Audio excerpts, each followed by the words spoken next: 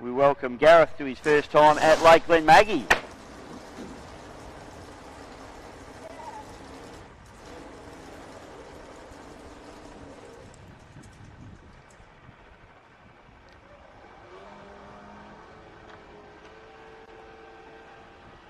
So boats lift themselves up out of the water and onto the plane, and we get the warm-up done. This will be a welcome. We've just gone live on GP Hydro live streaming. So welcome to everybody at home and around the world watching the Glenmaggie Gold Cup for 2023 on GP Hydro live streaming. Big shout out to everybody that can't be here today, including our old mate Stewie Jackson, who's been in hospital. So, and I think may even be coming home today or tomorrow. So big shout out to Stu. Hope you're on board. Hope you're feeling better, son. And we'll look forward to catching up with you real soon, brother. So boats now heading down the back straightaway. We'll get a bit of temperature into these engines. This is a 25 horsepower stock, 25 horsepower and 550 cc as Kelsey Dempsey just lifts herself up onto the plane there.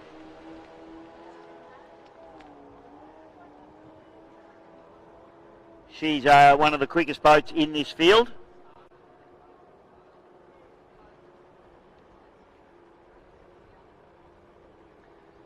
So we pick them up as they come through on their warm-up lap. We've got the Dirty Deeds. This is Maxi Seckham.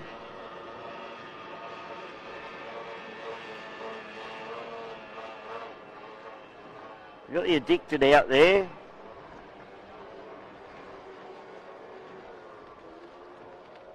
APBA 13, so that's Gareth going through there, getting a little bit loose on his warm-up lap. Also got Tyler Scott in the Aquasonic, had a big near blowover experience yesterday, but boat looks a lot more settled today. And Timmy Martin, and that boat looking very good on the water. It was a little bit loose at Melton, but looks pretty good now, so must have made a few little changes to it. And then Kelsey Wednesday Dempster in the Dictator.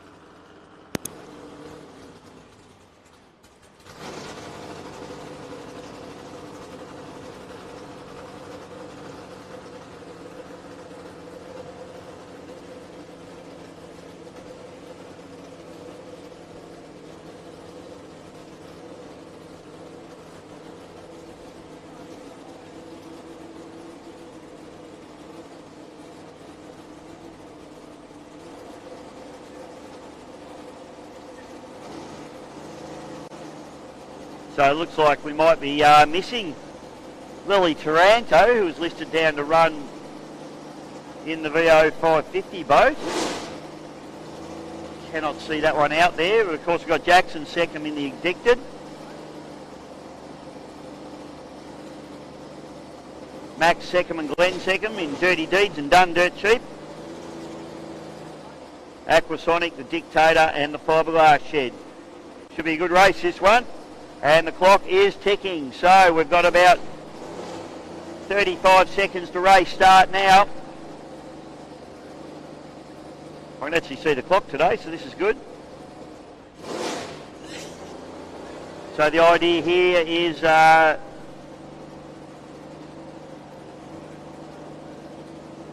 something going on there too.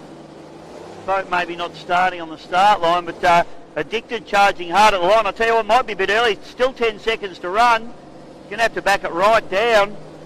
So Jackson Seckham getting a little bit excited there. 2, 1, 0, and a perfect start there for Scott.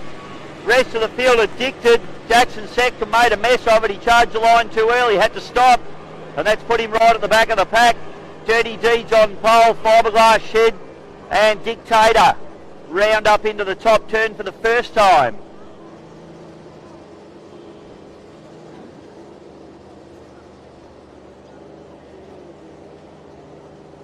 So up through the first turn we go. Everybody nice and safe. Jackson second now with a whole bunch of work ahead of him. Ran hard at the line and was going to be too early, so he actually had to stop. That caused the boat to come off the plane. And now he's going to have to work his way in that 550 boat up through the field. And I tell you what, race leader Kelsey Dempster, she'll be very, very tough to knock off from that position. But he looks like he's charging pretty hard now with plenty of boat speed rounding into turn number 2. So it's Kelsey Dempster back to Glenn Seckham. Timmy Martin on the inside there, and Tyler Scott on the outside of him. Jackson second, rounding around the outside, and rounding out the field is Gareth Lee in the VO 13.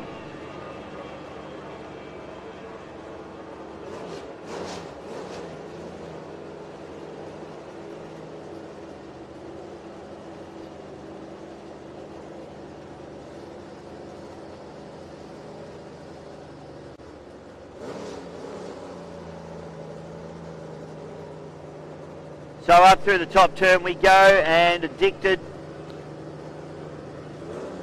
has taken the lead, but Kelsey Dempster's not going to have any of that as she runs on the inside in the Dictator. Moved up in the third spot is Glenn Seckham in the Dun Dirt Cheap. Tyler Scott and then Timmy Martin all having a good battle there for third, fourth, fifth respectively. It's a good race, a lot going on out here at the moment, particularly in the middle of the pack. Good race going on for the lead at the moment as Jackson Seckham just pokes his nose into the lead. But Kelsey Dempster doing an awesome job holding off this 550 boat in a little 25 boat. Glenn Seckham up into third, Tyler Scott into fourth spot and into fifth as Timmy Martin. And rounding out the field is Gareth Lee in sixth spot at the moment.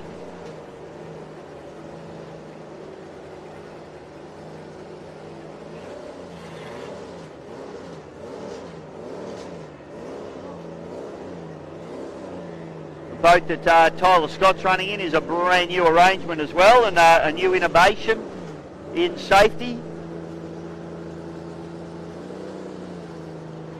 Didn't look horribly safe yesterday when it had a whole bunch extra trim dialed into it, but they seem to have sorted that out today. Boat looks good. So Addicted now has got a good break as he picks up the yellow flag. Jackson Seckham sets off on his final lap. Kelsey Dempster, the lead boat in the 25 horsepower category. She charges away, absolutely braining the rest of this 25 field. Glenn Seckham into third spot, second of the 25s. But the real battle of the race is this one here. Tyler Scott on the outside and Timmy Martin on the inside. And both of these boats brand new arrangements. So very interesting little battle going on between these two at the moment. The boats look very, very closely matched. Gareth Lee doing a good job in the APBA 13, just rounding out the field there as we see down the back chute now race leader. Oh, it must be Max second because Glenn's standing down in front of me. So it is actually Maxie second there in the Dirty Deeds boat. Been calling it Glenn, but race leader, race winner is Jackson Seckham. Good drive from him. Needs to work on his starts a little bit, but fortunately he had the pace to get the job done. But the hard-charging Kelsey Dempster goes through and takes the win in the Dictator. This is the real battle going on. So we've got Max Seckham now. He's going to pick up third place. Sorry, I've been calling him Glenn all race, but I've just seen Glenn down in front of me. So Maxie second picks up third. Timmy Martin into fourth. Tyler Scott into fifth place. And rounding out the field will be the VO 13 with Gareth Lee behind the wheel. And a good job from him in only his second ever race meeting and first time here at Glenmaggie. Sammy Lucas will be having a chat to him about his driving style. Doesn't like getting beaten, Sam.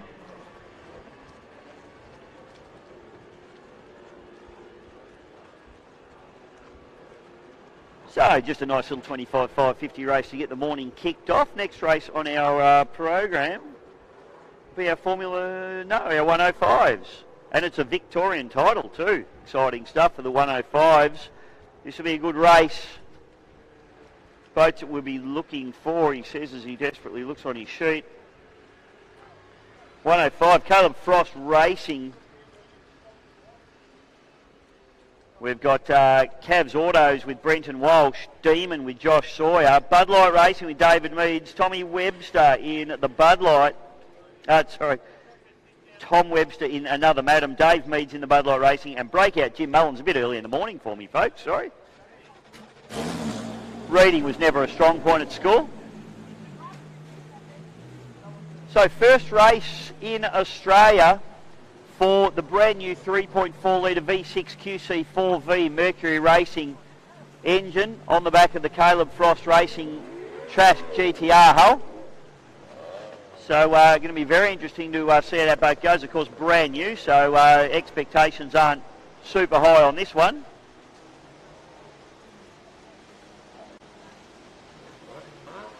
Kelsey Dempster brings her boat back into the pits, and that was effectively a win for her in the 25 category. Don't expect them to beat the 550 boats.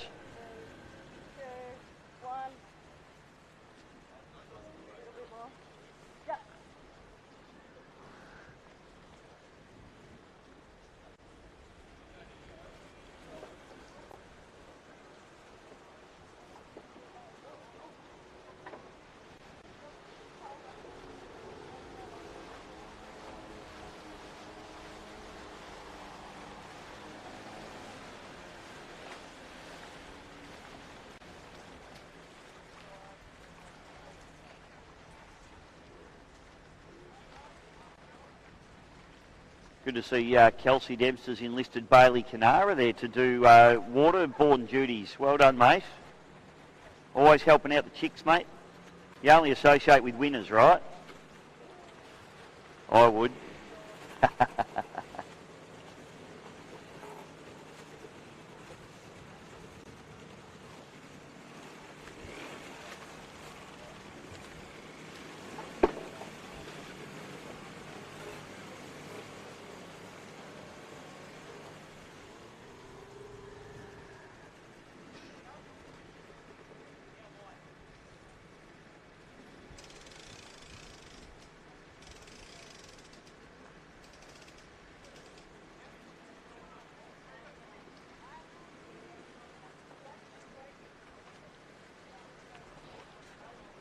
So as we wait for our 105 category boats to hit the water, we need to thank a few of our wonderful sponsors here this weekend. Bairnsdale Auto Barn, massive shout out to the team at Bairnsdale Auto Barn and Maxie Curtis.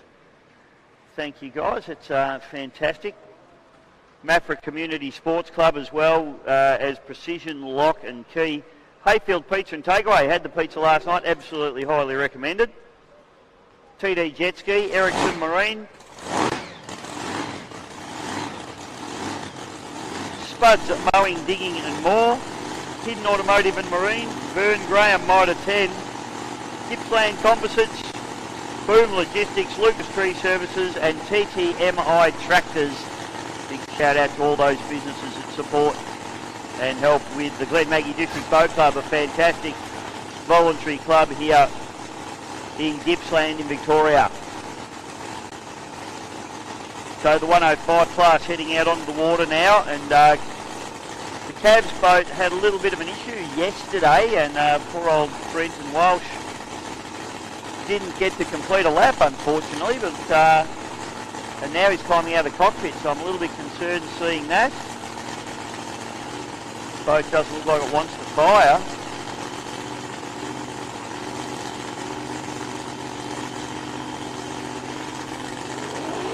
Having a look at the carburettor area there, which is a bit of a concern. It looks like he knows what the issue might be. Maybe the throttle cable's not connected. That looks like maybe what it is. So that's it is. He's had to reconnect the throttle cable. Sometimes in the pits they'll disconnect the throttle linkage so that they can do some tuning and bits and pieces, but that's just a moment you don't need at the start of a race. He's had to unplug his air, he's had to undo his belts, now he has to get back in the boat, do his belts back up again, connect the air supply, try and get himself settled down to go and do this race. It's an absolutely disastrous way to have to try and start a race. In the meantime, boats out on the water warming up already. Dave Meads in the Bud Light Racing.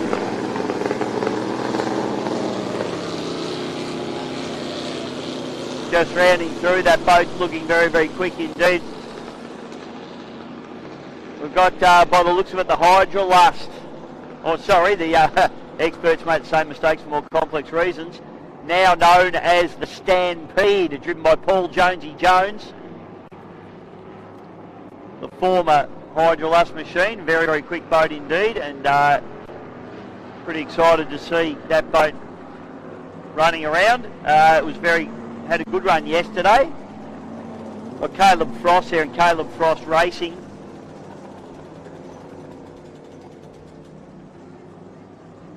Jimmy Mullins is also out there in the breakout. Let's hope he doesn't break out. And Joshy Sawyer in the Demon. And unfortunately, it looks like Brenton Walsh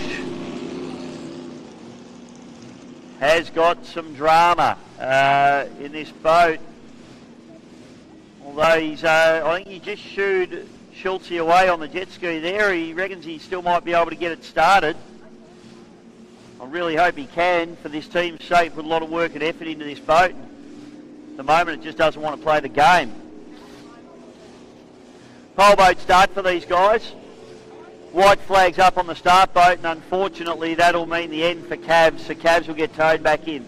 So that's Brenton Walsh out of the race, but we've got a quality field out there in this 105. 105 category, for those of you watching, maybe haven't seen powerboat racing before, these boats are restricted to 105 miles an hour, a little bit like bracket racing and drag car racing. Not allowed to break out over your top speed, or you are disqualified. So really only know the winner when we get to the end. But the flag drops and we're racing down the back chute. Breakout. Jimmy Mullins absolutely smokes them out of the start as they go down into turn number one for the first time. Joshy Sawyer's going to use that pole position to his advantage. But it's all Dave Meads in the tunnel boat as they come out of turn number one. Dan Lead down the outside, running that hydroplane line with Paul Jonesy Jones. And Caleb Frost still feeling out this brand new boat in its first ever race. Up into turn number two for the first time, and it still Meads with a little bit of a break over Mullins now as they fire down the back straight away. Mullins has got plenty of mumbo down the back chute, and he drives past Davey Meads, but Meads will make it back on him into the turn. Tunnel boats absolutely turn on rails. And a good drive there from Meadsy. Mullins did a good job to hold him as tight as possible as well. Mullins throws the boat up onto the starboard side. Has a little bit of a free rev. Josh Sawyer just running there in third spot at the moment, but he's got a hard charging Paul Jones round the outside of him. Caleb Frost rounding out the field, but that boat looking good in its first race. Jones comes hard at Sawyer now for third place. This is a real battle between these two. Meads has now got a little bit of a break. So the Bud Light, the turning ability of the tunnel boat really coming to the fore. Mullins really hard on the pins. He came in, he had a little bit of a hook yesterday, but today it looks like a much sharper show. Yellow flag out, one lap to go. Stampede storming down the front straight away, trying to run that wide line to maintain momentum as he tries to get around Josh Sawyer in the Demon. Caleb Frost just feeling this brand new boat out for the first time with the 3.4 litre Mercury QC4V. Down in the bottom turn for the final time, and it's going to be Davey Meads in the Bud Light Racing. He'll be near on impossible to beat from here. And he does and brings it home. Dave Meads, Bud Light Racing, does it for the outboard fans. Jimmy Mullins, a solid second spot for him. And a drag race to the line, and Stampede gets in for third place, just over Demon. So Paul Jones will be happy with that one. And down through the bottom turn, this brand spanking new boat and new arrangement for Caleb Frost. First ever race, finish nice and tidy, well done. So some quality racing there from the 105s. Next race is... Oh, our 1.6 litre hydroplanes that we nearly saw on the water yesterday but didn't quite. So it'd be good to see the 1.6s getting out there. Unfortunately, I was chatting to Wendy Gielan's crew chief this morning, and they've had a starter motor issue in that boat, so we're not going to see the Miss Hydromania. But the boats that we do have, HBR, Brad Hollins, I don't know if it's here actually. I don't think Brad is running, but we got the two Melton Toyota boats, Melton Toyota 86 and Melton Toyota 100. Got HBR with Oscar Stevenson and Dewey Nichols in the S15. Nichols Racing entry. So it won't be long, folks, and we'll see our 1.6 litres heading out on to the water for Vern Graham, Mitre 10.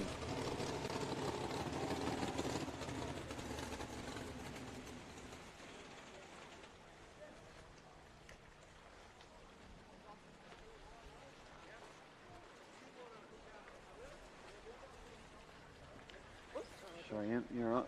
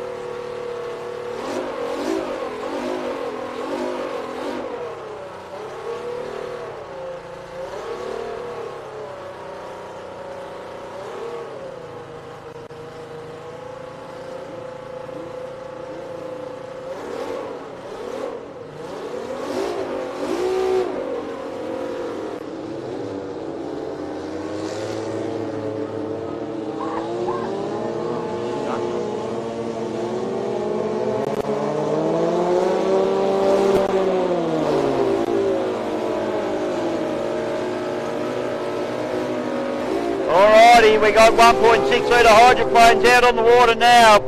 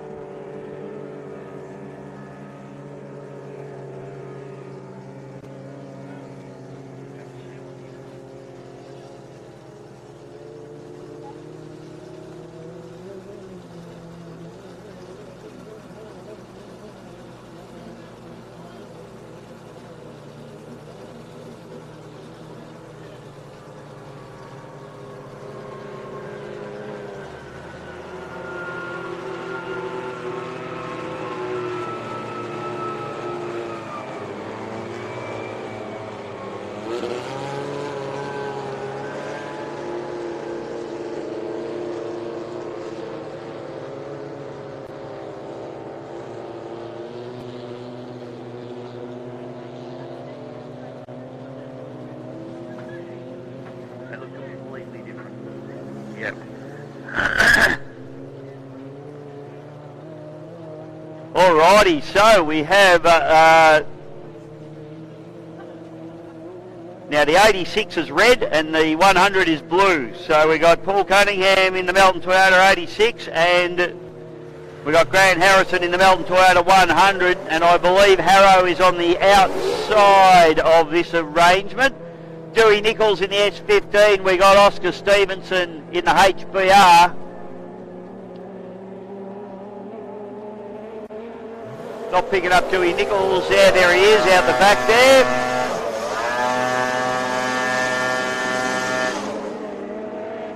And flag drops, and we're racing. The two Melton Toyota boats get a good jump on the rest of the field now as they go down into turn number one. Oscar Stevenson right in the mix there in the HBR boat as he splits the wedge and they come through. Dewey Nichols running in pole in fourth spot at the moment as they come down the front chute. So Melton Toyota 86, Paul Cunningham into the lead, but the 100 looks like it's got a lot of pace down the front straight away, but Oscar Stevenson going with them.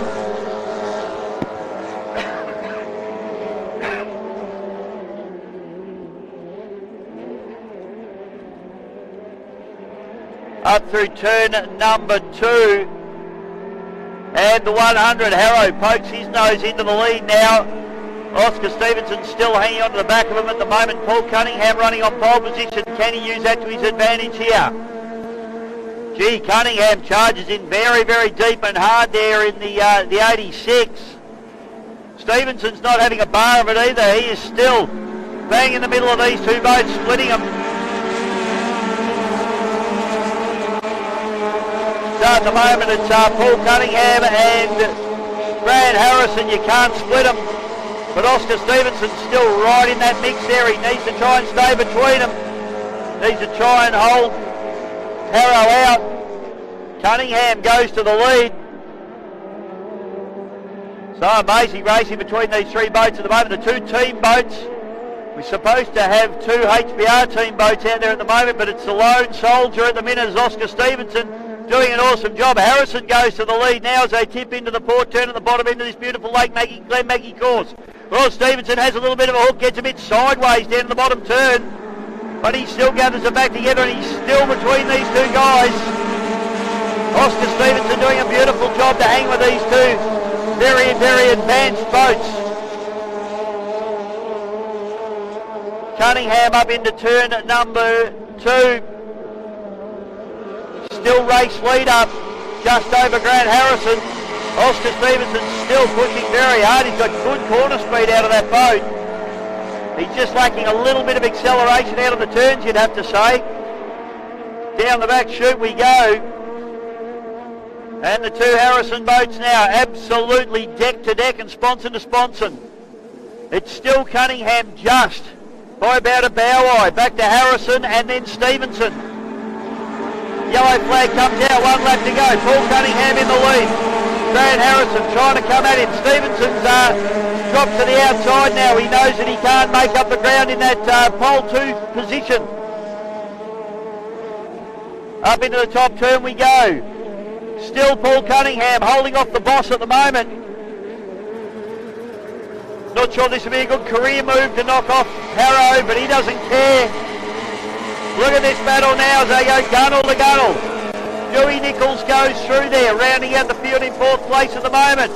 Absolutely side by side down in the bottom turn. It's going to be a drag race to the line. Cunningham's got the inside run. I think he might get the job done here over Harrison as they come to the line. Paul Cunningham takes the win in the Melton Toyota 86 over Grant Harrison in the Melton Toyota 100. And Oscar Stevenson a very close 3rd place.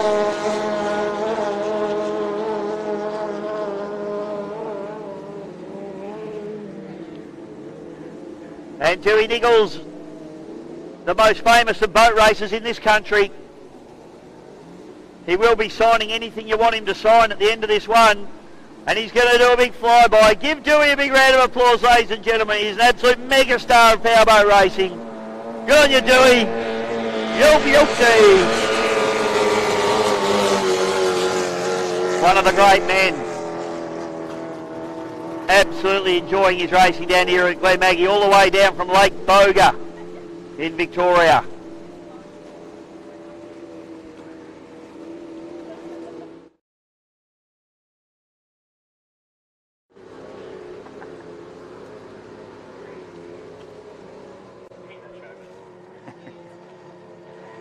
All right, next race is going to be our 1800, 2100 and F4.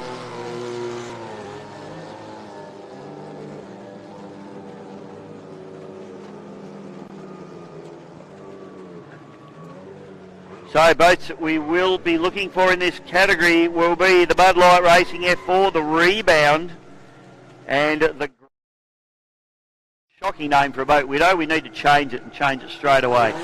Rubbish name.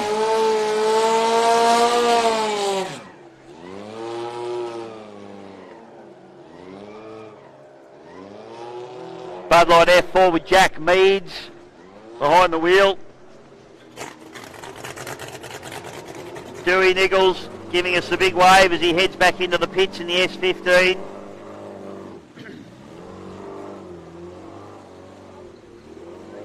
Everyone loves Dewey, Sam.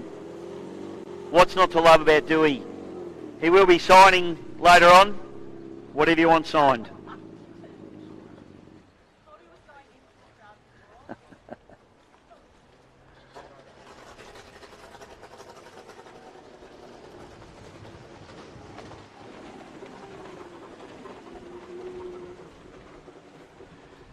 Massive shout out to the Maffra Community Sports Club for their wonderful support here this weekend. Boom Logistics and Lucas Tree Services. Fantastic sponsors coming on board for this weekend.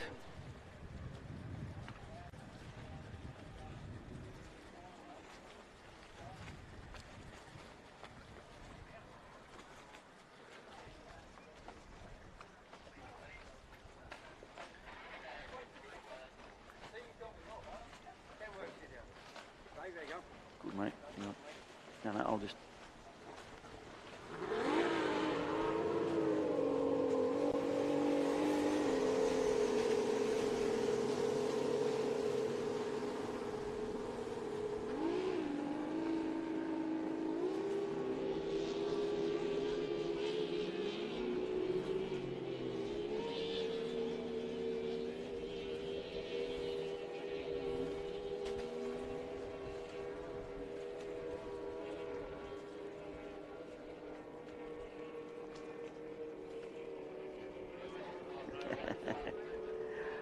Alrighty, so 1800, 2100 out onto the water.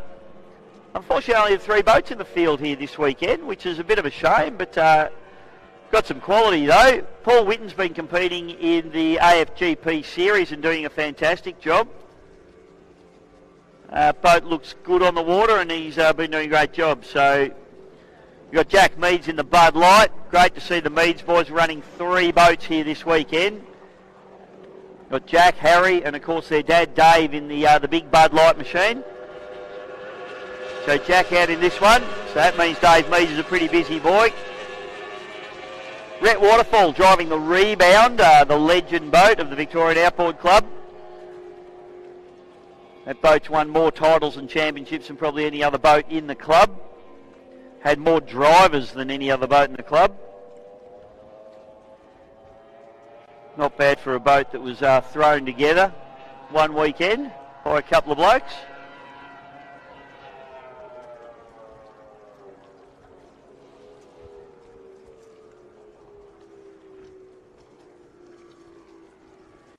So effectively 3 different categories out there. We've got the Rebound I was just speaking about is an 1800cc category boat, the monohull open cockpit. Then we've got Paul Whitten, who's effectively a Formula 2 category boat, tunnel boat. And then we've got the Formula 4 boat with Jack Meads, the Bud Light. So these guys running on the clock. And I believe they'll be handicapped, these guys. So 0 boat will be the F4, Jack Meads, I would imagine. 0 is Jack. 0 Rebound. And 59 for Paul Whitten. So Paul Whitten's going to have some work to do. He's going to have nearly a minute. These boys are going to have nearly a minute head start on him. So the question is, can my old mate Paul Whitten, the arborist, run these guys down in the little 1800 and Formula 4 boat? So 0, we've got 30 seconds. The start clock's ticking. These boys probably need to just start thinking about getting these boats up onto the plane now. Rhett Waterfall looks like he's all over it. Jack's just watching him actually. I reckon there's a little bit of cat and mouse going on here. 15 seconds to start. Now 10 seconds to start. We'll count down the last 5 seconds for you. 5, 4, 3, 2, 1, 0. Perfect start, Jack Meads. Rhett Waterfall, very, very good start for him. Maybe a second behind.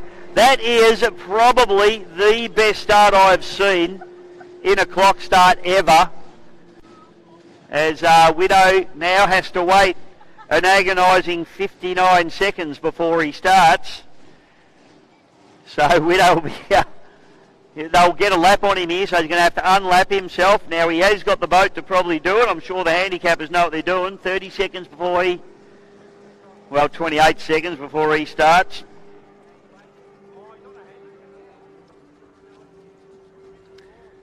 So Widow needs to start making a move.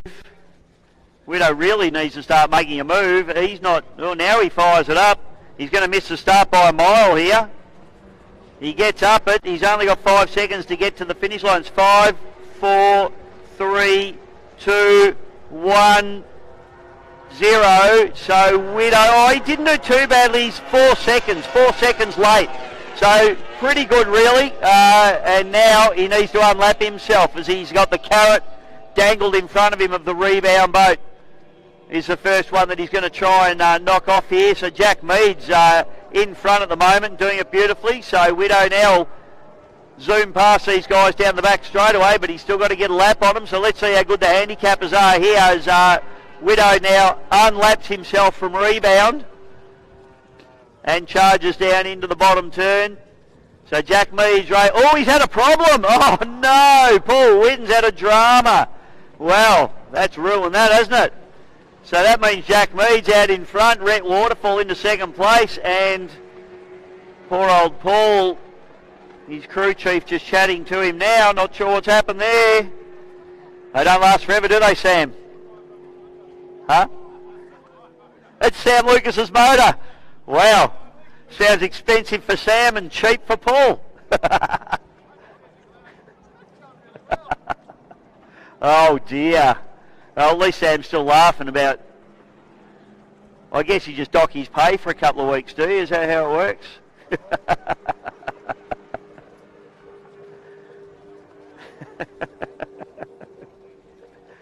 So it's still running by the look of it, but unfortunately he's idling back into the pit. So what a shame there for Paul. In the meantime, the yellow flag comes out, and Jack Meads getting the job done beautifully here over Rhett Waterfall in the rebound.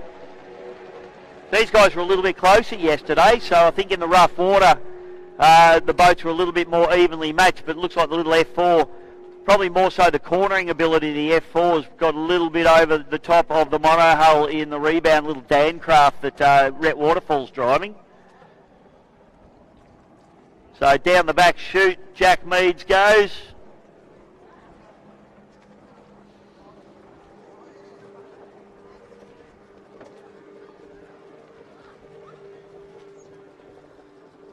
Down the bottom turn for the final time. And it is all Jack Meads taking the win in 2100, F4, 1800, you name it. And Rhett Waterfall, good drive from him as well into second place, as unfortunately Paul Whitten brings the gravy machine back into the pit area.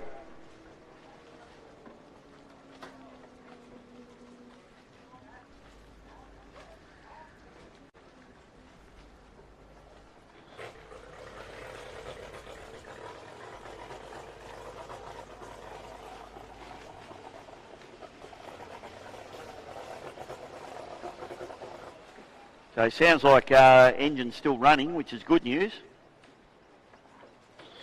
So maybe just a small problem there for Widow, and discretion is the better part of valour.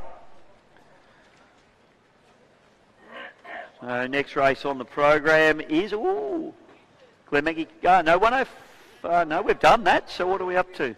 Formula Future. Okay, Formula Futures will be up next, so all of our kids, the future of the sport, be heading out onto the drink. And we've got an absolute plethora of them. We've got Spitfire with Jack Williamson, Levi Whitten in a little untidy. We've got Shiver with Bailey Canara. Although I think Shiver might have had an issue yesterday. Might not be running, I don't think. Ellen Nidri in B&R. We've got Bud Light Jr. with Harry Meads. Flat Out with Chase Hamilton. Prime with Josh Taranto. Lily Taranto, 550, I don't think so. And Andrew Cameron in Little Nuts. So I don't think Lily is running here today because she was supposed to be out in the previous race and wasn't. So what are you doing, Lily? You running or you got your race suit on? You're not telling me you slept in. If I hear that you've slept in, seriously, we're going to have a massive problem. So if that's the case, folks, absolutely pathetic. But hopefully we see her in the next race. She's wearing a race suit, walking around looks like a racer, so, that's the main thing, I guess. All right, big shout out to all of our wonderful sponsors here this weekend, and we can't do it without them, of course. The Maffra Community Sports Club, along with a Professional Lock and Key, Hayfield Pizza and Takeaway, TD Jet Ski, Ericsson Marine, Spuds, Mowing, Digging and more, Hidden Automotive and Marine, the beautiful Vern Graham Mitre 10, Gippsland Composites, Bedsdale Autobarn, massive shout out to Maxie Curtis and the team out there, along with Boom Logistics, Lucas Tree Services and TTMI Traders. Don't forget too, folks, we've got plenty of merchandise up at the clubhouse, so you can grab your stubby holders, your hats, your t-shirts, your beanies. They've even got stickers. Glenmaggie District Boat Club stickers. I need to go and get myself one of those for the Door of Fame back at home. So we're also running a raffle here this weekend, so make sure you jump on the raffle. You can win yourself a wheelbarrow full of drink. You don't get the wheelbarrow before you ask, but you do get the contents of it. So $5 a ticket, and you can actually get those up at the clubhouse. There'll be people running around selling those as well, so make sure you get on board. We'll take a little break and we'll be back into some junior racing in just a moment.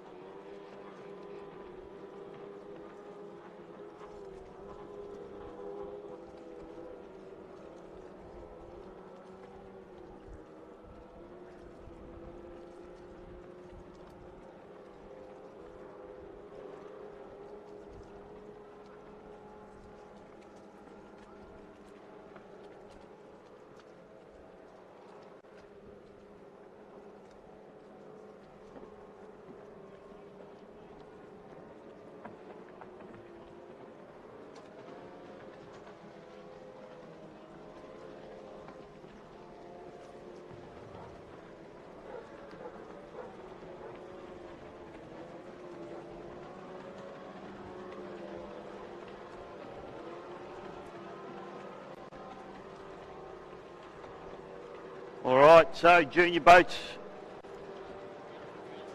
out and running now.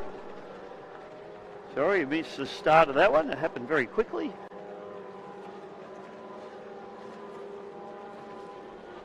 We'll just pick up who's leading here for you now.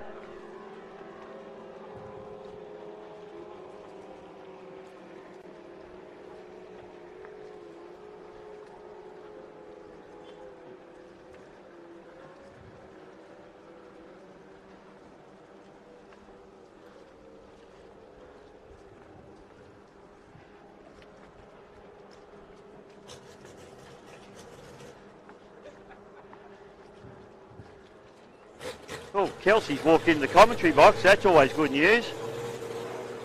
All right, who's leading, Sam?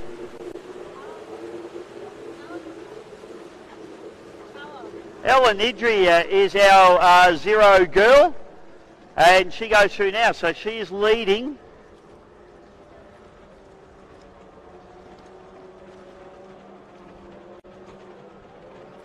Back to Andy Cameron there and the Little Nuts, and then Flat Out running in third place. Then we've got the Bud Light, back to the Spitfire, and then Prime running with Joshy Taranto after a little bit of a spin yesterday. He's back up and live again. Little bit of damage to the front of the boat, but nothing serious. So Ellen Idri doing it beautifully. And we've got a boat stop down there in the bottom corner, which I think is probably a little untidy. Levi Witten, unfortunately. So down into the bottom turn, Ellen Idri still out and leading, and she'll pick up the yellow flag here.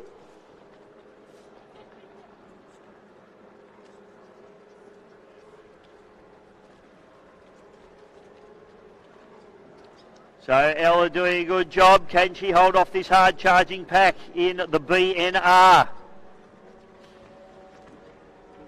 Comes through and ticks off her second last lap. Flat Out has overhauled a Little Nuts there. So Andy Cameron on the outside with the Flat Out. Chase Hamilton has moved up into second spot.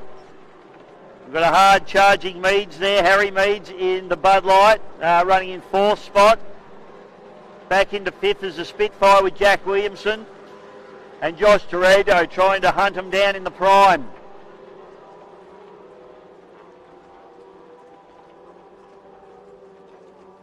So can Ellen Idri hold them off? She's doing a good job at the moment. Down the back chute, she was our zero sitter, and she's doing a fantastic job to hold off this pack. I think they're going to struggle to catch her here.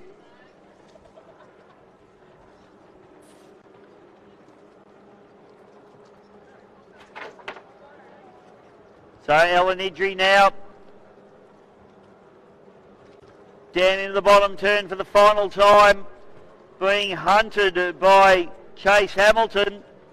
Chase is on the chase, but he's not going to get there. Ellen Idri's going to take the win. B&O, we've had a hook. We've had a hook down the bottom turn, but Ellen Idri takes the win. Chase Hamilton into second place. It's going to be Andy Cameron up into third. Then it's going to be Harry Meads into fourth place. Fifth place is a hard-charging Jack Williamson in the Spitfire. And Josh Taranto rounding out the field, coming hard at him, but not enough.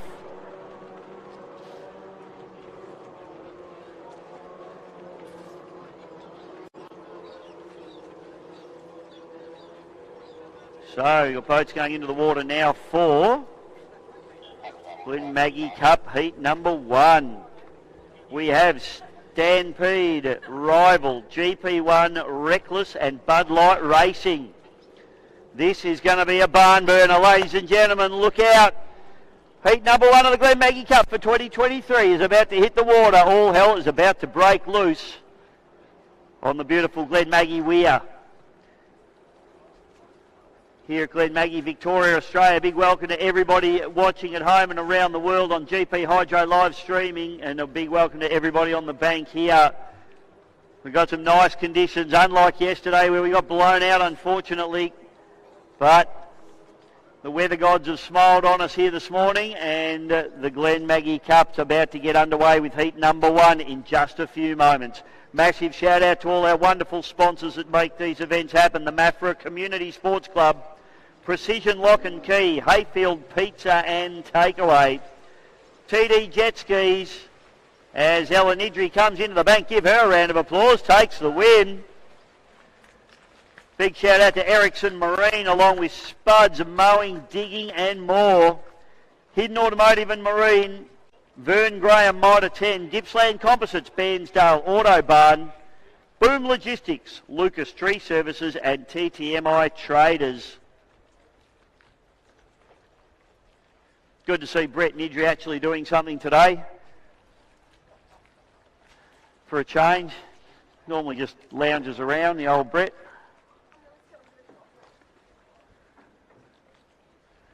But he's got the waders on today, helping out Ella. Actually, I think Ella's probably a better driver than Brett at this point. Winning stuff.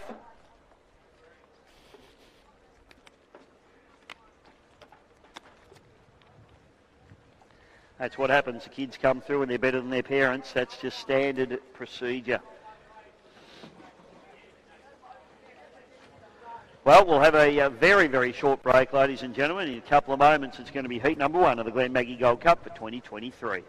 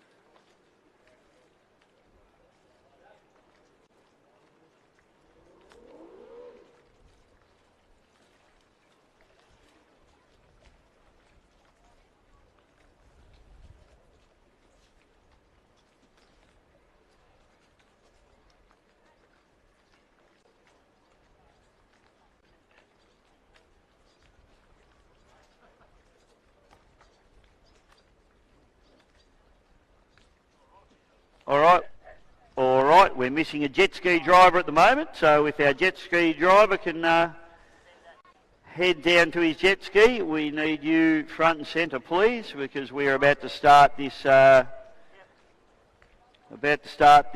heat number 1 of the Glenmaggie Cup.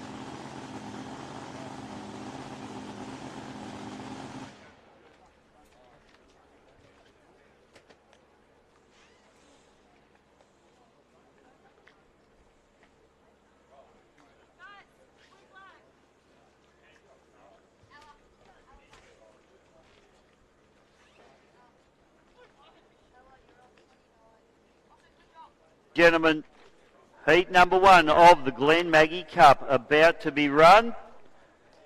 I think we have, how many heats, Gail? 2 heats today.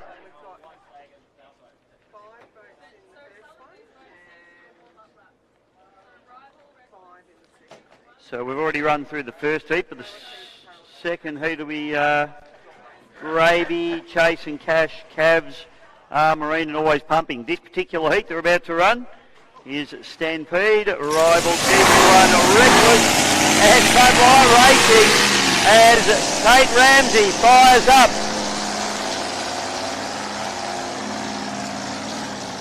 The Reckless, a big blown alcohol engine, fires into life.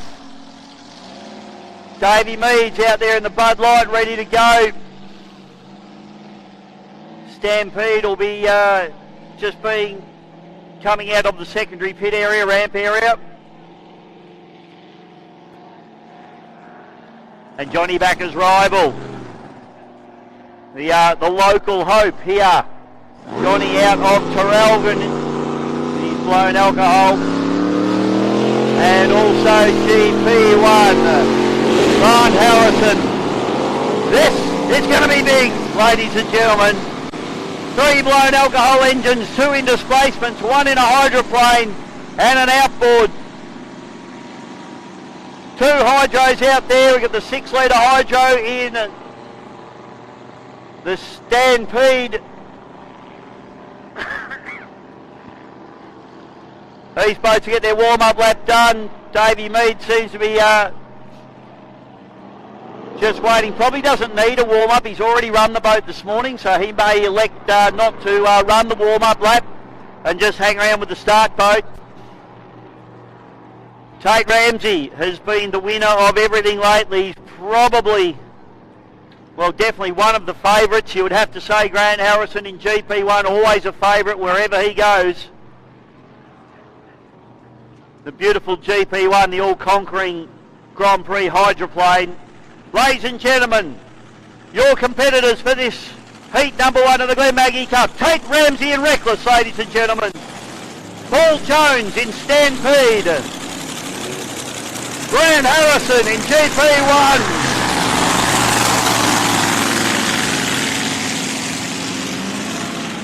John Backer in Rival Racing.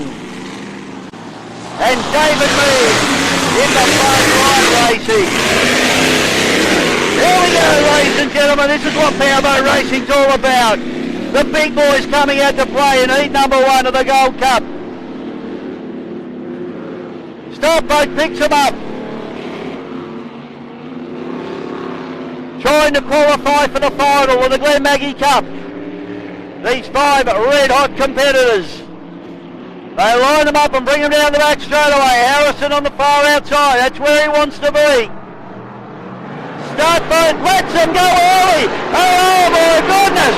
Reckless gets an absolute barn-burner of a start as they tip down into turn number 1. Johnny Backer. He's had a wild ride. He goes around. Johnny Backer's out the back door. This could be a big problem. GP1. Reckless lost. They've been stopped. I'm not sure what's going on. They've all stopped. A wild first corner. Backer came in far too hot. Ran out of room. They've all stopped. David Meads has stopped. I don't know why. There's no red flags. Now we see a red flag. Oh, wowee. What went on then, ladies and gentlemen? Backer, the wild ride. So Harrison shuts down the GP1. The only competitor to run to the flags, I'd have to say. Wowee. Ladies and gentlemen, you came to see some action. You definitely got it. And this is going to be a little bit of a mess to clean up and unpack. So wild ride there for Johnny Backer. He came in red hot into turn number 1. He got a bad start. Tate Ramsey absolutely smoked everybody out of the start line. And Backer looks like he either came in too hot or did have no room when he actually arrived at turn number 1. We'll have to unpack that when we watch the footage, replay the footage, but absolutely airborne, backwards, all sorts of bad. He did get the boat refired once he'd stopped his Wild Fun Park ride, but hopefully not any damage to that boat. They can get it back out because Johnny Backer's a great hope, the Traralgon boy, just up the road here, and we really like to see him do well, but that was a wild ride for Johnny Backer. Looks like he's okay. He's out of the cockpit, helmet's off, and well, this is going to take a little bit of sorting out, ladies and gentlemen. Massive shout out to all of our wonderful sponsors here this weekend, in particular Gippsland Composites, Bairnsdale Autobarn, Boom Logistics, Lucas Tree Services and TTMI Traders, along with the Mafra Community Sports Club. We will take a short break while we get this absolute graveyard of boats sorted out, and we'll be back with more racing in just a moment, folks. You came to see some action, you're definitely getting it.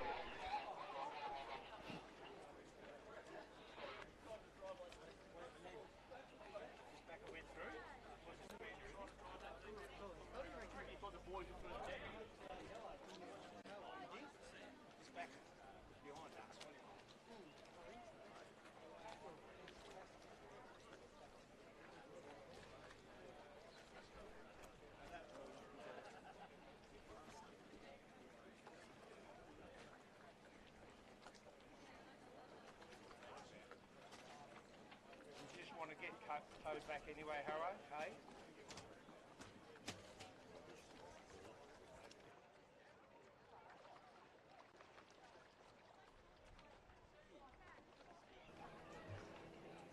Alright, see ya.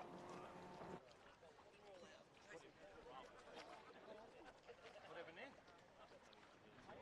Reckless gets an absolute barn-burner of a start as they tip down into turn number 1. Johnny Backer! He's had a wild ride. He goes around. Johnny.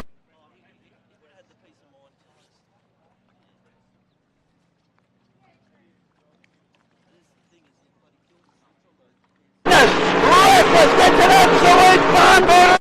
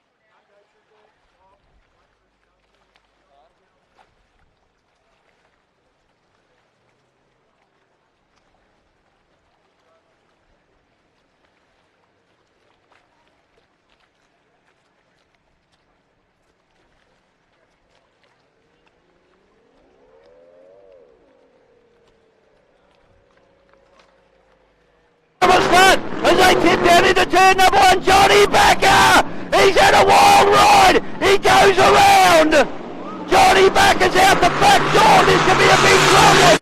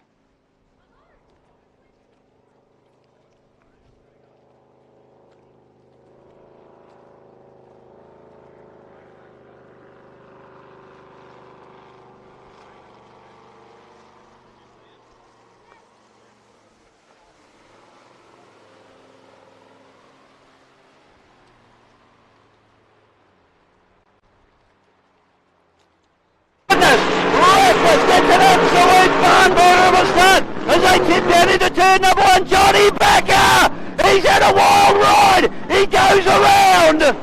Johnny Backer's out the back door. This could be a big problem. GP1. Reckless stop. They need stop. I'm not sure what's going on. They've all stopped.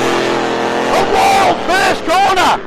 Backer came in far too hot. Ran out of room.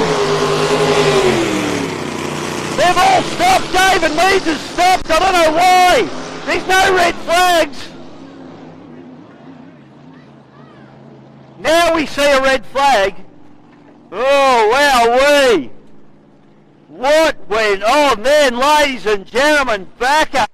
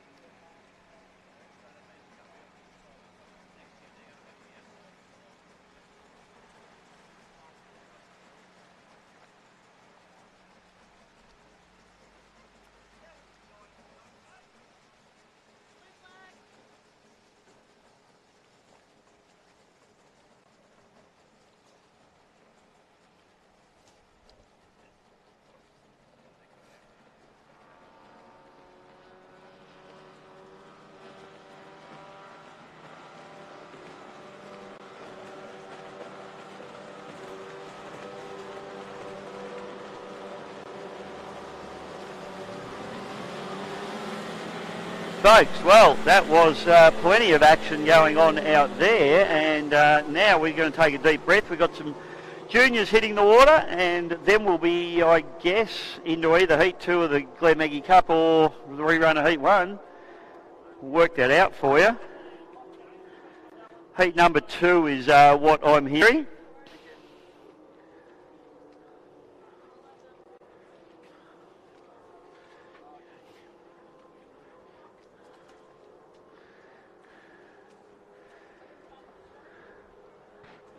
Yeah, mate, always.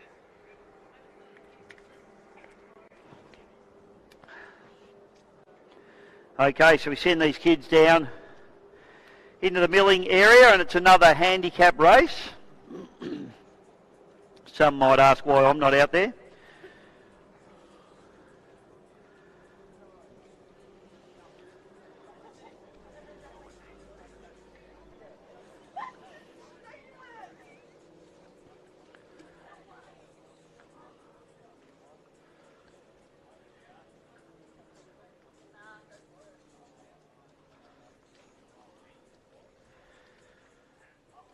So competitors we have out there.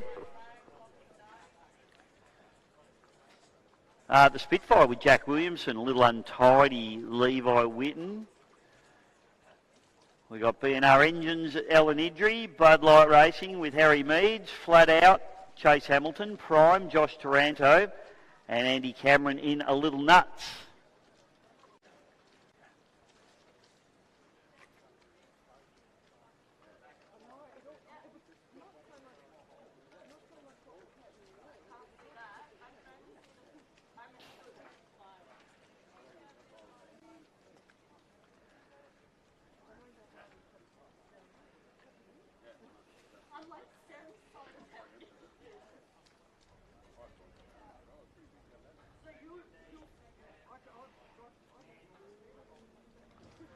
Okay, here we go. So this will be our 0 boat, and it's going to be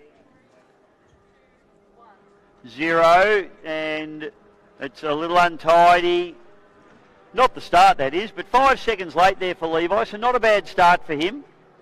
And now the rest of the charge of the Light Brigade come through in about 15 seconds. Josh Taranto in the prime. Then we've got Spitfire, Andrew Cameron, Bud Light Racing, Alan Idry, and on the inside the Flat Out with Chase Hamilton, all crossing the start line.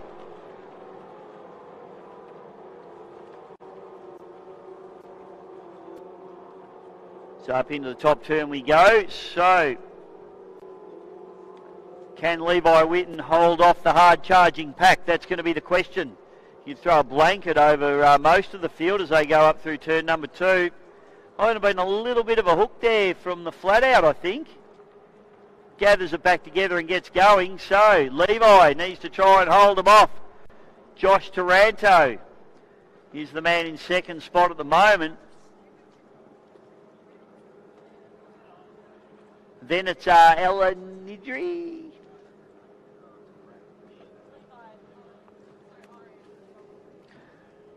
It's actually Spitfire, not Ella there in third spot. So Bud Light Racing running into fourth spot. Up the inside there is the Flat Out. Oh, Bud Light having sorry, it wasn't Bud Light, it was Flat Out having a little bit of a wild ride there. Andy Cameron's on the inside and Ellen Idry rounding out the field.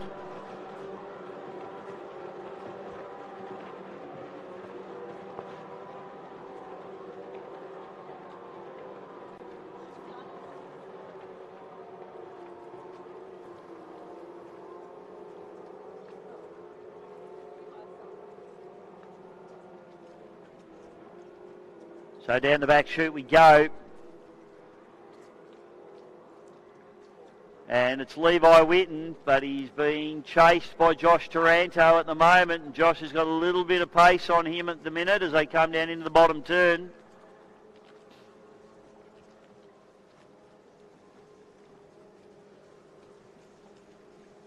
Levi still managing to hold off Joshy here at the moment, but Joshy looking like he's very, very quick. particularly in a straight line. Corner speed's pretty similar. Now Josh Taranto makes his move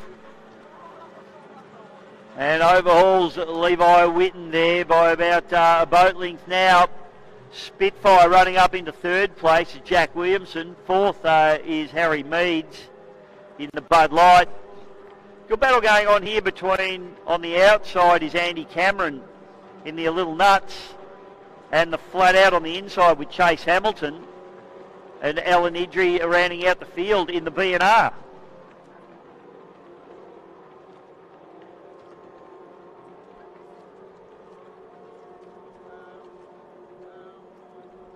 Back straight away now, and it's Joshy Taranto, and gee, he's going to be hard to beat here. He got a cracking start. I'm not sure what his handicap was, but he started on about 15, so hopefully that's what his handicap was, and he's done a good job there. If he went early, well, he's probably going to pay the price, but no, he normally gets pretty good starts, Joshy, so I think he'd be pretty right. So Josh Taranto, yellow flag comes out, 1 lap to go.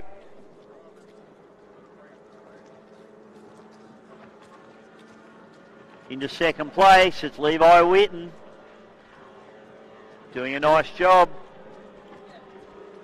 In fact, it's going to be very, very hard for Jack Williamson to catch him. Jack running in third spot in the Spitfire at the minute. Then it's back to Harry Meads. And we've got flat out with Chase Hamilton's got a little bit of a break now on Andy Cameron. He gets around him. And Alan Idri doing a good job staying in contact with the pack there as well, just running on the outside in some of that cleaner water.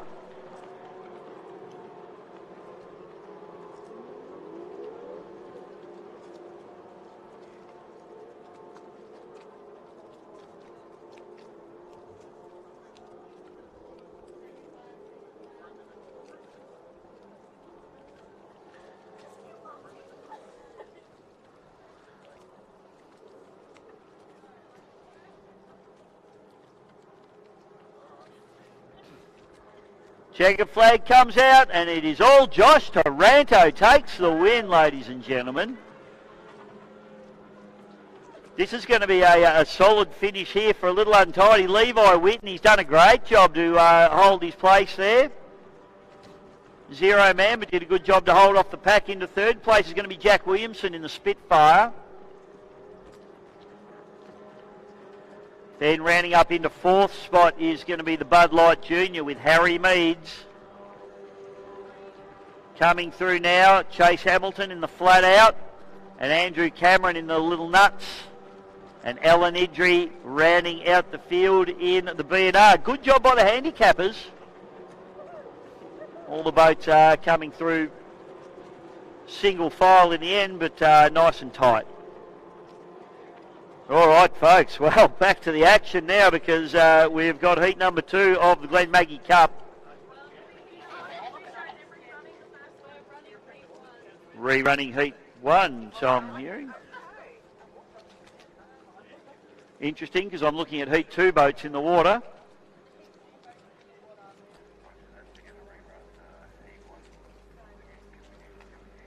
So I'll just get that clarified for you, folks.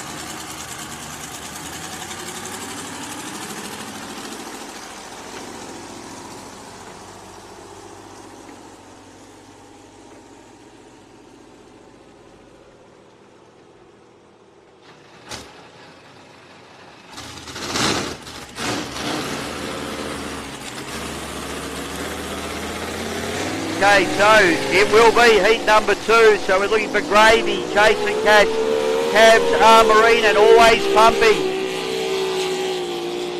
So it is heat number 2, folks. Sorry for the confusion there. So big Dennis Pasala there. Always Pumping boat looked good on Saturday morning in practice. And that boat just getting better and better every time Dennis takes it out. He spoke to him yesterday and he said what he really needs is just some quality seat time in that boat now. It's still a relatively new arrangement to this team. So Sammy Lucas out there in the R Marine Jacksons. He's going to be a hard man to beat. And we've got Brenton Walsh in the cabs.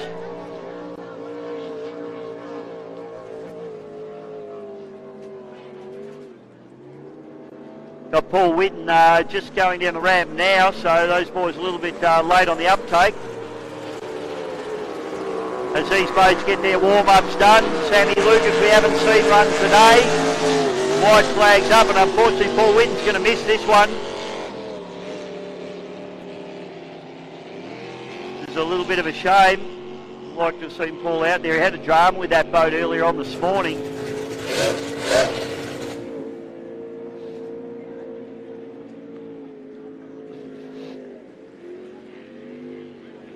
So Whitten only going into the water now, but unfortunately the white flag is about to drop, so these guys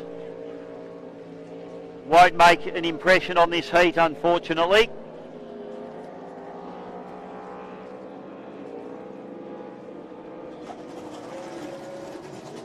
So white flag drops and we are racing, and a good start for all.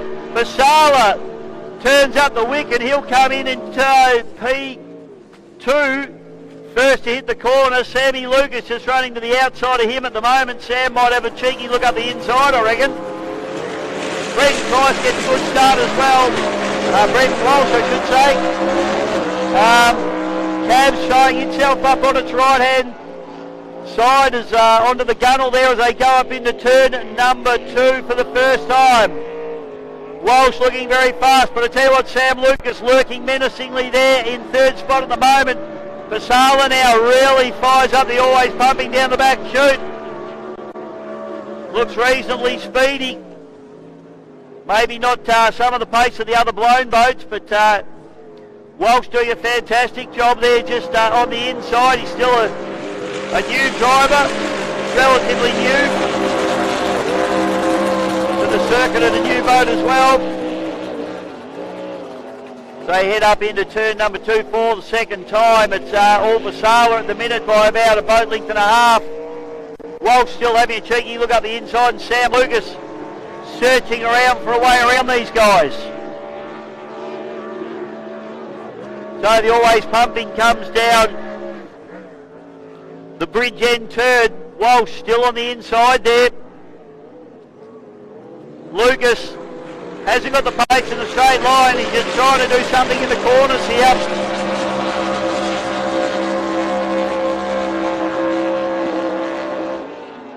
A little bit of a pop from the Cavs boat as he backs it down. This will be the second last lap, the penultimate lap.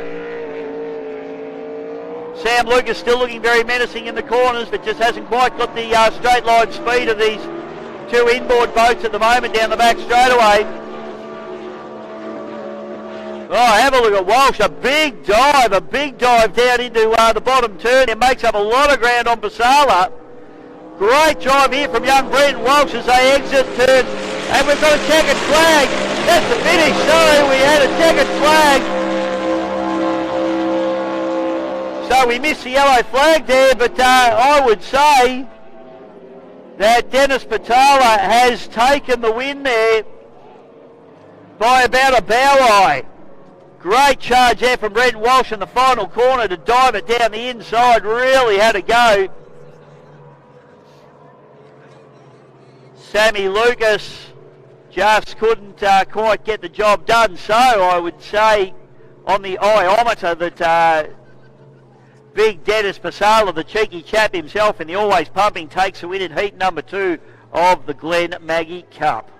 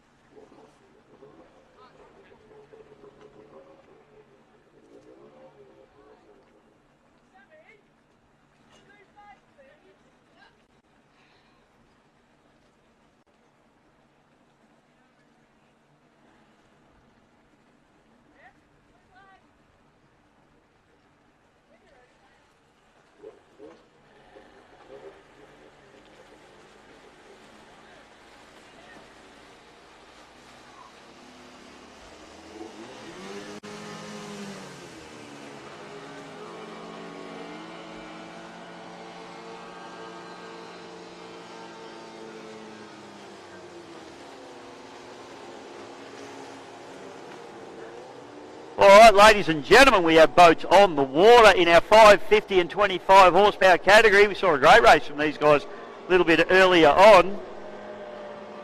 So looking forward to this one. Should be great. And then I believe we'll be getting heat number 1 of the Glenmaggie Cup sorted. So it won't be too long before we see those guys out on the water as well. Hope everybody's enjoying the live streaming as well around the world and at home here. This is the Glenmaggie Cup for 2023 here in beautiful Gippsland, Victoria, Australia. For those of you watching overseas, check it out on the map. Beautiful part of the world and a very historic race site. We have many beautiful historic race sites here in Australia.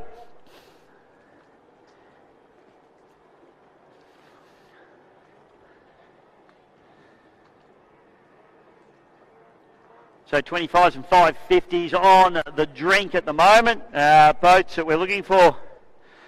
Timmy Martin in his fiberglass shed machine. We got Dirty Deeds with Max second. We've got Jackson second in the Addicted 2. Aquasonic with Tyler Scott. The Dictator with Kelsey Dempster. And VO13 with Gareth Lee.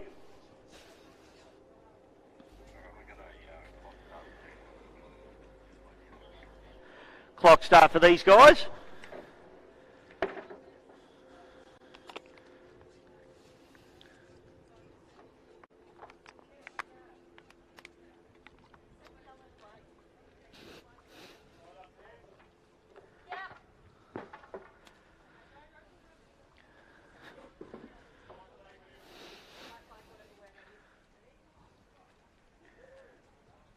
And the flag starts.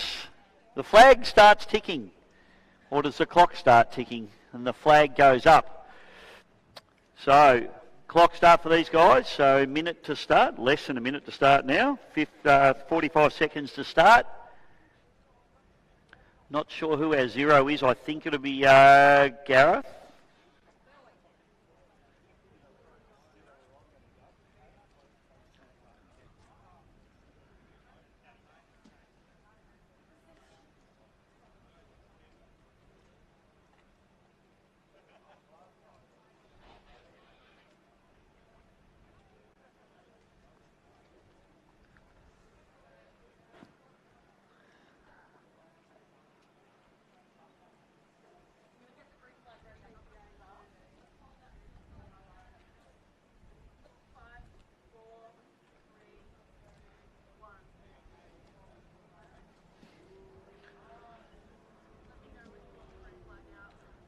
All right, so zero man Gareth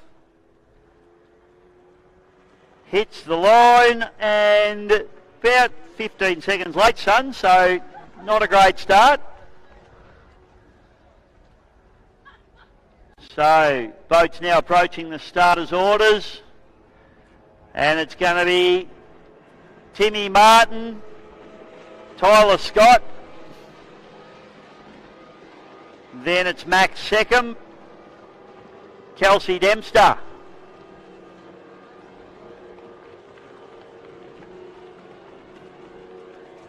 And the final boat to approach the starter will be Jackson second.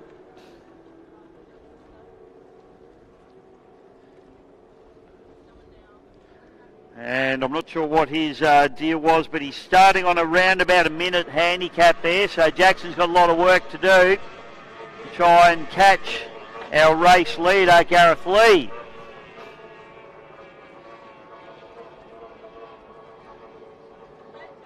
Down through the bottom turn we go.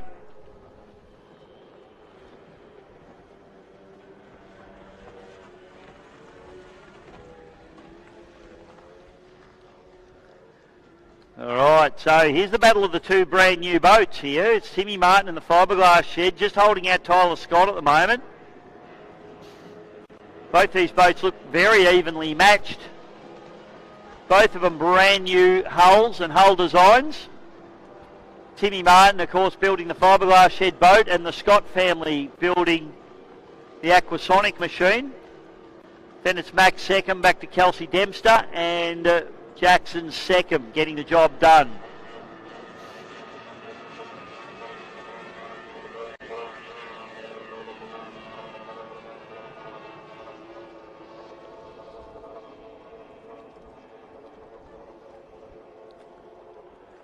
So this is the battle of the race at the moment between Timmy Martin and Tyler Scott. A nice job down the back straight away. VO13 comes through, ticks off another lap. Gareth Lee. This is his first time here at Lake Glenmaggie. Only just started boat racing this season. Good friend of Sam Lucas's. Good to see Sam roping him in. Have a look at this. Tyler Scott's done a cheeky little move up the inside here of Timmy Martin. But then he drops back to the outside. I don't think Timmy's going to give him too much of an open invitation there. Max second, Kelsey Dempster, and Jackson second. You throw a blanket over those three as Kels trying to round up Max. She won't be too worried about Jackson there in a different class boat going through. But Max leaves the door open there for Kels, and she'll be like a rat up a drain pipe. Don't worry about that. She'll say, thank you very much. I'll have that one, Maxie.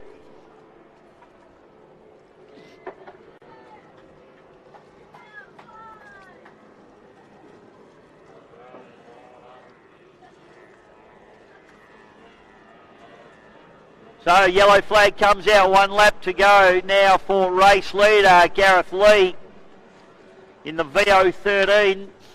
Timmy Martin charging pretty hard in the fiberglass shed.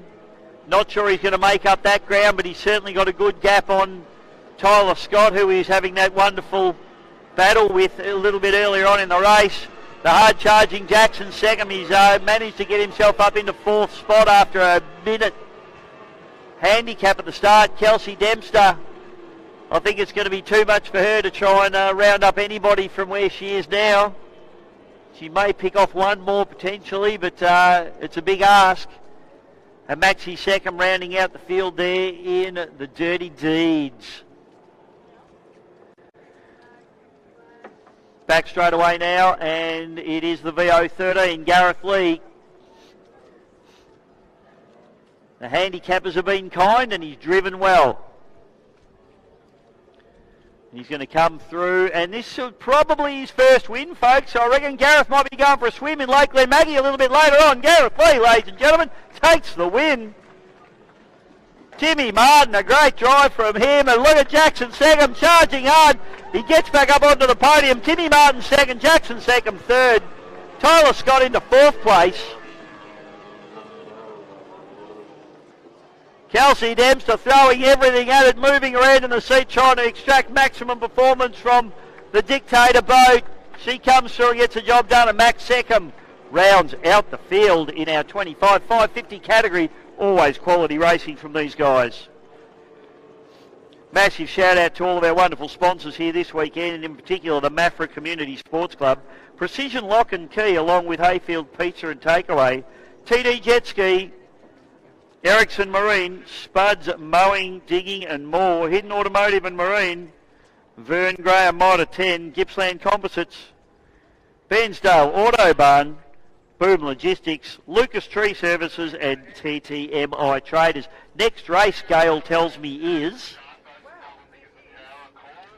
well, she says, heat number 1 of the Glenmaggie Cup. We have an extra boat, which will be Gravy, Paul Whitten, who didn't get to go out. No! Oh. Chasing Cash. On pole 4. Rival in? Yes, he's in, but I don't know whether he's restarting. Whether he's... Right, so Rival is in, but we're not sure whether he's going to make it to the start. Okay, there you go. There's all the updates from the beautiful Gail McNally. Thank you, darling.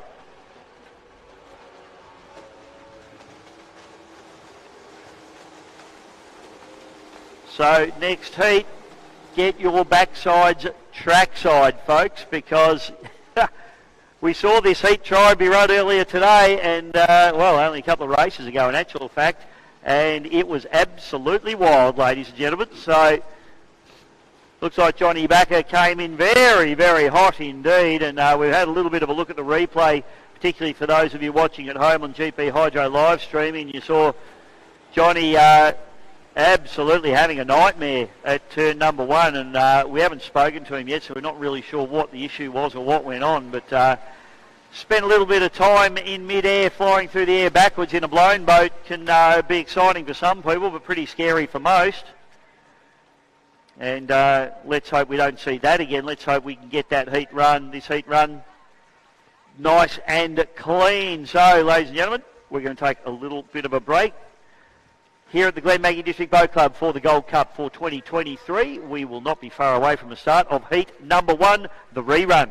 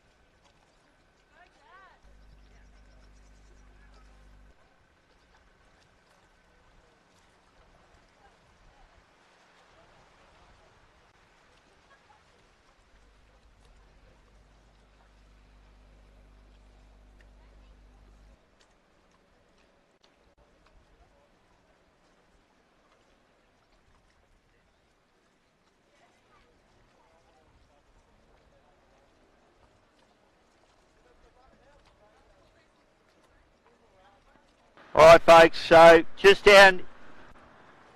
All right, folks, we're just... All right, folks, just down in the pits. No, I've got nothing. I'm back. All right, folks, just down in the pits at the moment. Just had a quick chat with Johnny Backer, and they got a little bit of water, it looks like, in the MSD box, in the ignition box in that boat, and they're just trying to get it dried out and get it back together. So let's hope that they can get that done in time for this heat. Had a chat to him about the incident there, and he said totally his fault. Unfortunately, came in a little bit hot, or a lot hot, you'd have to say, and actually didn't realise that the turn had come up so quickly, and he couldn't get the boat turned in. So rather than drive into the side of Tate Ramsey, he elected to go behind Tate, and then as the boat obviously hit the wash, it spun. And anyway, safety cells are a wonderful thing, aren't they? He's walked away from that one, no dramas, and hopefully they can get that boat back out in the next heat. So there's the update from the pits.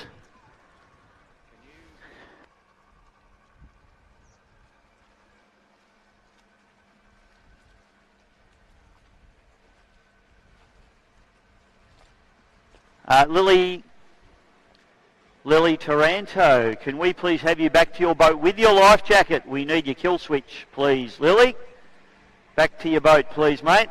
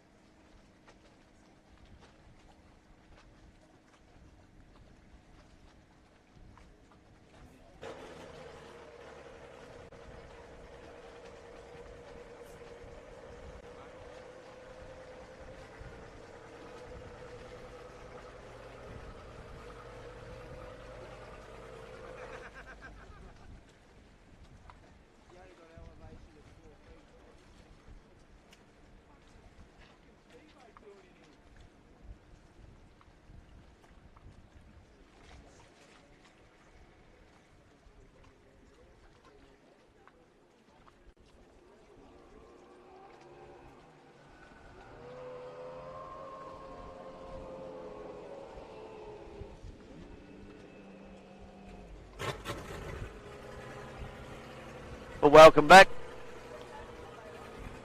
Welcome back, ladies and gentlemen, and a big thank you to Maffra Community Sports Club. We are about to see the running of heat number 1, the rerun of the Glenmaggie Cup. There's been high drama here this morning. Mr. Bull, the president of the Vic APBA, just rolling into the commentary box, or the COVID kid as I like to call him these days. It's been a fair bit going on around the joint, as there always is at boat racing. That's what we love about it, folks. There's always drama and action when you come away. Way better than sitting on your couch at home, isn't it? Davey Mead's ready to go in the Bud Light Racing 101, and we've also got the MV003 Reckless with the great man Tate Ramsey, who has just kept himself out of trouble this morning. The boat looked very quick in heat number 1, what little we got to see of it, but he certainly got the jump on everybody at the start, just proving he is absolutely in career form, on fire at the moment, is Tate Ramsey.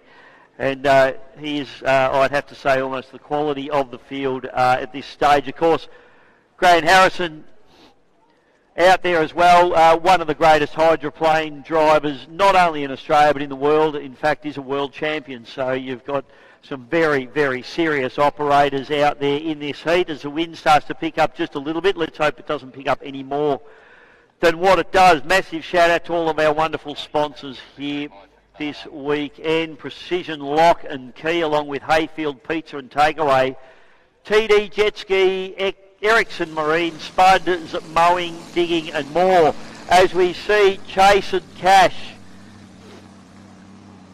firing up and heading out onto the course. Heath Hamilton, of course, an absolute stalwart of the Glenmaggie District Boat Club.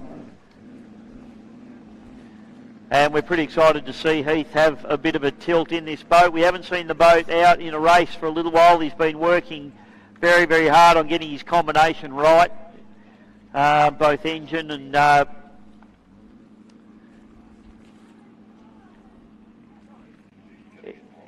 and setup wise, of course, and the boat, hopefully we see some good things out of that boat here today as well.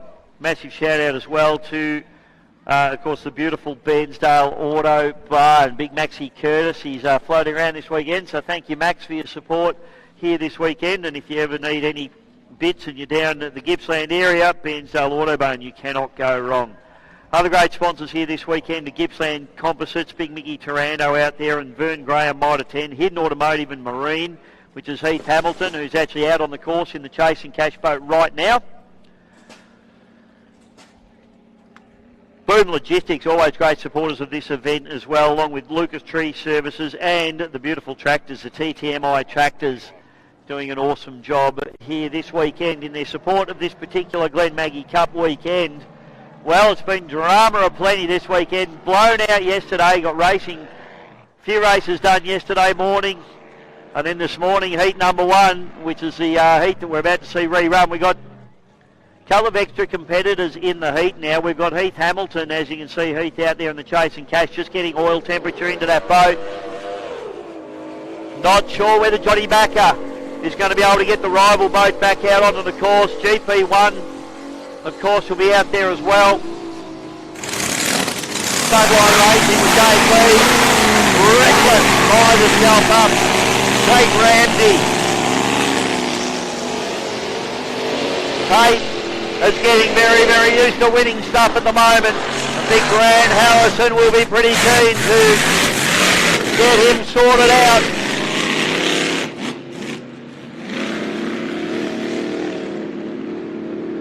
Hoping for some good things there from Heath Hamilton as well. He's worked absolutely tirelessly on this boat, but not only on the boat, on the club. As we line them up down the back straightaway, ladies and gentlemen, heat number 1 of the Glenmaggie Cup for 2023. Here we go. Paul Whitten out there. No, he's not running in this one. White flags up. Boats line up. Flags up to the yellow watch starts, and Hamilton gets a good start, but it's Ramsey down into turn number 1 for the first time. GP1 closes them in a little bit tight. A good first corner for these guys. Harrison now stands on the back of the GP1. JP's on pole position there as he climbs up the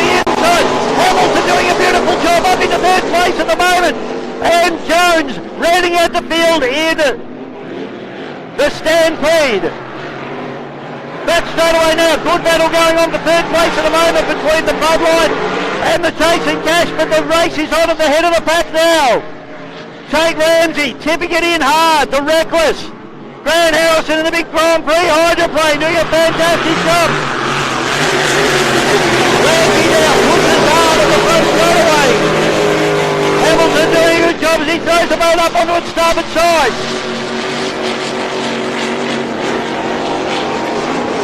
Stampede rounding out the field at the moment. Tate Ramsey struggling a little bit in the rough waters. He throws the boat up onto the port side. But it's Harrison, Grant Harrison in the GP1 World Champion. Tipping it in and showing him the way around this beautiful Glenmaggie track. Grant Harrison now in the GP1. The time is perfect here. He's fully still in the final here. Reckless, Tate Ramsey. The ground shakes as the big blown alcohol engine fires up.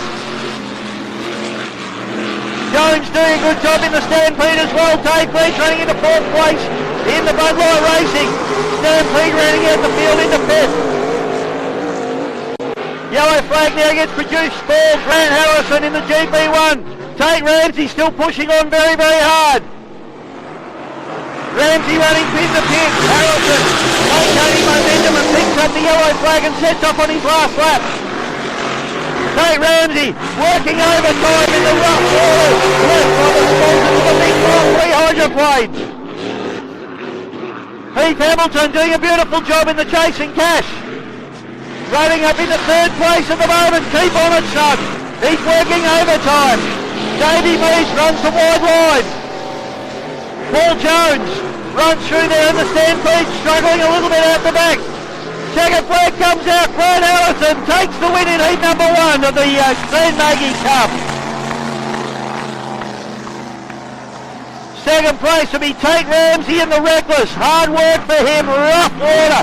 Can't get the boat settled, but a good run for second place. Two good mates here, Heath Hamilton and Dave Meads. Heath will want to be careful. Meads will have a look up the inside if he's not careful. Heath Hamilton, third place. Good run there for Heath Hamilton. Well done, son. Fourth place for Davey Meads in the Bloodline Racing. And Stampede comes through with Paul Jones to round out the field.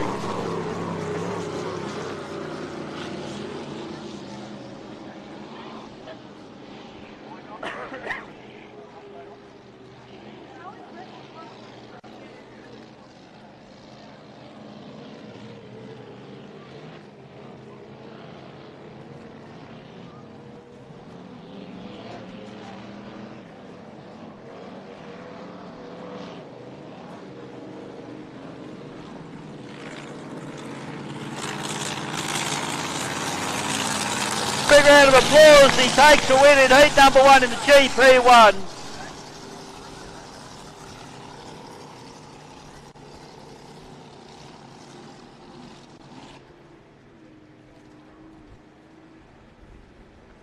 So put your hands together, ladies and gentlemen. Tate Ramsey, a good run in the Reckless, just couldn't get it done in the big water left by the hydroplane, but a great drive and puts himself in the final with no doubt. Well done, Tate. A great run there from Heath Hamilton as well in the 77 Chasing Cash. He'll be pretty happy with that run, I think. And Davey Meads doing it for the outboarders. A great drive from him in the Bloodline Racing. It's not his first rodeo, I can assure you of that one, and he's done a great job. Well done, David Meads.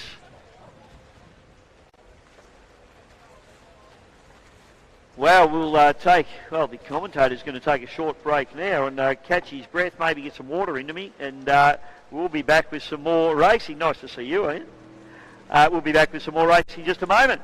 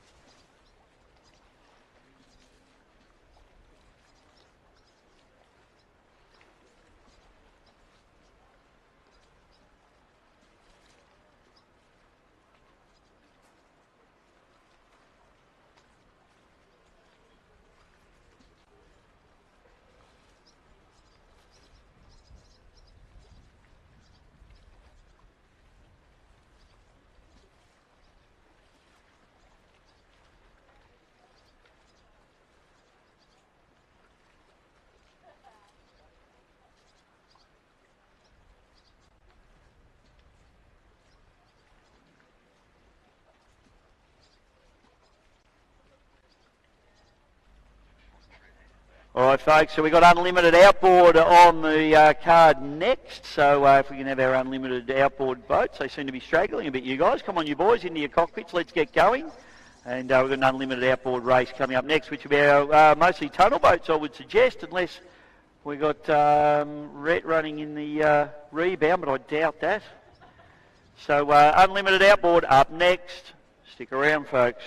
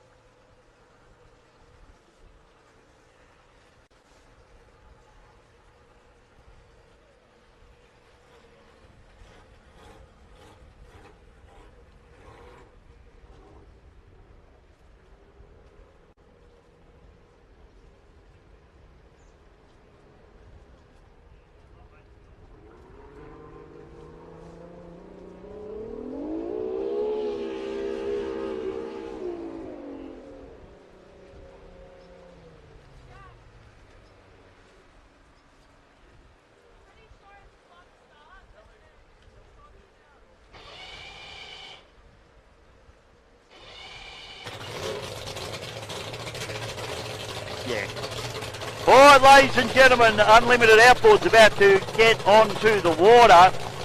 Geordie Murphy's been working pretty hard this weekend. How's her headache, Geordie? She's brand new today, that's good news. So thanks, George. And her father swanning around on King Island, apparently. So hopefully Andrew's watching today. Actually, mate, we prefer your daughter to you, so you can stay home next time if you want. Bud Light Racing. We've also got Andrew Chili Chilvers heading out there in the Middies tunnel boat. He's been competing in the Australian Formula Grand Prix Series as well. And he's been going very, very nicely indeed. Chili's a very hard at it operator and still relatively new to tunnel boat racing, but he's come into the sport and just absolutely taken it by the scruff of the neck, you'd have to say. And the boat's very, very quick indeed. And Chili's very hard at it, so it's good to see him out there. Sponsored by Middies Electrical. So a massive shout out to anyone that sponsors anyone in boat racing. So a big thank you to Middies. The boat looks absolutely stunning. Really love the look of the machine with the pink top and the pink striping. In fact, all these boats beautifully turned out. The Bud Light looks absolutely beautiful as well in its Bud Light Racing livery, which has harked back to its history of originally that team running a boat in the USA. Not this particular boat, of course. Given that it's an Australian boat, it's a Trask GTR hull, that particular boat, of which there are quite a few in the Australian Formula Grand Prix Championship.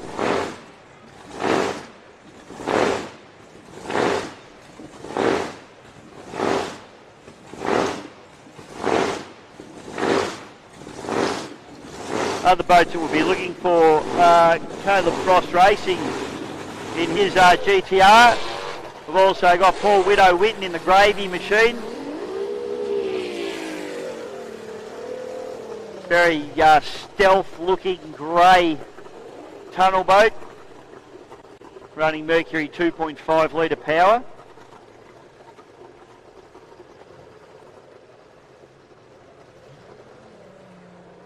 And we should also have Sammy Lucas in the Armourine Jacksons running in this one as well. So going to be a good, I'm not sure what type of start they're doing in this one. Do we know, Kim?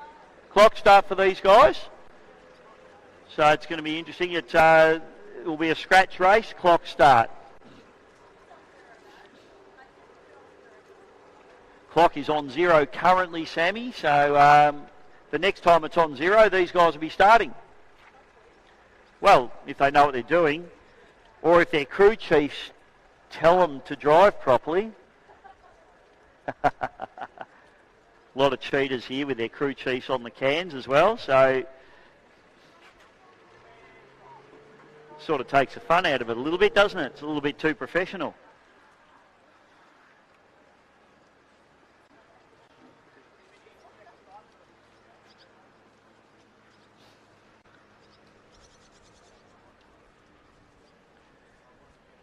Wind seems to have just settled. I don't want to put the commentator's curse on it, but the wind does seem to have settled just a little bit.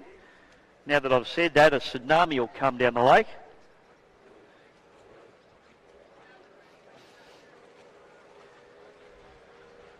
So we've got Jack Meads on the cans here for Dad.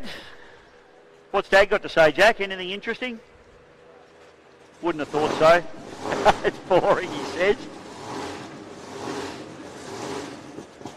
As Frosty, Caleb Frost, goes in his Trask GTR hull with the brand new 3.4 litre V6 quad cam 4-valve Mercury Racing Apex 4-stroke. It's the future of tunnel boat racing right here. This boat only in its first race weekend, and this will only be its second ever race, so it's still well and truly in developmental stages at the moment. But looked very good earlier on, and they'll just creep on this boat for the next few race meetings, I'm sure, trying to get it right. And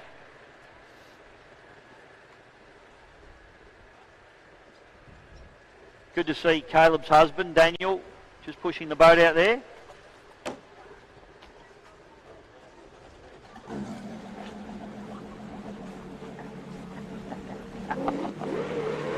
Right, Daniel's got a hole.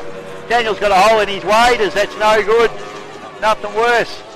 All right, Chili gets the boat. He's the first man. He is keen as mustard. He sat around all weekend waiting for his first race, and now he's got the opportunity. So the Middies machine, Andrew Chili Chilvers, heads down the back straight away. We'll call them as they come through. These guys will, a couple of them will do a warm-up, a couple of them probably not. Potentially only Chili doing a warm-up lap here, as we haven't seen him on the water yet this weekend. He's missed out, but as you can see, even on his warm-up lap, he's hard at it, is Andrew Chili Chilvers. Came out of a mono hull, an open cockpit and open deck mono hull, and now into the tunnel boats. And been driving very, very nicely in the Australian Formula Grand Prix Championship as well.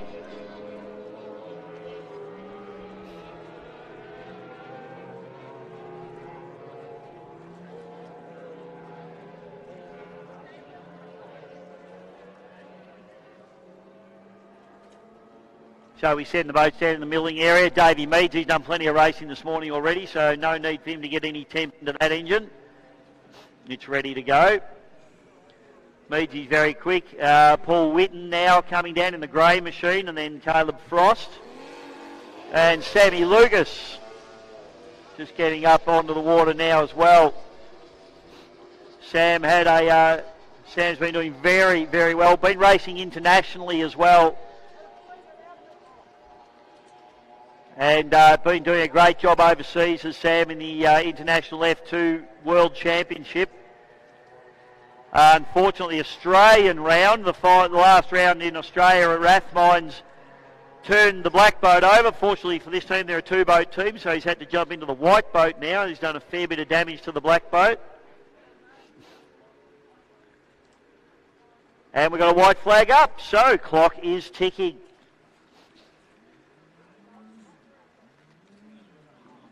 So all these boats starting on 0, and for those of you that haven't seen a clock start before, the idea is that you hit the start line at full speed when the clock gets around to 0. So all these guys with their eyes on the clock now. They've also got a little bit of added help of most of them having their crew chiefs on communication.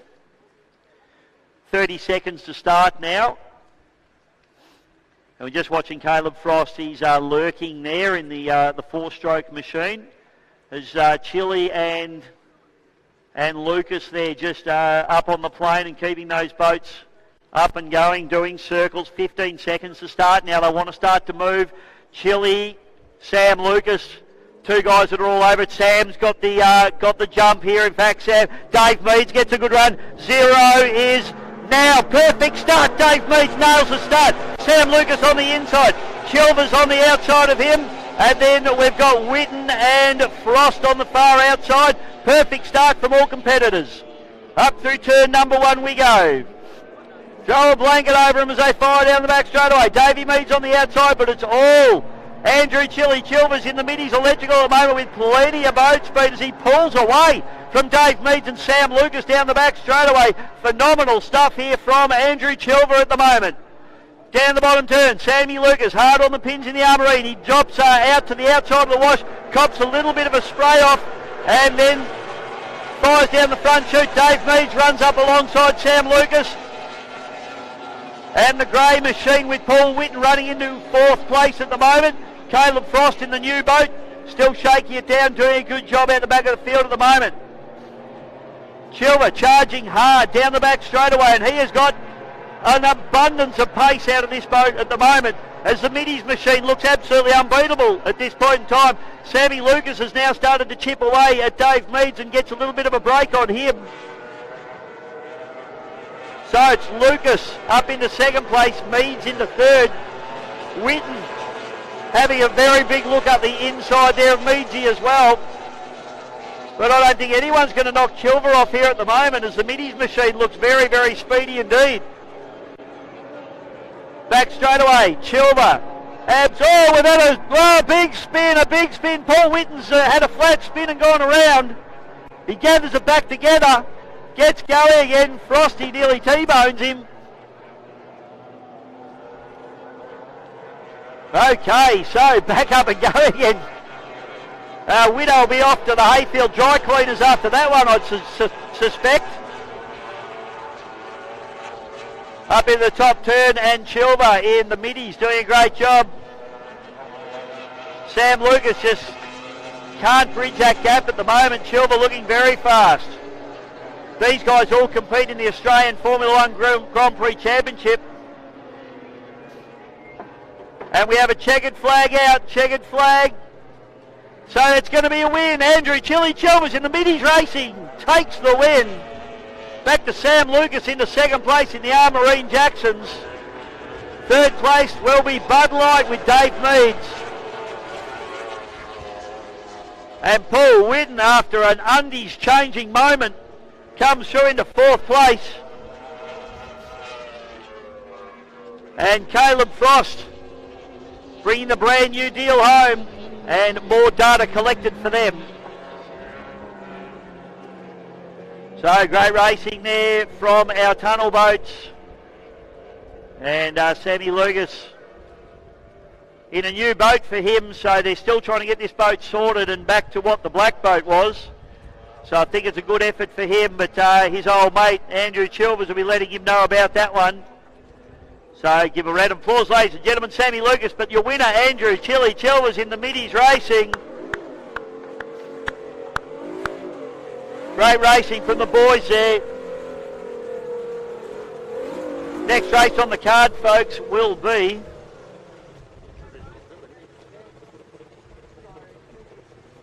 they're working on that now, folks, so we'll take a quick break, and we will be back with what race we'll have for you next. Won't be too long, and we'll be looking at a final of the Glenmaggie Cup as well.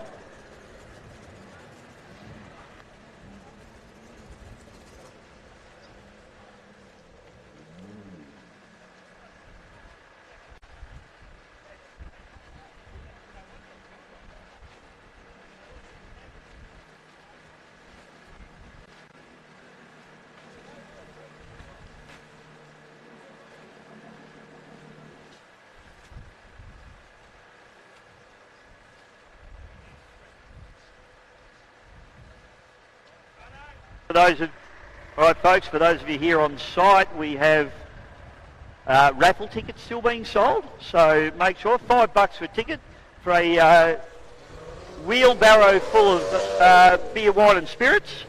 So it's a good raffle. $5, you get your tickets from the canteen. Don't forget the canteen's running all day, ladies and gentlemen. So plenty of food and drink here if you go hungry or thirsty here at Lake Glenmaggie. Well, it's absolutely your own fault. So make sure you get yourself fed and watered, and we'll be back with more racing in just a moment.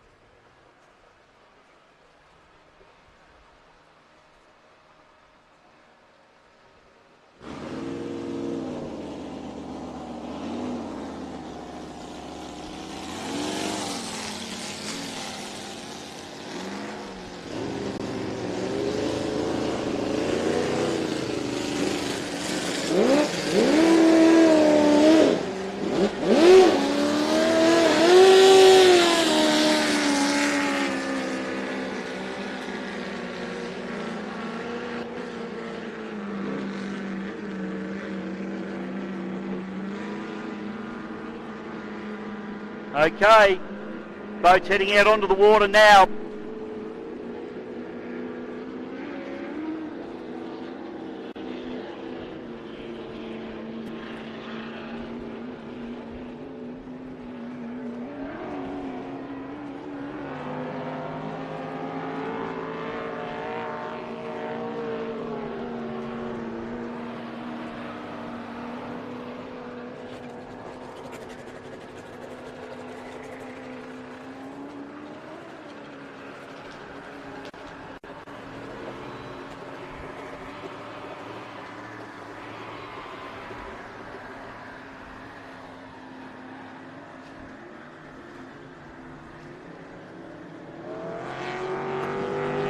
And this is going to be our 95 mile an hour category. Good to see.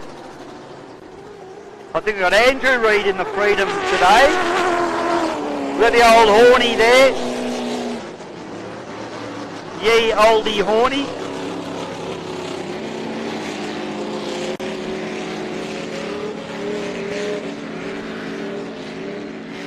I'll make my way back up into the tower, folks. Let's have a little bit of a look. I think so.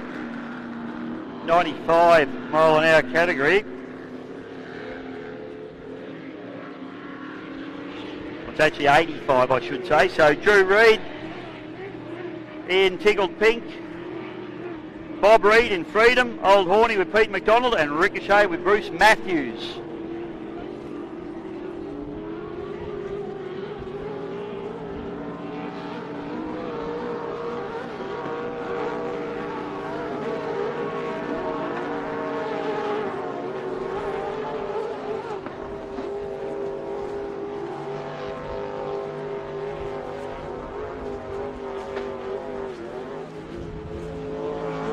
So boats just Bobby Reid.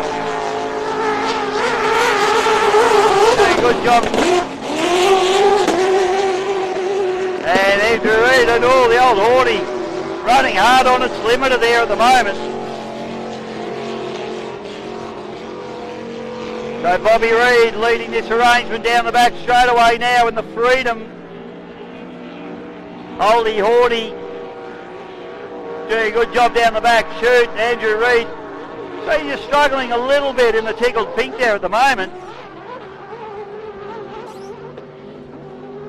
Definitely some popping and carrying on going on the Oldie Horny, but I think that may be a rev limiter that is set for this 85 mile an hour category, so as not to break out. Yeah, it looks like unfortunately Andrew Reid has come to a stop on the entry to turn number 1. So caution flags come out, gets the boat going again though. So it's obviously a niggling little issue in that Tickled Pink machine. Great to see Andrew back out in a boat. It's been quite a while since we've seen Andrew Reid driving a boat. Gets it up and going again, but it's certainly got a few issues as his father Bobby picks up the yellow flag, sets off on his final lap.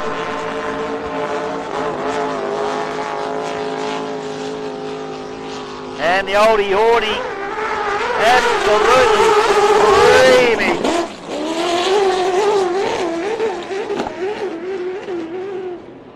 And I think he's just slamming away on that rev limit of the boat. Also runs in the 105 mile an hour category, running in this 85 mile an hour category, so they've had to dial it down a little bit so it doesn't break out.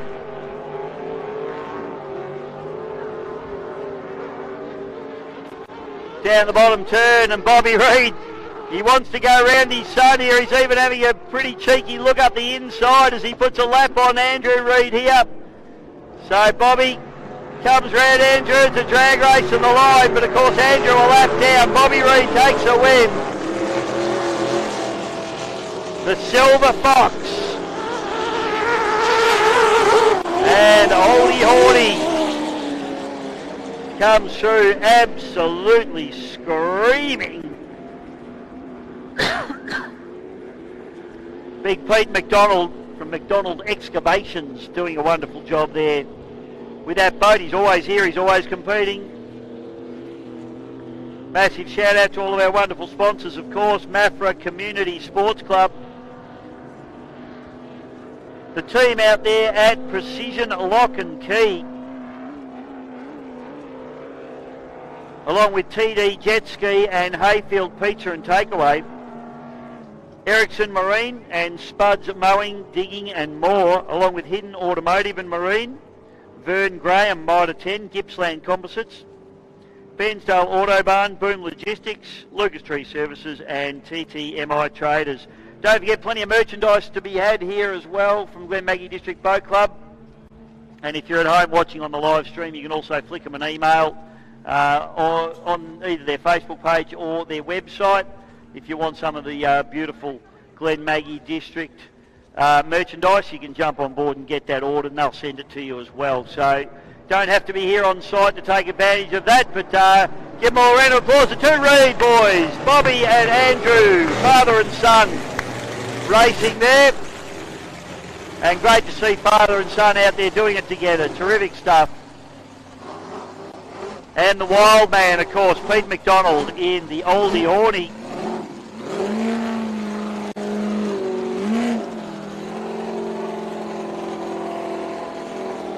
The little engine absolutely screamed. I got a message from one of the fans yesterday asking what it was. I believe it's a 5-litre Chevy, and absolutely just wrings the neck of that boat. It's fantastic.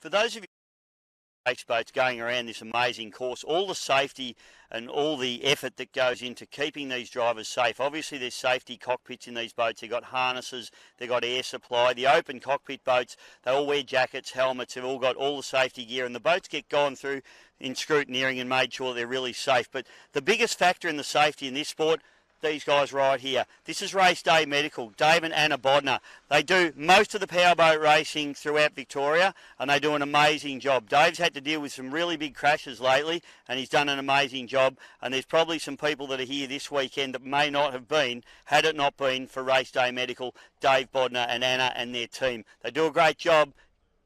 Just think about them when you're watching those boats go around. They're out there doing the job, and that's why all these teams out here feel really safe.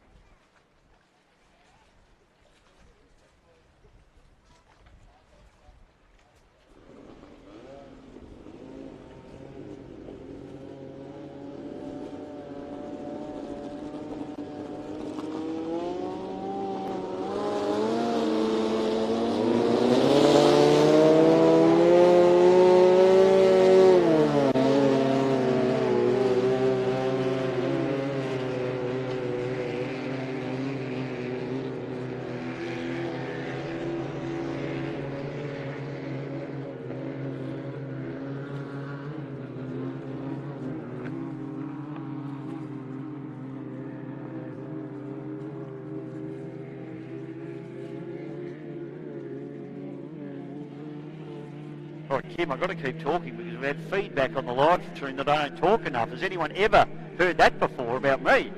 No, I haven't. Anyway, some people see it differently to others. Here we go, 1.6 litre hydroplanes on the track.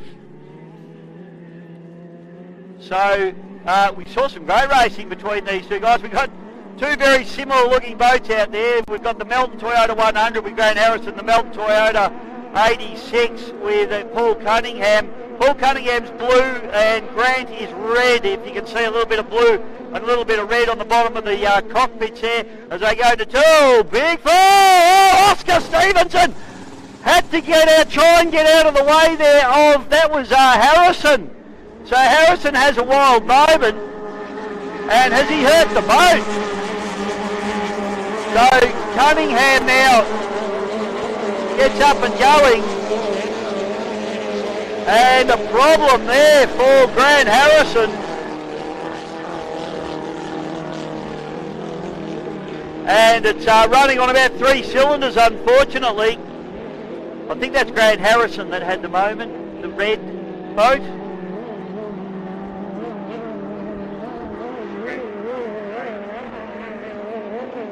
Sorry, and I've got my boats confused. It was actually Paul Cunningham in the 86 that had that big moment.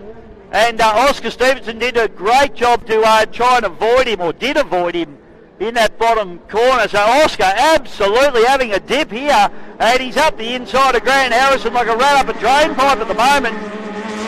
Unfortunately, Cunningham has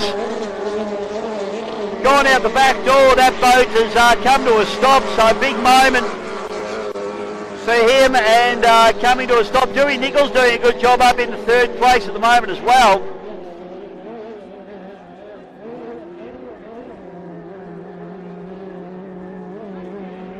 So down the back straight away we go, and so it is Grant Harrison out in front. Oscar Stevenson chasing hard, absolutely having a go. Had a wild ride in turn number 1, but it hasn't deterred him one little bit. The young fella really giving it some berries here at the moment. Harrison on the outside of him. It's getting a little bit bumpy out there as the wind's starting to blow through. They fire up the front straight away. Gee, this is a stunning drive here from young Oscar Stevenson in the HBR. Dewey Nichols doing a great job in the open cockpit boat as well. Grant Harrison working overtime to try and hold off this hard-charging Oscar Stevenson here at the moment. It'll be yellow flag this lap. So down the back shooting, it's Harrison with around about 4 or 5, maybe 10 boat links now on Stevenson, but Stevenson just, that inside run, it's giving him some momentum through the corners, and it's actually making a lot of ground in the corners, comes back and shortens the gap up to just about level deck to deck here. 1 lap to go for these guys. Harrow will have to get going.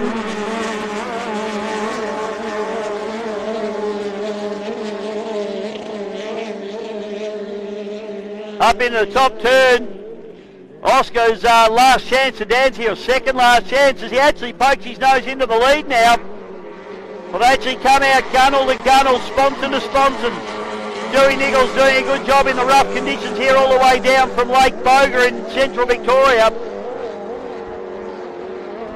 Drag race down the back straight away now. Harrow's got a little bit of pace over Stevenson in a straight line, but Stevenson really using this inside run to his advantage. Harrow runs him, holds him, gives him a good line. I think Harrow's going to get there, but a great battle there and a great drive from Oscar Stevenson. Grant Harrison takes the win. Oscar Stevenson into 2nd place. And the 1.6 litre 4AGE Toyota twin cams put on another great display of racing.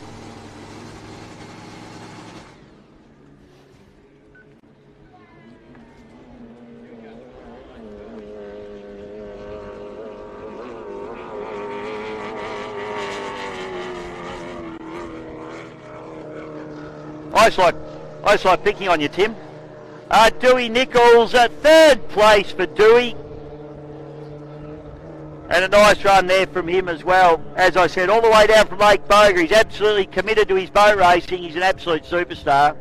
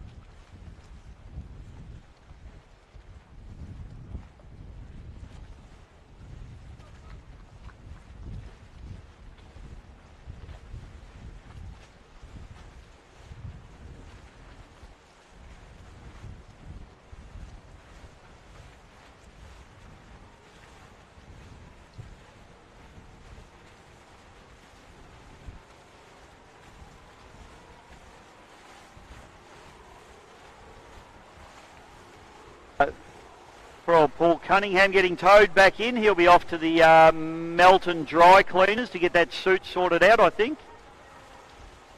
Wouldn't want to be around him right now. After a bit of a wild ride.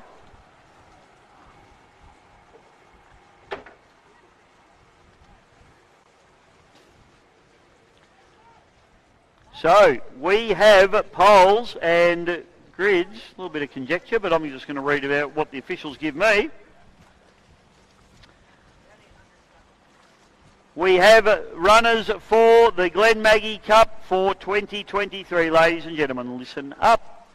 Out of pole 1 will be Dennis Pasala in the Always Pumping. Out of 2, Reckless, Tate Ramsey.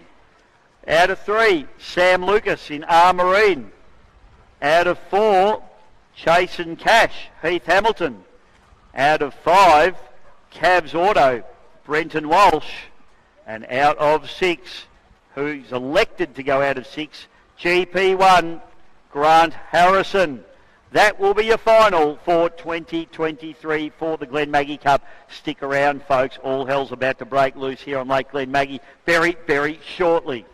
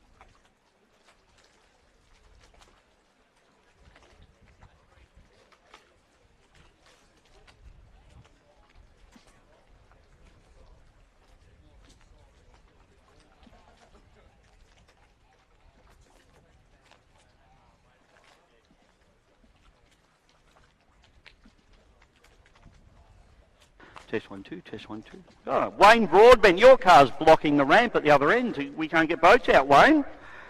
So the boys have got a can of petrol and a box of matches. You've got 5 minutes to move it or it's going to be on fire. And they won't push it in the lake. Come on, Wayne. You're better than that. All right, folks, boats going into the drink now. In fact, we are all just about in readiness for the 2023 Glenmaggie Cup, and this is going to be an absolute cracker. We've got the Always pumping with big Dennis Cheeky Chaps Basala. We've got Reckless, Tate Ramsey. Cavs, Brenton Walsh.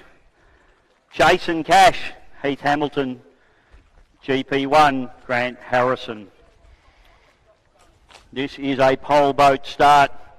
Has all gold cups. Actually it's not a gold cup, I don't think. It's just a cup. Yeah. Why don't we have a gold cup? Well, let's get it plated gold so I can call it Gold Cup more. No? If I fund it. Okay. Well, I make a lot of money out of this commentary gig, so I might be able to do that for you.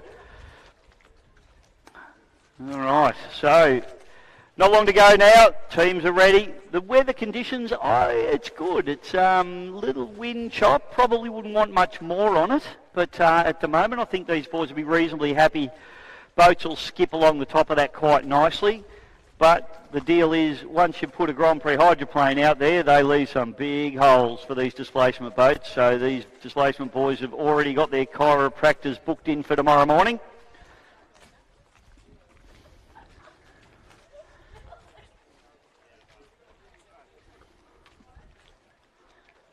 Yes, I know. We've been talking about the TTMI tractors all day, Rocket Rod. They're beautiful, aren't they? How are they to drive, mate?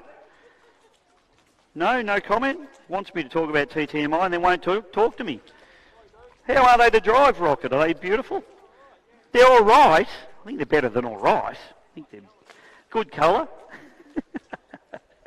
Big thank you to the boys at TTMI. They're supplying our tractors this weekend to put the boats in and out, which without them we'd be absolutely buggered. So thanks, team at TTMI. Whilst we're on the subject of sponsors, Maffra Community Sports Club, thank you to those guys. Precision Lock and Key. Hayfield Pizza and Takeaway had a beautiful barbecue chicken last night. Highly recommend that one.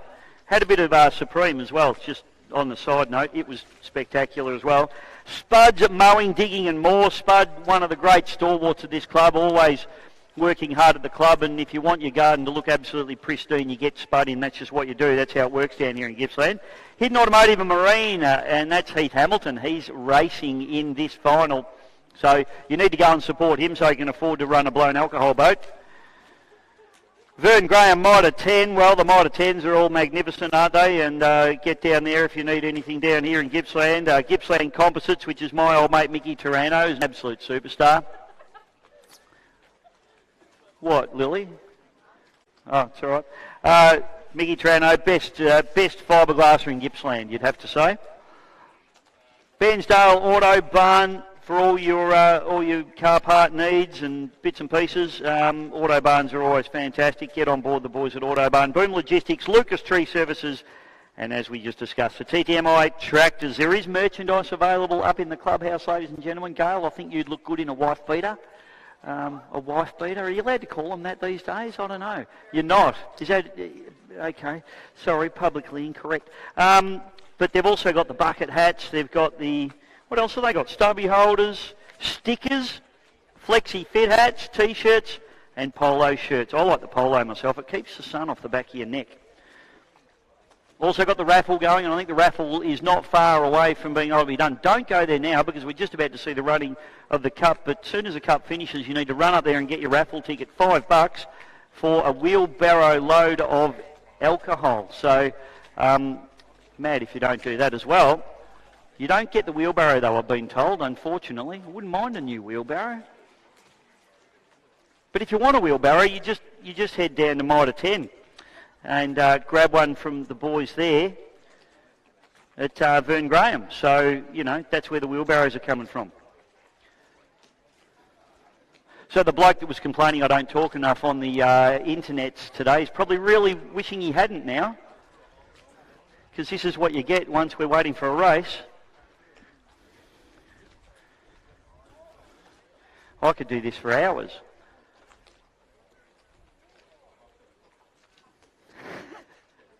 Paulie's having a snigger over there. Big thank you to the team at GP Hydro Live Streaming, bringing you all the action for free, live and free. It doesn't get any better than that.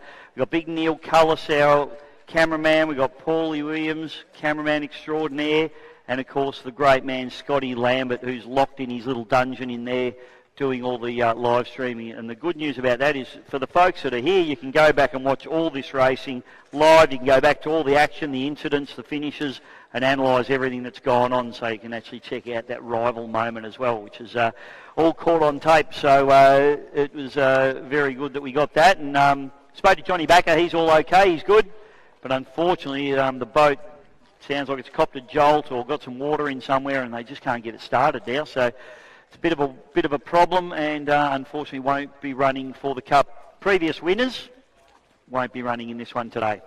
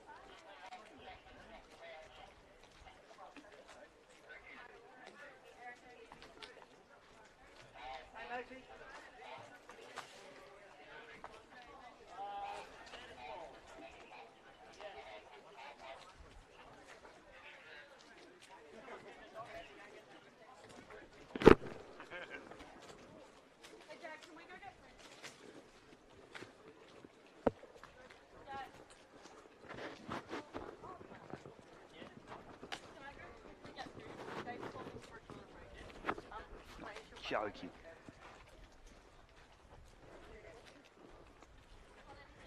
No, I'm good, thanks. Toilet break, really? No?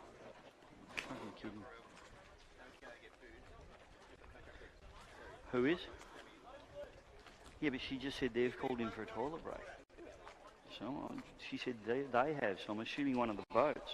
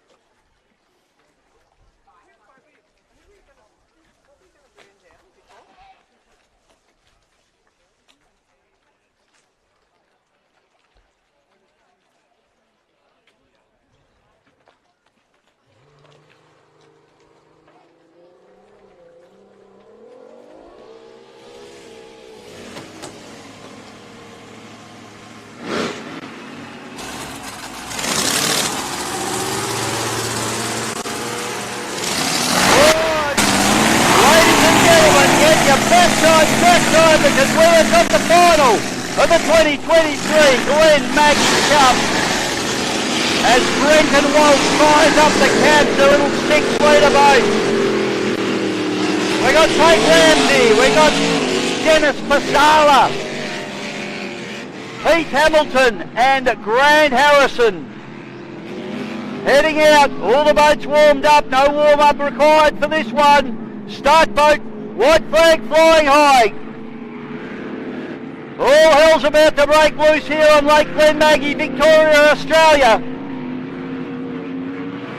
Make sure you're tuned in around the world. Welcome to everybody. Harrison runs the wide line. Walsh slots himself up in there. Sammy Lucas. White flags up. Go, go, go, Zacol, we're racing. Harrison gets an absolute cracker. So too does Ramsey as he charges down in. The always pumping machine runs that tight line. Have a look at Hamilton. A hard run from him now as he comes down through turn number 1. Sammy Lucas in the mix there as well. And Harrison now charges hard on the front cutaway. The boys all hard at it. Records up in the second place. Jason Cash in the third. Always pumping, rounding out in the 4th. 5th place at the moment is Armarina and Cavs rounding out the field. Up into turn number 2 for the first time. And it is Ramsey and Harrison. Have a look at the pace on Ramsey now as he puts his hard down the back chute.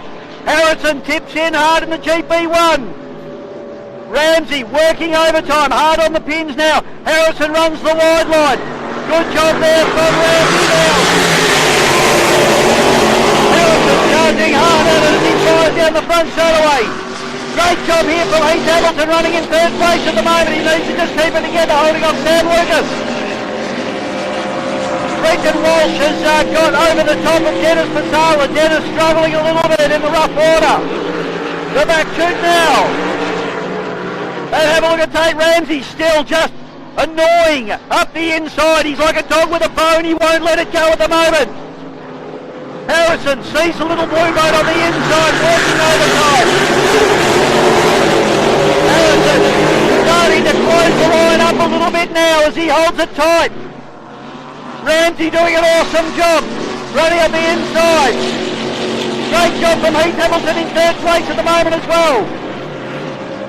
4th is Sam Lucas, 5th is Brenton Walsh. Now Harrison open up the butterflies on that big GP1 blown alcohol engine. Down into the bottom turn. Yellow flags displayed, 1 lap to go. This is it, folks. Harrison now gets on the gas. Ramsey trying to get that boat settled, but he's now battling with the rough water. Can't get a good shot at it. Harrison up through turn number 2 for the final time now, and he just needs to come down the back straight. What a great drive here from Heath Hamilton in 3rd place. Holding out Sam Lucas in the Armour East. Brenton Walsh doing a great job in the 6-litre boat. But it's going to be Grant Harrison, ladies and gentlemen. For 2023 as he puts a lap on Dennis Pasala. Grant Harrison wins the 2023 Glenmaggie Cup in the GP1. Great drive from Tate Ramsey, 2nd place. And what a drive here. Give it up for the local boy, the hero. Heath Hamilton, ladies and gentlemen, trying to hold. Oh, Sam Lucas is up the inside. It's a drag to the line. Heath Hamilton gets him by a boat length. Sam Lucas into 3rd place.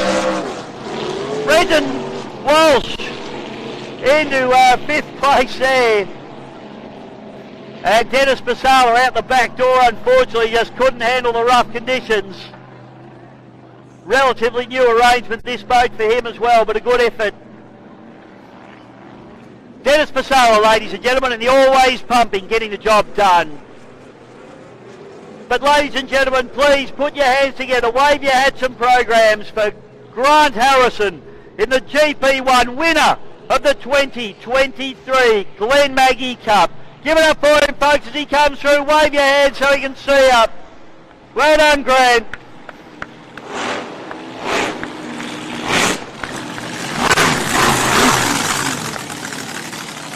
Great effort. First one after the passing of Keith. It'll be very special for that team. Harrow will be very excited. But great battle. Sammy Lucas, ladies and gentlemen. Give it up to Sammy Lucas. First outboard home. And these two blokes, I think, did an amazing effort. The local hero, Heath Hamilton and Jason Cash, ladies and gentlemen. Put your hands together for him. Third place and second place, Tate Ramsey in the Reckless from the Ramsey Racing. Well done, boys.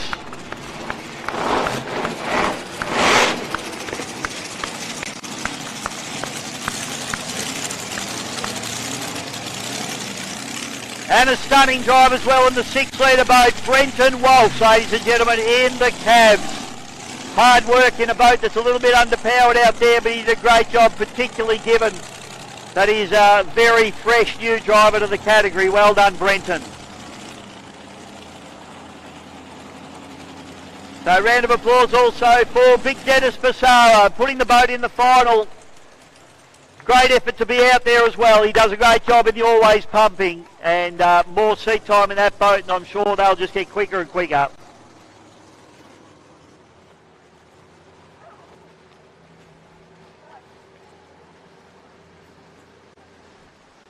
Fantastic racing there, ladies and gentlemen.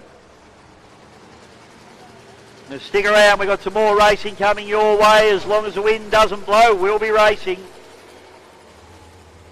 Next race on our card, our 105 category. So those boys will be heading out there. A great win. We'll try and get Grant up here and get his thoughts on being the winner of this particular race.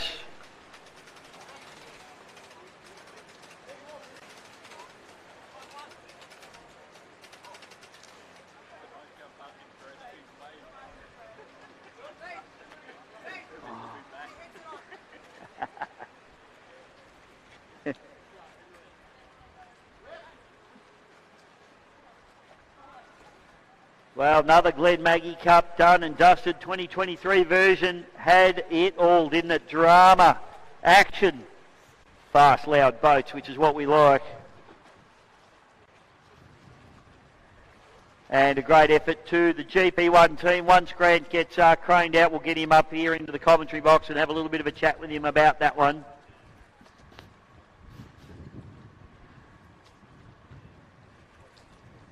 In the meantime, we might be able to just snag a little chat with Tate Ramsey here, if I can get hold of him. He's just climbing out of the cockpit now. I'll just run over here and see if I can get hold of Tato.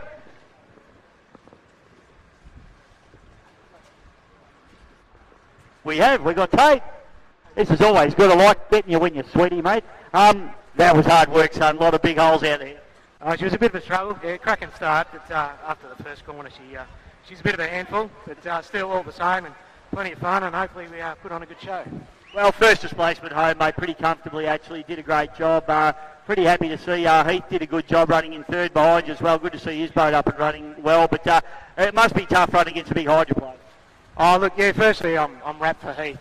He's done it hard over the last couple of years getting to his deal to where it is now, and I'm really, really happy for him. And he'll just get better and better. He's a slimy little prick when you're racing against him. He'll get up inside you. But that aside, yeah, look, Grant's a class act. He's got a world-class boat, and he's always going to be hard to beat. Yeah, they leave a few holes, but that's always just part of the challenge, and I've never been one to shy away from a challenge. We know that, mate. You've won everything you've been in lately, so this must be hard work for you. But you're still the first displacement boat home.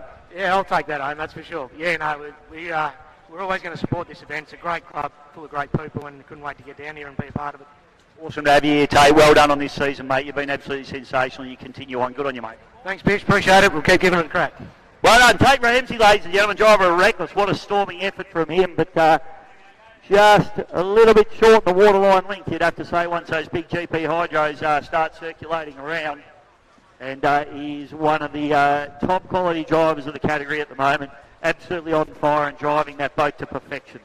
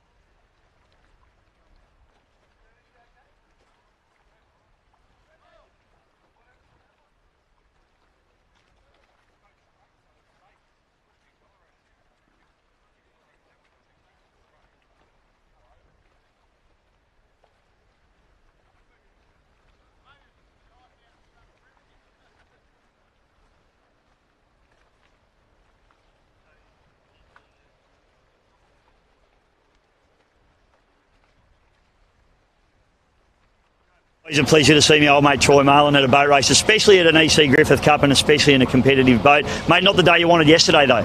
Nah, not at all. We had a few dramas, went out in practice, warmed her up, made sure everything was ready for the hot laps, and then, it just didn't start twice. So, but we fixed it now and we think we're good to go. Do you know what the problem was, Troy? Yeah, we think we had a bit of water hit the points box there, so we've changed that and then started first kick, so let's fingers crossed that we're good to go. You mate, how'd the boat feel? I mean, you don't get a lot of chance to drive these boats during the year. Have you done testing with the boat? Yeah, we ran at Taree a few weeks ago for their Easter Classic. Just did a few hot laps up there, and then yesterday we just went out and everything's feeling good. Yeah, so it should be all right if it starts. Is it a big transition going from your displacement boat to this big hydroplane? Oh yeah, totally different boats. You know, the displacement sort of lean in on the corner, these lean out. You got to sort of fly these things a bit higher, and it's a lot different. So just trying to get my head around that as well. Yeah, I guess, and that's the other thing. You don't get a lot of seat time, I guess. No, you just can't sort of turn up anywhere and just back it down the river, back it down the ramp and put her in. It just doesn't work like that. No thoughts of bringing the sick puppy down and having to go with 6 litre guys as well? Nah. This is enough, I think, for the weekend. If we can just sort of get this thing to start and finish and be a bit competitive, well, that'll be more than enough. Mate, very excited to have you here. Thanks for coming down. Love to see you out on the water. Love the way you go about it. Good luck, brother. No worries. Thanks, Bisho. Have a good one, eh? Good on you, mate. Current EC Griffith Cup holder for another day, Liam Hollins. Welcome to Yarrawonga. Not racing this weekend, mate? No boat. Enjoying the last couple of hours of being the current holder. I'm happy to see a new winner come along. No boat this weekend, so it's anyone's game, as it always is, I suppose. Well, you got, like you said, mate, on social media during the week, you've got to be there at the end, right? You got to be there in the end, and if these boats don't start working on their boats after this race meeting, they're not going to be ready for the next Griffiths Cup. You just can't rock up to this meeting and think you're going to win. It's preparation as soon as they leave here, and that's what we didn't do this season. So, won and lost in the workshop, mate. So what's your program this weekend? I see your brother Bradley running. Yeah, I'm just trying to float around. Obviously, I like to try help the club out as much as I can. Brad's asked me for a hand this weekend, and young Oscar, so trying to give back to the team and still be a part of it, I suppose. How do you go on the spanners, mate? Yeah, I'm not too bad on the spanners, actually. It's actually my other talent, actually. Even if you do say so yourself. Mate, it's great to have you here. Congratulations again on last year's win. It was absolutely fantastic to see. Hopefully you can have a more relaxing weekend this weekend. It was, mate, and it's a dream come true. I hope someone else can do it this year. As much as Harrow, he's the top contender. It'd be nice to see another underdog, I suppose. And we'll be back next year. I absolutely have no doubt, Liam. Good on you, mate. Congratulations. Have a great weekend. Thanks, Michelle. You're a legend. Thanks, mate. Thanks, mate. Well, Grant, always a pleasure to catch up, mate. EC Griffith Cup 9-time winner. But just to add a little bit of extra interest to you this weekend, you're running the 1.6 as well. Yeah, absolutely, Bish. The good thing about the 1.6 is it's a stock class. Everyone's running the same engine. It's very tightly regulated. Yeah, hulls are a little bit different. We've got a better hull theory than the other guys. But we can run at more venues too, you know. We can run at Melton, we can run at river races, whereas a big GP boat, we get to race, maybe 4 or 5 times a year. The little boat, we can do 8, 9, 10 times a year. Now, mate, tell me about the point setup. You were just mentioning that to me, and it's pretty tight in the 1.6 litres. It is. Luckily, we've had a pretty good year, and we're 400 points coming into this round. So we got 2,000 points, and our crewmate and fellow driver, PC, in the 86 boat, he's got 1,600 points. So he can, at first place gives you 400. So if he wins this first race, and I come second, which is likely, or not likely, I'll be able to not sit out the rest of the season, but the rest of the race for this weekend. Yeah. But if I break down, I'm going to have to come out in the second heat. And I don't really want to run the second heat because I do want to probably concentrate on the GP boat for the Griffith Cup. So all things going well, Bish, we're going to run this in the first heat. We're going to hopefully get a first or a second or even a third. That'll give us enough points so we don't have to run the second heat later on this afternoon. Yeah, it's a big ask, isn't it, mate? I mean, Griffith Cup, I know you're pretty relaxed about them these days. You've won 9. It would be nice to go double digits, though, surely. Yeah, absolutely. Look, that's our dream. Bob Saniger, Miss Bard, back in the 70s, 80s, ran a dominant Merlin aeroplane engine and was a legend of his time and a legendary boat as well. He got 10. We're on 9. And, you know, a few years ago when we were on 5 and 6, we never ever thought we'd get to 8 or 9. Now we're that close. It's sort of like that little carrot. You just want to get there and sort of equal Bob. And then we'll make a decision what we do from there. But, yeah, today's pretty special. And, you know, we might get second, so be it. Warlord might beat us, or the Wasp, or a Destiny, or one of the other boats will beat us. That's cool. Good luck to them as well. But we're going to try and give it our best. Yeah. Be amazing if you can do it, mate. It'll be a really big day. Tell us about your little bit of a drag race yesterday with an aeroplane with Matt Hall. Yeah, that was cool, hey, wasn't it? That was cool. Yeah, out in the lake, we did a bit of a pre-setup with Matt, and the idea came back, a month ago or so to get a bit of publicity. So we're going to do 3 runs down the back straight at 6,000, keep the thing even, keep it straight. And Matt said to me, Grant, now don't be dodging anything, don't be actually doing a rooster tail that's going to move around a little bit, because I'm going to be beside you, mate. I don't want water in my motor. Go straight. So we made sure we did that. We did it good. First run down, 6,000, no stress. Second run down, I thought, I better have a look out the window. See where Matt is. Wonder if I could see him. Wonder how close he is. So I turned around, looked to my right, and I looked up, give him a bit of a wave, thumbs up. And the third run down, same thing again. And I think Rolf, the All Talk Photography, took a pretty cool photo I've seen of me standing there with a thumbs up. So I don't know if Matt actually could see that out of his plane, which I reckon he could have. But yeah, we're sitting there, one hand driving the boat, the GP at 130, 140 mile an hour, and one hand putting a thumb up to the plane. It was pretty cool, and hopefully the sport gets a bit of a kick out of it. Maybe it makes some news or something like that and gives our sport a bit of publicity. And hopefully Matt had a bit of fun doing it as well. Already been on national news last night, mate, on the free-to-air TV. So fantastic publicity for the sport, mate. It's going to be a massive weekend for you. I hope you have a great weekend. I hope you can win the 1.6 championship. And kind of hope you can get that number 10 as well, but it's going to be a hard weekend. Yeah, it's going to be hard. It always is. And like PC, he could either possibly win in the Oz Light class if we have breakdowns, which is possible. These things do break, not often I say. And the same for the GP, but he could also come third in his points. Like he's in 1,600 and there's another team's just behind him, so he's got to finish as well. So that's the great thing about a series. Whereas a Griffith Cup, it's sort of almost a one race wonder. We've got to finish a heat, do 4 laps, and we've got to finish a final, another 4 laps. 8 laps a day, and we can become the Australasian champion. The little boat here, we had to go to 3 or 4 race meetings. Each race meeting has 2 heats, so it's a series, and I like a series because if you have a bad one, you can maybe make it up. Whereas last year, when we came here, going for number 10 last year, we broke a small component in our engine, didn't damage it, but we didn't have a spare engine, and we were out for the whole weekend, and that hurt us. So fingers crossed, we go okay today. 2 very different things going on, mate. Hope you have a great weekend. Good luck, brother, and I hope I see you at the end of the weekend with a big smile on your face. Yeah, cheers, thank you. Thanks, mate. Well, I don't too often get jealous of people, Ricky, but I'm a little bit jealous of you getting the drive of the big old girl, the boat that I grew up watching, winning Griffith Cups, the Aussie Connection. Mate, congratulations. What's it like? Oh, mate, it's like you said, it's a dream drive.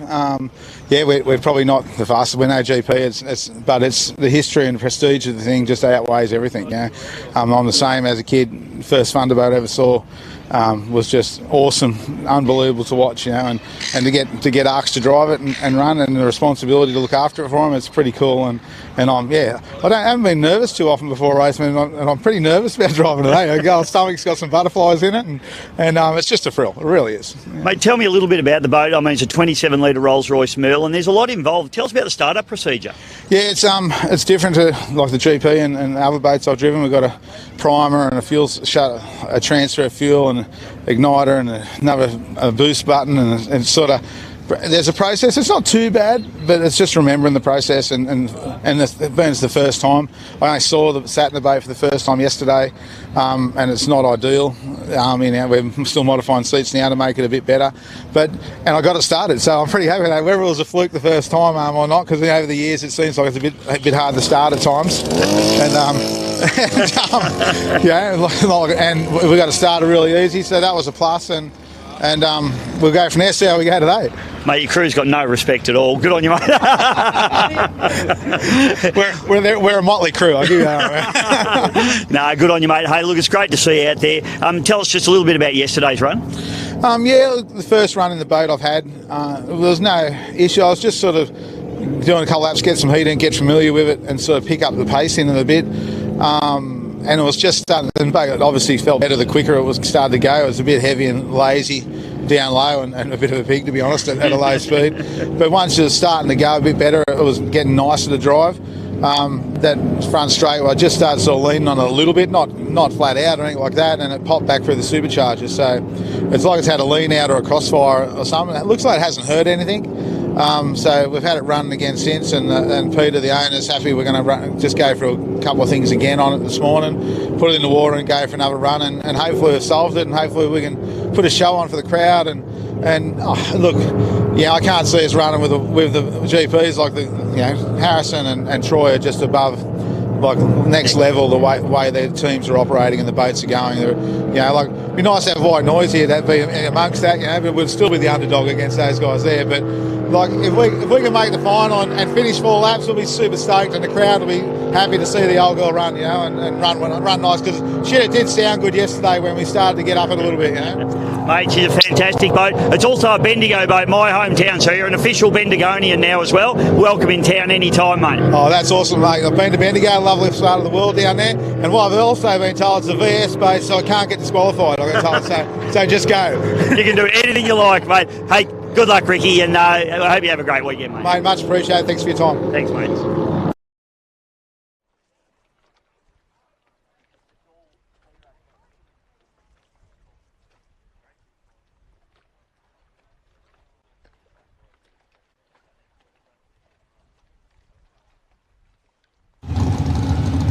Welcome back, everybody. I'm here with Craig Storner with Have a Go. How you going? Yeah, not too bad. We're here, but a few little teething issues, but we think we're on top of it now, so everything should be all right. What happened in the heat this morning of the scratch race? We changed, yesterday we had a couple of issues with a couple of coils that failed, so we changed them last night, and then we put 2 new EG probes in, and then this morning one was just a bit too deep, and then we've got a safety in the motor, which if the pot gets too hot, it turns it off, so we don't burn it out, or if it gets too cold, it doesn't hydraulic that one cylinder. So just turned that one off and just went into a safety mode, but it's better being in a safety mode than losing the motor. Yeah. Now we've seen you've been here for 3 years in a row now. You must like Yarrawonga. Oh, it's good, but I think it's the same thing like we're from up at Upper Hawkesbury, up at Windsor. Mate, if you don't travel and help the other clubs, you're not going to expect them to come to you. So we're trying to do the right thing and go to all the other clubs as well. And obviously the more boats you get, the better it is, and more people want to come, and it just helps everybody. Just recently, we've seen a couple of upgrades to your boat. Firstly, at Milton, you came out for the first time in your lime green colours. That's really eye standing out, that one. Yeah, that was actually my son Levi's idea. Well, he's got a little boat game on the phone, and he found a game that's got a displacement boat and it's got a cell in it, and then he played around with some colours, and he goes, "Dad, we've got to change the boat to this colour," because he was, no offence to Scotty, but he was like, everyone thinks it's the old turn it up boat, so he wanted something different, so we had our own colour and changed it to the green and blue, so this is actually his idea. Yeah, and of course, just recently, you've upgraded to unlimited. Please tell us about the engine there, please, for the viewers out there. It's a big one. It's quick. It's it's a pretty good package. We just wanted to do something, and everyone's going, "Oh, it's got too much power, this and that," but they don't realise we can control the power. So we don't. Of course, we're not going to use all the power that it's got. But if I go to a bigger boat later on, I can take the motor out. I can then go to same motor, bigger boat, and it's going to have plenty of power. Support the club and support the fans and have a bit of fun while we do it. Boat looks spectacular today, mate. You've obviously been working pretty hard. We haven't seen the boat out for a little while. I mean, it's a big effort to get this thing on the water. Yeah, it is. Last run we did was the Griffith Cup last April on Anzac weekend, and pretty much that was really the end of the GP season, if you like. So this is sort of probably our start off of the season. It has been for a while, so we do take 4 or 5 months off. Done a bit of work in the off-season. A lot of thanks to a lot of people, and happy to be here and lucky enough to get the win. Good on you, mate. It must be tough when you've got to run a different line to all the other boats in these races. You know, the hydro, you want to run around the outside. What's the visibility like out of that boat? You've obviously got Tate there just like a little yapping dog just up your inside, and you've got to keep an eye on him. Oh, absolutely.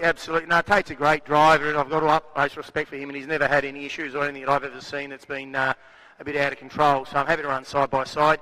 Really short track. I mean, this is designed for displacements, If it had been a hydro track, 800 metres, we'd have been going a lot quicker. We're only pulling probably $6,500 then.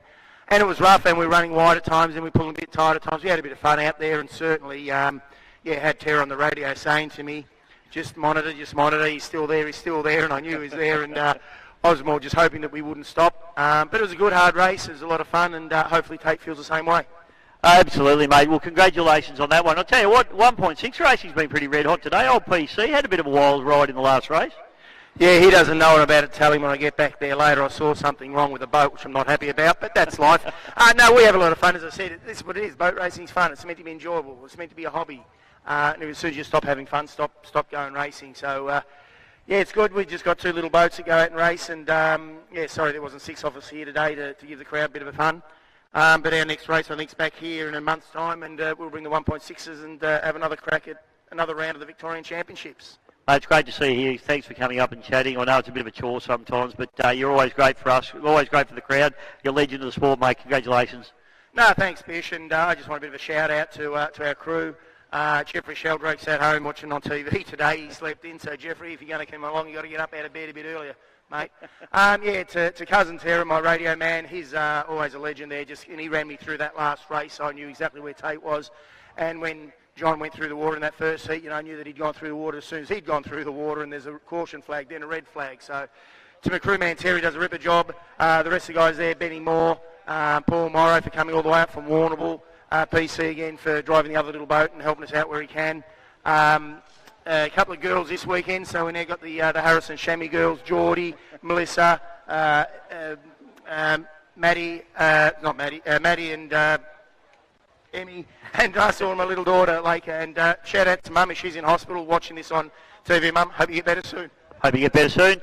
Thanks, Harrow. Good on you, mate. Well done. Nothing more for you today, or are we back in the 1.6? No, that's it for us today, and yeah, to the old fella upstairs, Keithy. Well done. Good on you, Keithy. Good on you, Grant. Thanks, mate. Grant Harrison, and we've got some posters here he's just given me as well, folks. So, and Brett Nitry, he wanted just a shout out as well. Brett just helps everyone, mate. He's a legend. So that's key. That is Grant. Nearly called you your dad, mate. That's probably not an insult, though. Great effort there by the GP1 team. Always professional, always here, always racing, always doing a great job. We've got some posters here.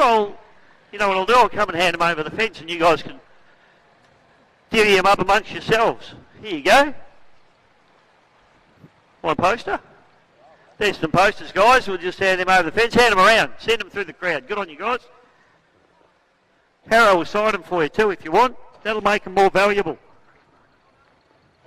If you believe that, I've got some swampland in Queensland I could sell you.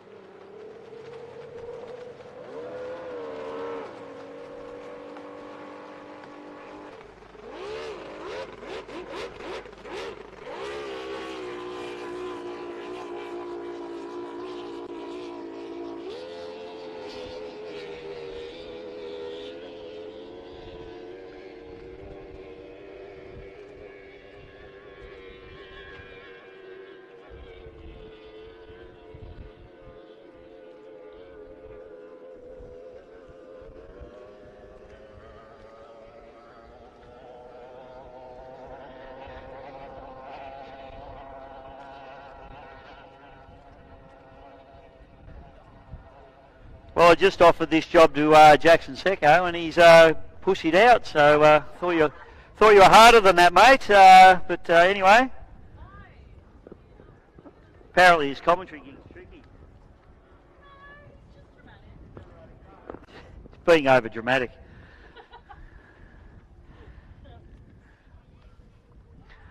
All right, now we have, well, it's 1800, 2100 and Formula 4. So we've got Jack Meads in the Formula 4 Bud Light. We've got Rhett Waterfall in the Legend, the Rebound. And we've got Paul Witten in that horrifically named boat, Gravy. I'm going to start a campaign to get the name of that boat changed because it is rubbish.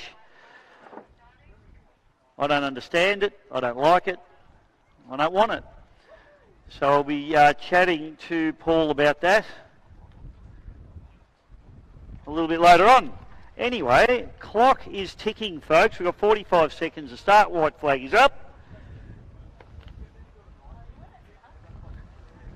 Massive shout out to all our wonderful sponsors here this weekend. The Maffra Community Sports Club. What a fantastic venue. I was in there just the other night and we've got it all going on. The food's fantastic. Got the gaming there, got everything going on, so make sure you get down to the Maffra Community Sports Club. Everyone there's friendly too, super friendly, which is what I like.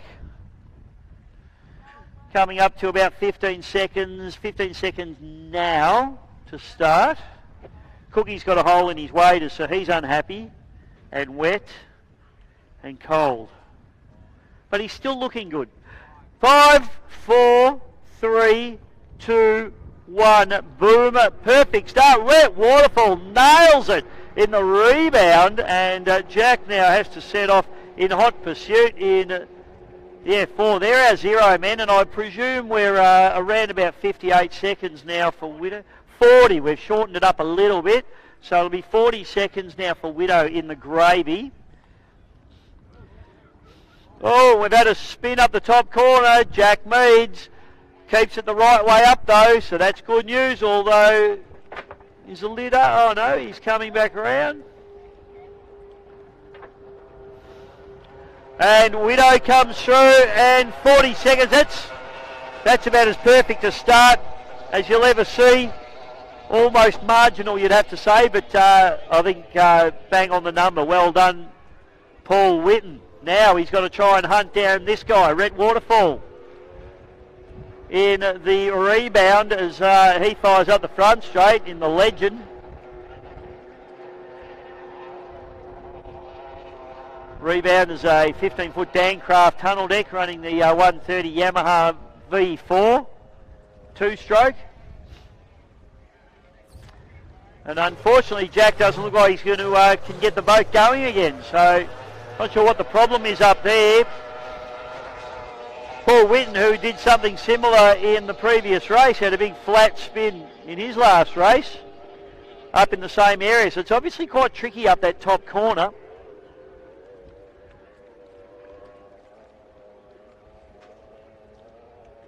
Back shoot now. So the rebound now, Rhett Waterfall driving the boat beautifully, sitting very, very nicely on the water. They are a little bit of a handful, these little tunnel decks, so he's doing an awesome job in that boat. Widow trying to chase him down, hunt him down. Running Sam Lucas's engine, so I'm not sure. Sam's on the cans to him. I'm just wondering whether Sam tells him just to pull it back a couple of revs.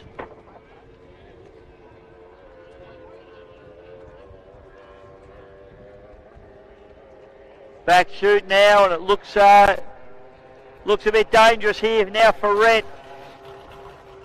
He's going to struggle to hold off the hard charging tunnel boat of Paul Witten as Witten comes in hard and fast now. Waterfall runs him a little bit wide. I would do that too. In fact, I'd run him really wide, maybe into the bank. Rhett busy on the wheel. You can see in the open cockpit boat how busy he is on the steering wheel of that little boat. Just trying to balance it on its runner, playing yellow flags out, 1 lap to go. Up into the top turn for the final time. Waterfall doing an amazing job trying to hold off this hard charging tunnel boat. I don't think he's going to have the pace to go, but he's certainly done a great job We've got the team owner and manager just standing behind me. Will he keep his job? Yep, thumbs up for job being kept. Unless he barrel rolls the boat in this corner, of course. No one's ever done that in this boat, so it'd be a good effort if you did. Into the bottom turn for the final time. Waterfall runs the tight line. I'll tell you what, he might make a little bit of ground here, but it's not going to be enough. Paul Whitten takes the win in the Gravy 67, VO 67. And VO 69 rebound comes through for a pretty solid second place there. Pretty happy with that one.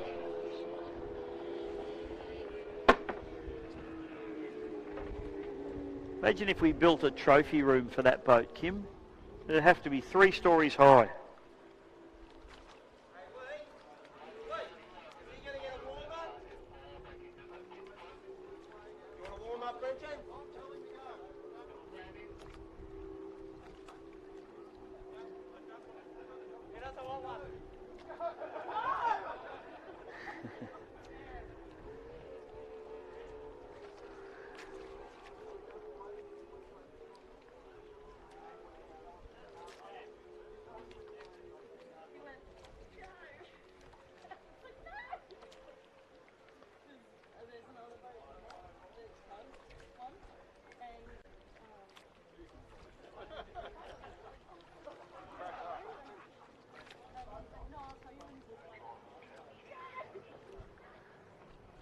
So, big round of applause there for Paul Whitten. Good job to run down Rhett Waterfall with a big 40-second handicap.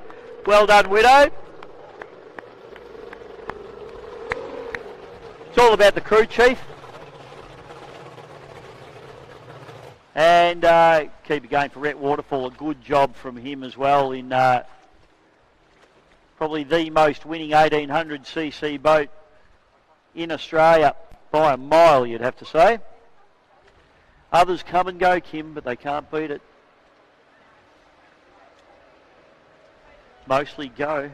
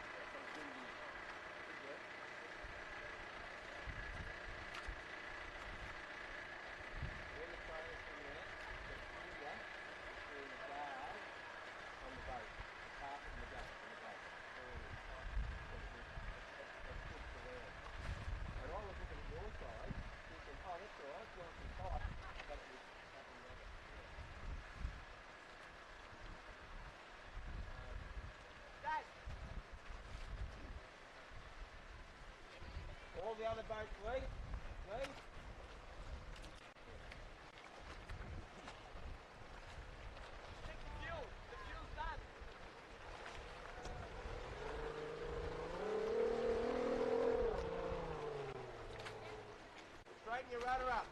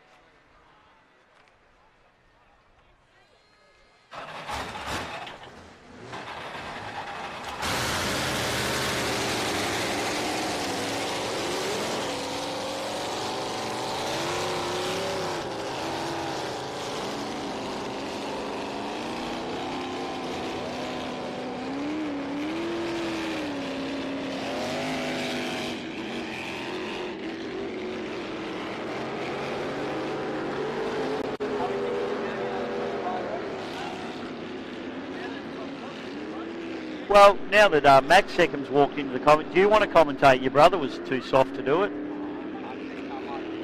You think you'd be all right at it?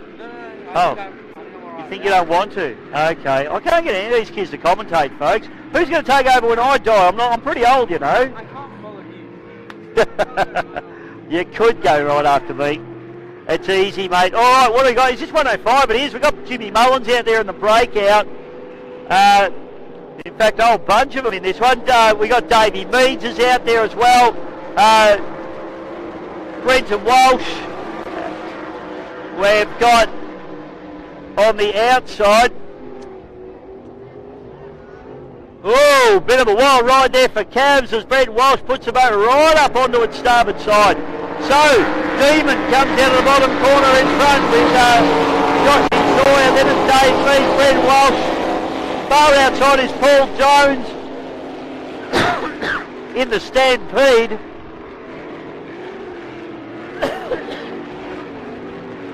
So 105 category racing is getting red hot out here on Lake Glenmaggie as we fire down the back chute for the first time, second time. And it's Josh Sawyer at the moment charging hard, but have a look at this. Davey Meads and Breakout with Jimmy Mullins really having a go here.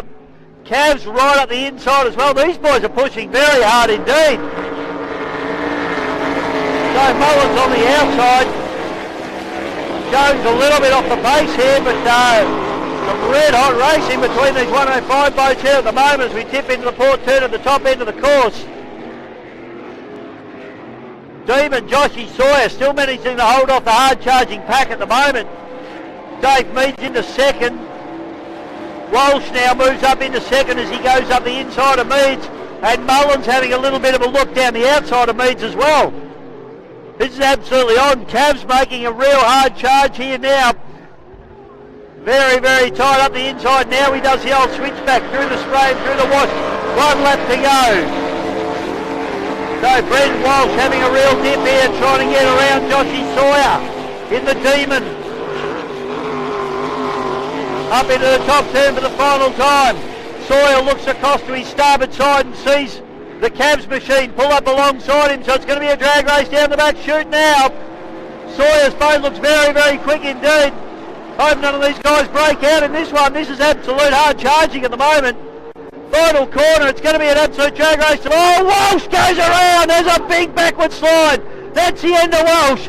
Tried too hard, too much. And it's going to be Josh Sawyer gets the job done. Great effort from him. Jimmy Mullins having a look at the inside, but it's Dave Meads takes second place. Third place will be Jimmy Mullins. Brendan Walsh into fourth place. And rounding out the field is Paul Jonesy Jones in the Stampede. Wow, Walsh. Too much, too hard, too much cav, too much everything, and then too much backwards. Out of control.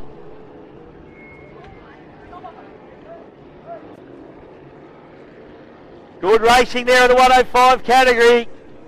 And what a storming drive. Joshy Sawyer, I reckon that's the drive of his career so far. Fantastic effort. Holding off a very hard charging Brenton Walsh and coming away with the win. Please, ladies and gentlemen, put your hands together for Joshy Sawyer and the Demon. What a win. He's happy with that one, and so he should be.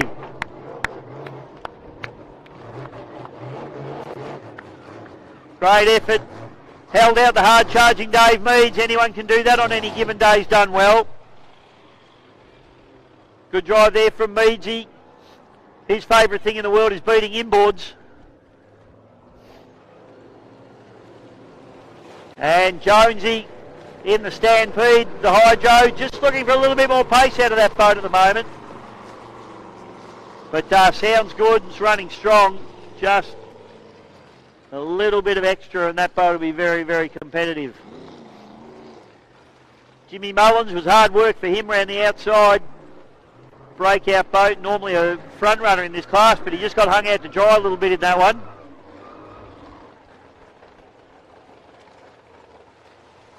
And put your hands together as well, ladies and gentlemen, from Brenton Walsh in Cavs, who gave it his absolute all, as you can see.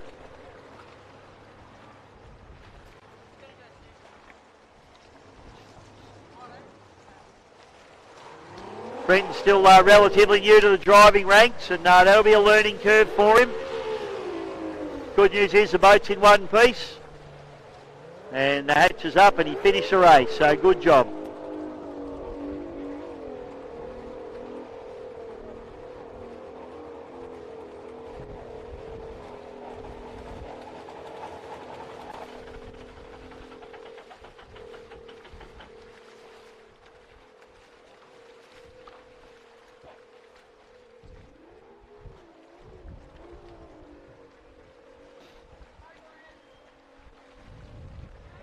Right, so next.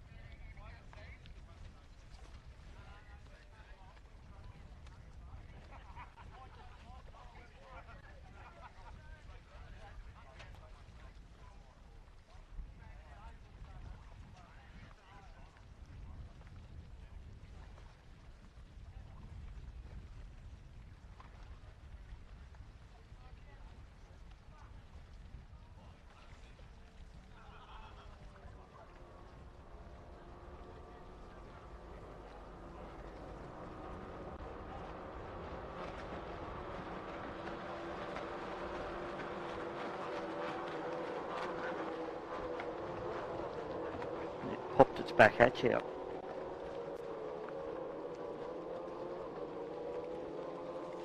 Right, we got juniors on the water, and nice clean start from everybody there. As it starts to blow up a little bit as well, getting a little bit bumpy out there now. So the kids, those little boats don't span the gaps quite as well as the bigger boats do, so they'll be getting beaten up, but they're young. They can take the pounding in the cockpit.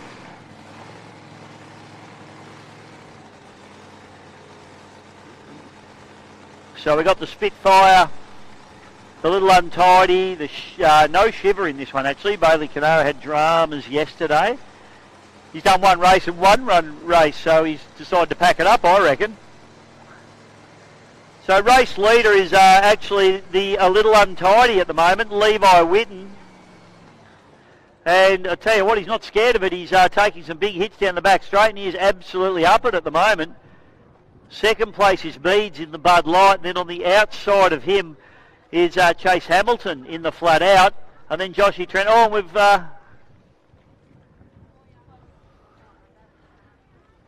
hang on a minute. I'm calling the warm-up lap as a race. No, not a race. The warm-up lap's never been a race, has it? Tell you what, though, I thought I did a beautiful call on that warm-up lap, to be honest. Probably one of the better ones you've heard of a warm-up lap. Trust me, folks, I'm a professional. That's why I'm on the big bucks. That was a warm-up lap. Now we're in the milling area, so we're waiting for the clock to start, aren't we, Simon? Stick with me, folks. You'll know what's going on.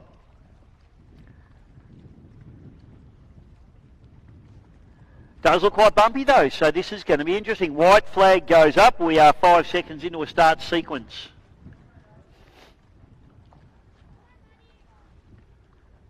That's what happens when the commentator's chatting to all his mates at the bottom of the tower and sees boats going past, Timmy.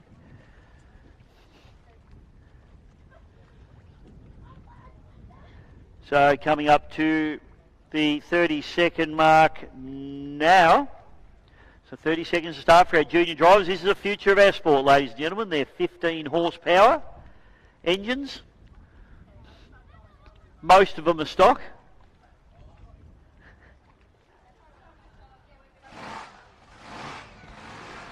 The kids are great. Parents, on the other hand, yeah. I'm not sure of our handicaps or whether we're a scratch race. Okay, so it's a handicap and we've just gone 0 and Levi's meant to be our 0 man and Levi is having a little snooze. So you snooze, you lose, Levi. That's how it works. Flat out's going to be the first boat to greet the starters' orders. It's Chase Hamilton, so good start there from Chase. Then it's back to the Bud Light Junior with Harry Meads. Then it's Andy Cameron on the outside in the Little Nuts. Then the Spitfire, Jack Williamson, he greets the starter. Levi now wakes up out of his slumber, and he was the guy that was meant to go first, so Levi is on the learning curve, one of the younger and newer drivers. And my man, Joshy Taranto in prime, is the last away. He's handicapped. So Joshy taking some big hits out there at the moment too. So better him than me.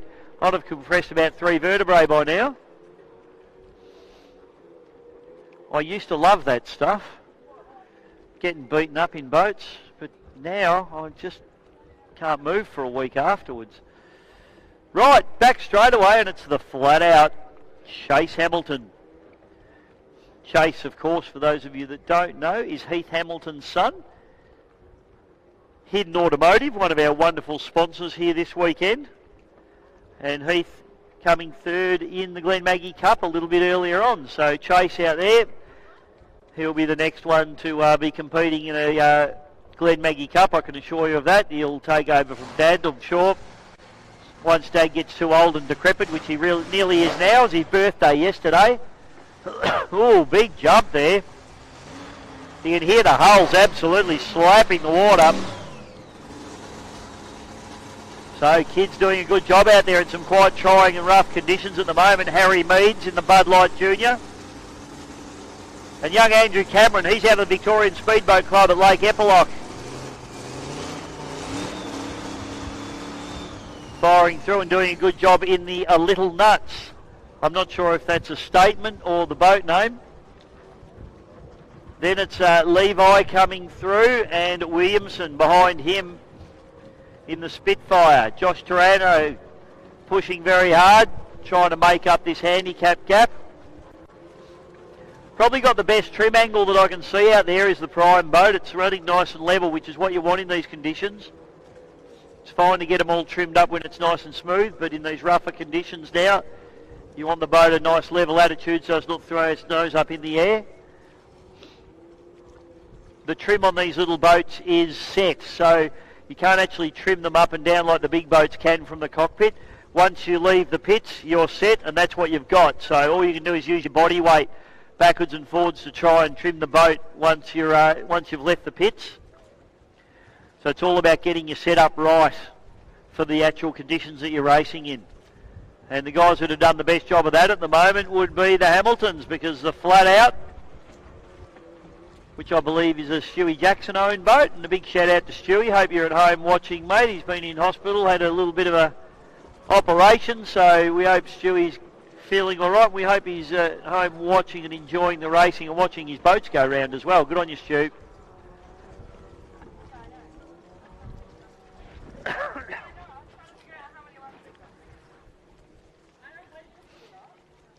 Harry Meads just going through there in the Bud Light, so he's running up into second spot. Third spot, Andy Cameron. A little bit much trim in that boat, I reckon. It's just a bit nosy for these conditions, and Andy battling pretty hard. Levi Witten doing a great job. It's a shame that he missed that start, because he's actually cracking along pretty nicely. And then Joshy Taranto, who's managed to get around the outside of Jack Williamson in the Spitfire, and has now got his sights set on Levi Witten, try and get him, but he'll run out of time, I think, in this one. He's certainly not going to get the flat out boat. He's out in front and doing it in fine style.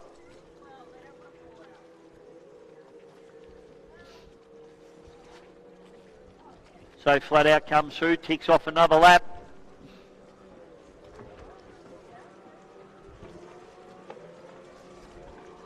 Chase Hamilton doing it very, very nicely.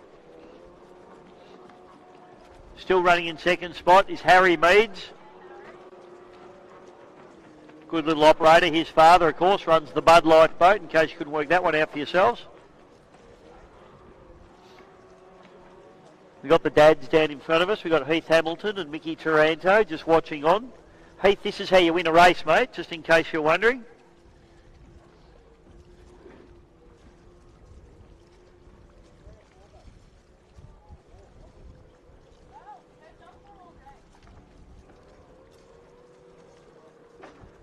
Andy Cameron running in third, but I tell you what, a hard-charging Levi Witten is looking a little bit threatening, and so is this kid. Oh, Joshy Taranto, a big fly for him in the prime. Gathers it back together. We saw gearbox prop the whole lot.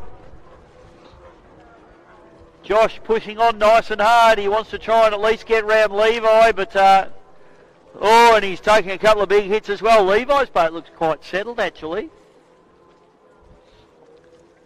Spitfire comes through. That's Jack Williamson. He's rounding out the field at the moment. Yellow flag comes out, so one lap to go now for the flat out. So Chase Hamilton getting it done nicely. This is where the real drivers come out in the rough conditions. Who's the bravest? Who's got the best setup? Harry Meads doing it pretty nicely as well. Still running in a very comfortable second spot for him.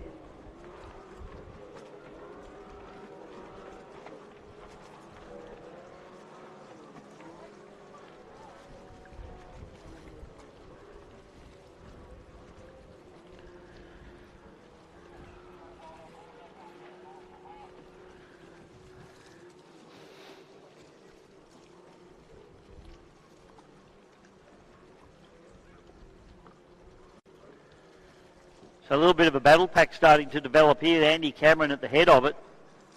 in the little nuts. But have a look at Levi Witten. He is on a hard charge, this young fellow. Oh, he takes some big hits. Oh, and what's happened there? Joshy Taranto's come to a stop. Oh, what's happened? Something's happened. Maybe his father needs to spend another $3 on fuel.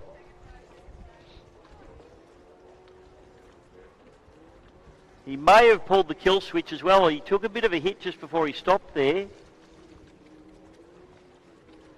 But checkered flag comes out, and race winner and race leader is going to be Chase Hamilton taking the win in the flat out.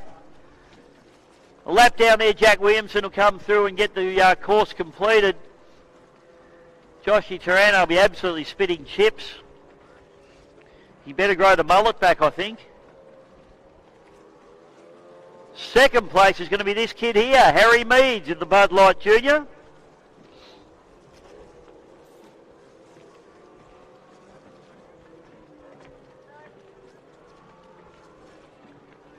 And I tell you what, I reckon for one of the youngest competitors in the field and one of the newbies to the category, this is going to be the drive of the race, I reckon. This is Levi Witten. Although he balls the start up and probably should have won this, he has driven exceptionally since then. Just a little bit of start practice and this kid's going to be nearly unbeatable. Ladies and gentlemen, put your hands together for Levi Witten, third place. Great drive from him, overhauling one of the stalwarts of the category in Andy Cameron out of the VSBC in the Little Nuts.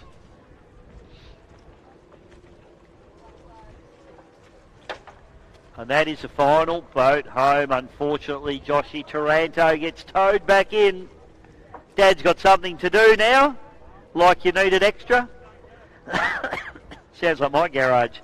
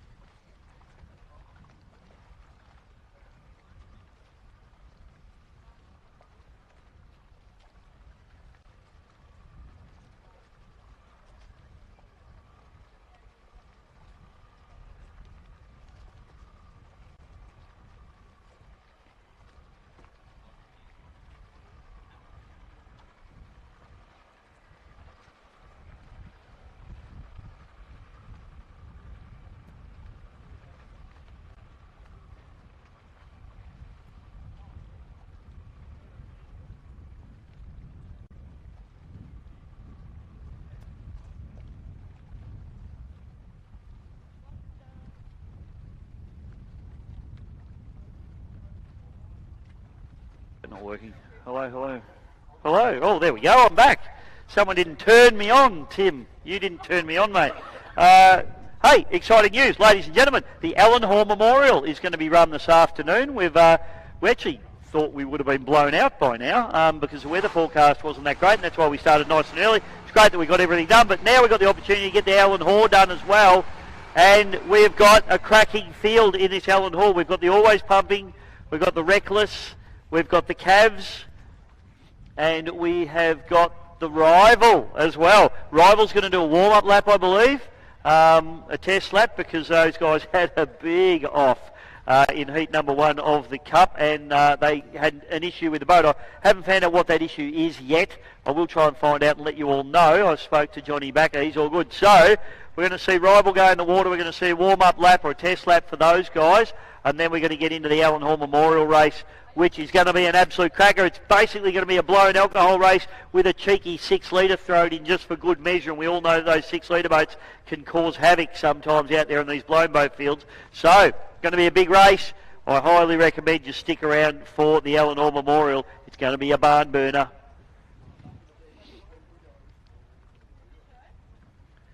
Hey, yeah.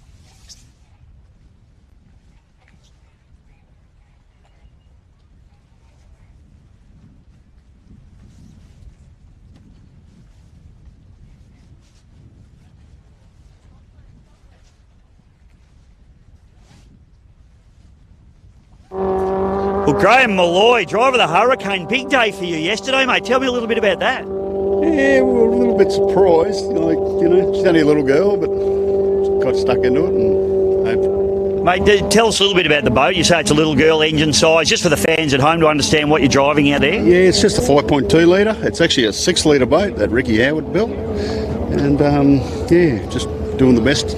Running the Hyper 5 series mainly, but just stepping up to some of the bigger races. Yeah, tell us a bit about the hull. Where was it built? Who built it? Ricky Howard, he's up in Wiseman's Ferry, and I was looking for a boat to buy, and I said, I'll just go and buy a brand new one. So heard Ricky had it, went down and had a look, and yeah, that's history. In 2019 we got it. Mate, it's a fantastic looking bit of kit. Tell us about yesterday. I mean, obviously you were second quickest qualifier, equal second quickest. It's pretty big in this sort of company. Yeah, well, I didn't even expect it, to be honest with you. I just gave it a shot and come up. A lot of the big runners didn't get out, so we'll give it a go. What sort of top end are you getting out of this boat on a track like? It's quite a big track. Did 132 here yesterday, but I've had it up to 138. But we're still working on it, getting it going faster. So engine combination, it's a 6 litre Chevy, Ford. No, it's a 5.2 litre. Yeah, Chev runs on methanol. All the goods in it. Yeah. And what's your background in boat racing, mate?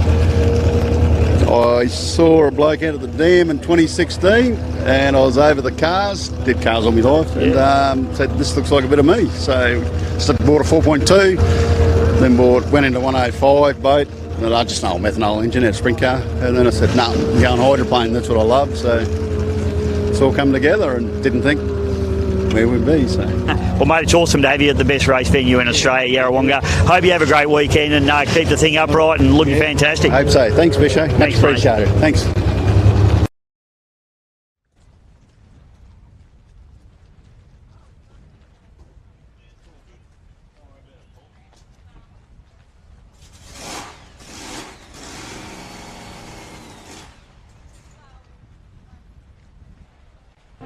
Welcome back, everybody. We just had a scratch race in the unlimited displacements, and we had Tate and Blake Ramsey go head to head there at the front. What a great race that was! It was fairly exciting. Obviously not racing for much in terms of the day, but it was big time bragging rights up for grabs there. So we gave it everything we had. I sort of wasn't watching down the track too much. I was sort of more looking out the left-hand side to see where he was. But it was good fun, a lot of fun. I saw you in that last corner out there, launch on the side there into the corner, coming out of the corner out there. Yeah. Blake left a shit wake from the corner before, and I copped it. So but anyway, we rode it out and we got going again, so it was all right. No worries, and Blake? Yeah, look, it was a good head out for us. Bit of a practice and tune. Get used to the water conditions, the bit of a chop in the corners, try a couple of different lines, and we'll probably set ourselves up for later on, and then for the Griffith Cup, and then tomorrow morning I think we'll have a crack at the Les Spears. I think that's one that Tate and I are really after. Go back to back in that one, hopefully. Well, hopefully, but as we saw out there, then it's got some fairly stiff competition, and look, to be honest, being in the driver's seat, there was actually nothing more exciting and thrilling to even take blasts past me on the right there. It was just really cool to be part of. And talking about the heats later on for the Griffith Cup, you've got pole position for the second heat. Or third heat. I've got it actually. Yeah. Can I have that one, Rolf? So we did hot laps yesterday. As the times turned out, there was again nothing between Tate and I was third, Tate was fourth. I'm lucky enough to have the inside on heat 3, and Tate's pole 2 on heat 1. Whoever's got the Wasp in their heat that's out for the rest of the weekend. Apparently they've done the gearbox, so that's going to be a three horse race, that one. Anyway, heading towards in about 4 weeks' time, Adelaide has got the big spectacular on. Now, you guys hopefully will be there? Without a doubt, we'll definitely be there. And a lot of our R&D from this weekend is we're taking to Adelaide with us. So, this is what we're priming for, Adelaide. Very exciting. Yeah. Well, we'll be all waiting for that one. And, guys, have a great weekend. Good luck, and we'll see you out there later on. Thanks, Ron. Thanks a lot. Thanks for your support. Thank you.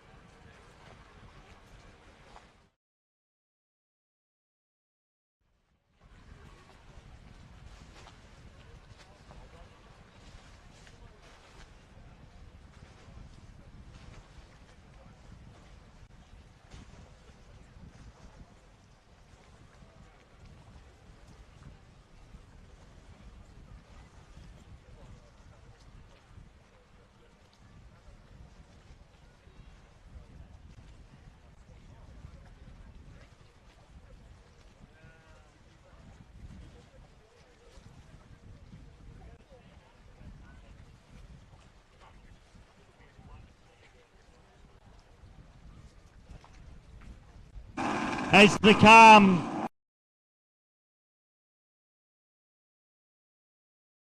comes across the Adelaide Speedboat Club 2023.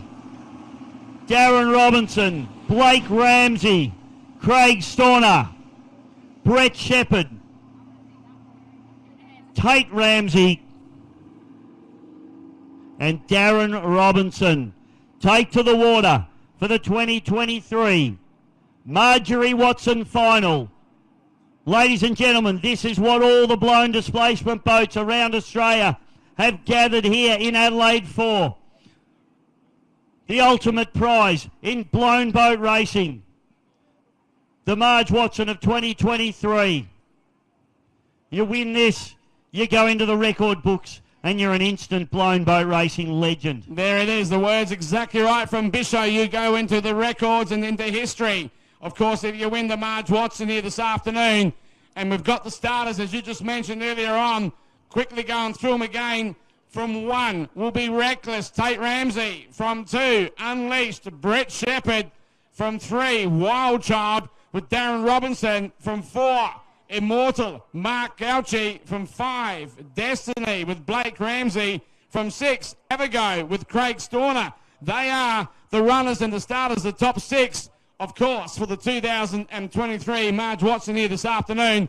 Last race of the afternoon also out here, Bisho. What a day it's been, and what a great event is coming up right now. And then now, starting to come our way. Take it away, Bish. Quick correction, Michael. 3 laps, this one. 3 laps. Take that back. Not 4, but 3 laps. The final was 4, but it's 3. So here we go. You haven't got much time to get it wrong or get it right in this one, folks. You're not wrong about that, but let's have a look. Rightio.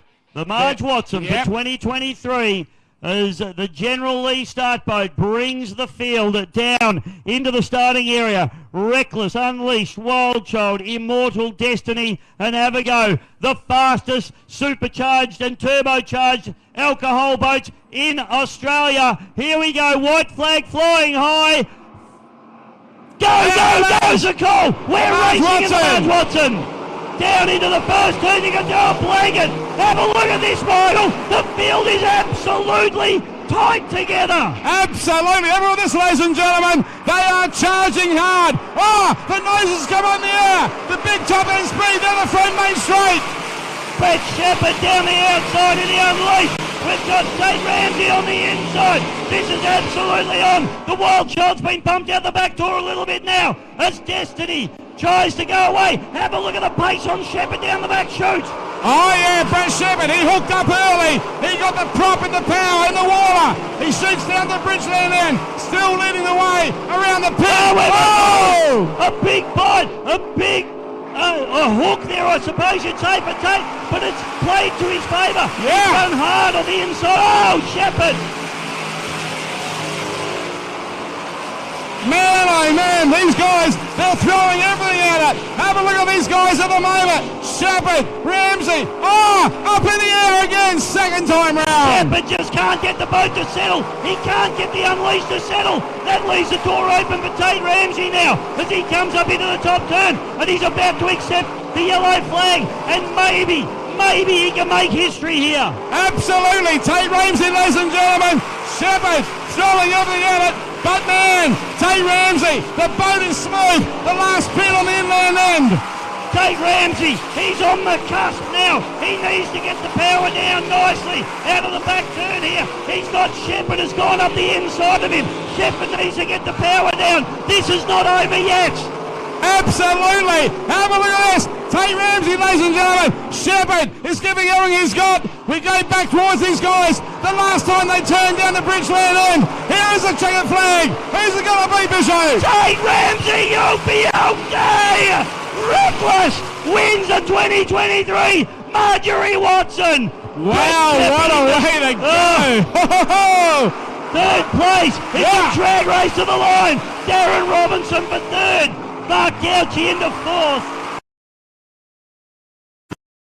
Get up, get moving, and gradually reduce greys the easiest way. Just step into the shower with new Just for Men Control GX shampoo, a breakthrough shampoo that reduces a little grey every time you wash for a subtle, natural look. New Control GX from Just for Men.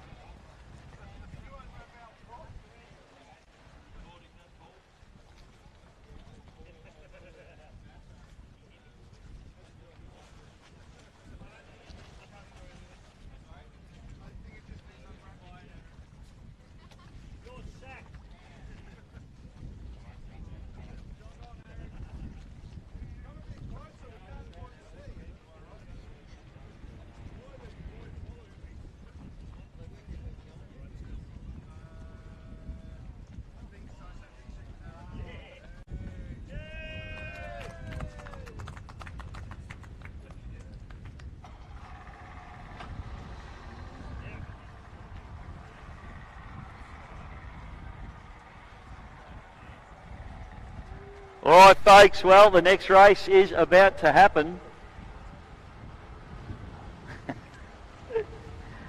And for those of you that know Aaron Hill will know that he's a boatie of the highest order. He actually sailed in the World Championships.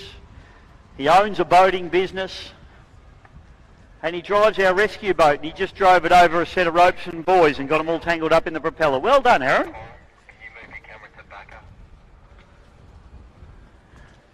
We won't let him forget that one in a hurry. But our jet ski man kindly untangled him, so well done. Here we go, Johnny Backer on the water. Rival Racing out of Traralgon in Gippsland. Sponsored by Victorian American Imports. And the last time we saw Johnny, he was flying through the air backwards at about 112 miles an hour. So, hopefully the boat is all sorted. Johnny back in the cockpit. And we're going to see some great blown boat racing. 3 displacements in this one.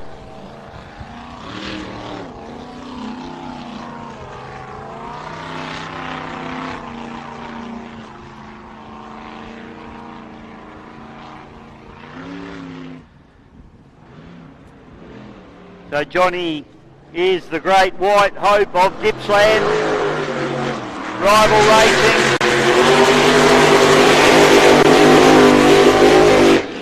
Been playing this game a very, very long time. Very experienced and talented driver.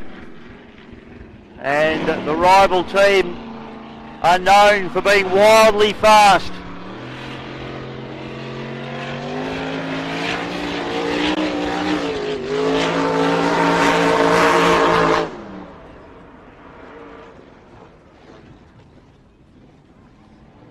So Johnny runs a little wide on the bottom turn.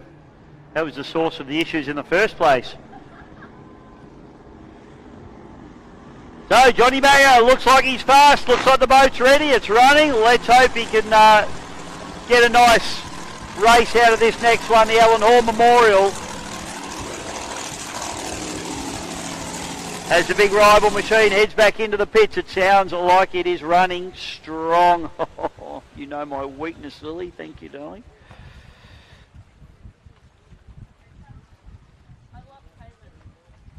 We're eating chocolate up here in the commentary tower with all the kids. Except Gail, she doesn't eat chocolate. It's how she maintains her beautiful complexion.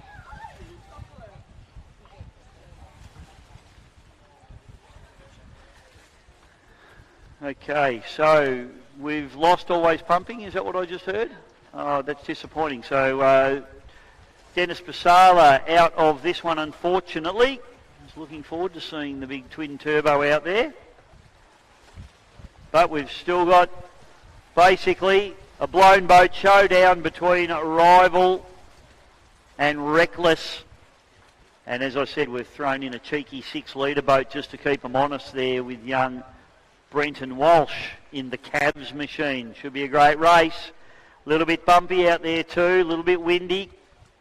I'd stick around, folks. We've got this race and 2 more races to come. Been a ripping day. Started nice and early, fantastic. Felt like a ski racer, I did.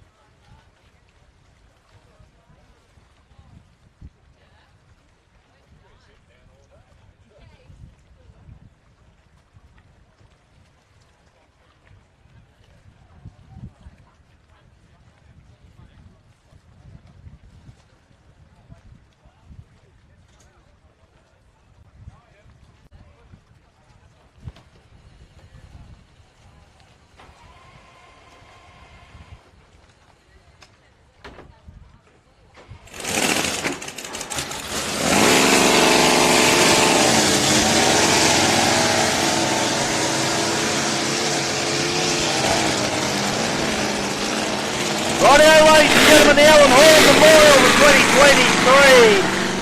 Rival Johnny Backer. Reckless with Tate Ramsey and Brenton Walsh in the cabs. This is going to be an absolute smackdown, the two blown boats. Both of them super quick. Both of these guys compete in the Blown Boat Championship and are both front runners. Brent Walsh, the least experienced of the three with the least horsepower. He'll probably just try and keep his nose clean in this one, I'd suggest. White flags up, keep an eye on this one, folks. This is going to go off. Backer and Ramsey. Brad Johnson racing. Both the boats get on it and blast away down the front straight away. Ramsey gets a little bit loose now as he has to come out of it. Backer turns him in hard. He'll try and hold him tight here if he can.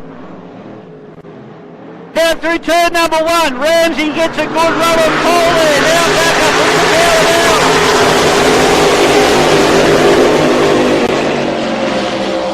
Gunnel to gunnel, side by side, neck to neck up into turn number two at the moment.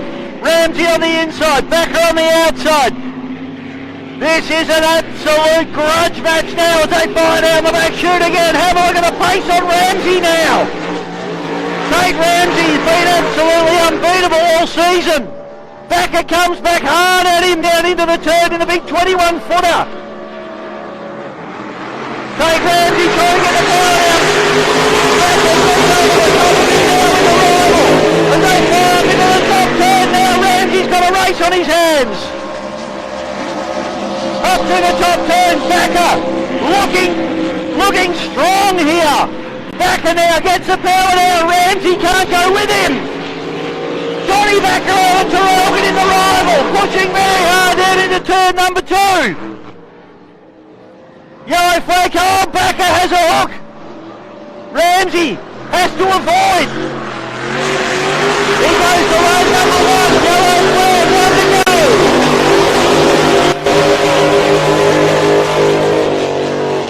Backer now up into the top turn for the final time. He has another little bit of a hook there now as Ramsey trying to make up ground here. Backer trying to get the power down. Boat leaps out of the water. Johnny Backer is charging hard down the back chute now. Rival Marine. Ramsey coming hard at him. Backer tries to get it turned in. He throws it back up on its side again. It's going to be a drag to the line. Ramsey can see it opening, but Johnny Backer takes the win. Rival Marine, the local boy. Oh! Tate Ramsey, a big flight across the line. And that is as good as you'll see. Sorry, Brenton, but we were watching the blown boats, but a good third place for Brenton Walsh there in Lee Kavanagh's cabs.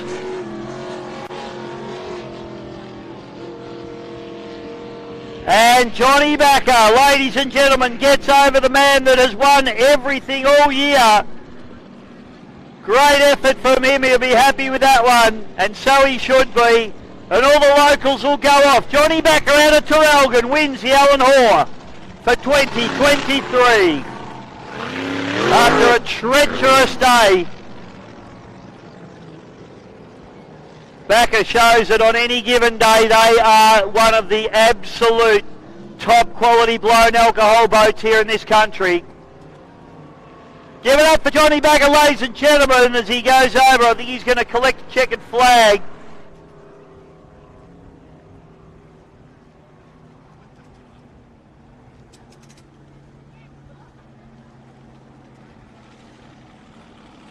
Please put your hands together for Tate Ramsey. What a fight, ladies and gentlemen. The Reckless.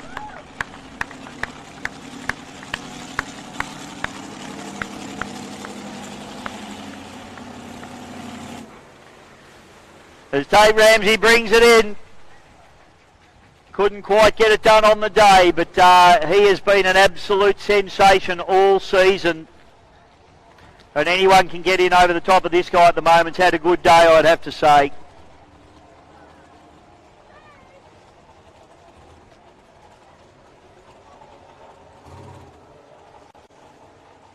Put your hands together to young Brenton Walsh. He's been a sensation today as well. He's absolutely had a red-hot go in this Cavs boat. 6-litre machine, still learning the boat, still developing the boat, and still learning his driving style as well. A great effort there from Brenton Walsh. He is a name to watch in the future, ladies and gentlemen. I can assure you of that one.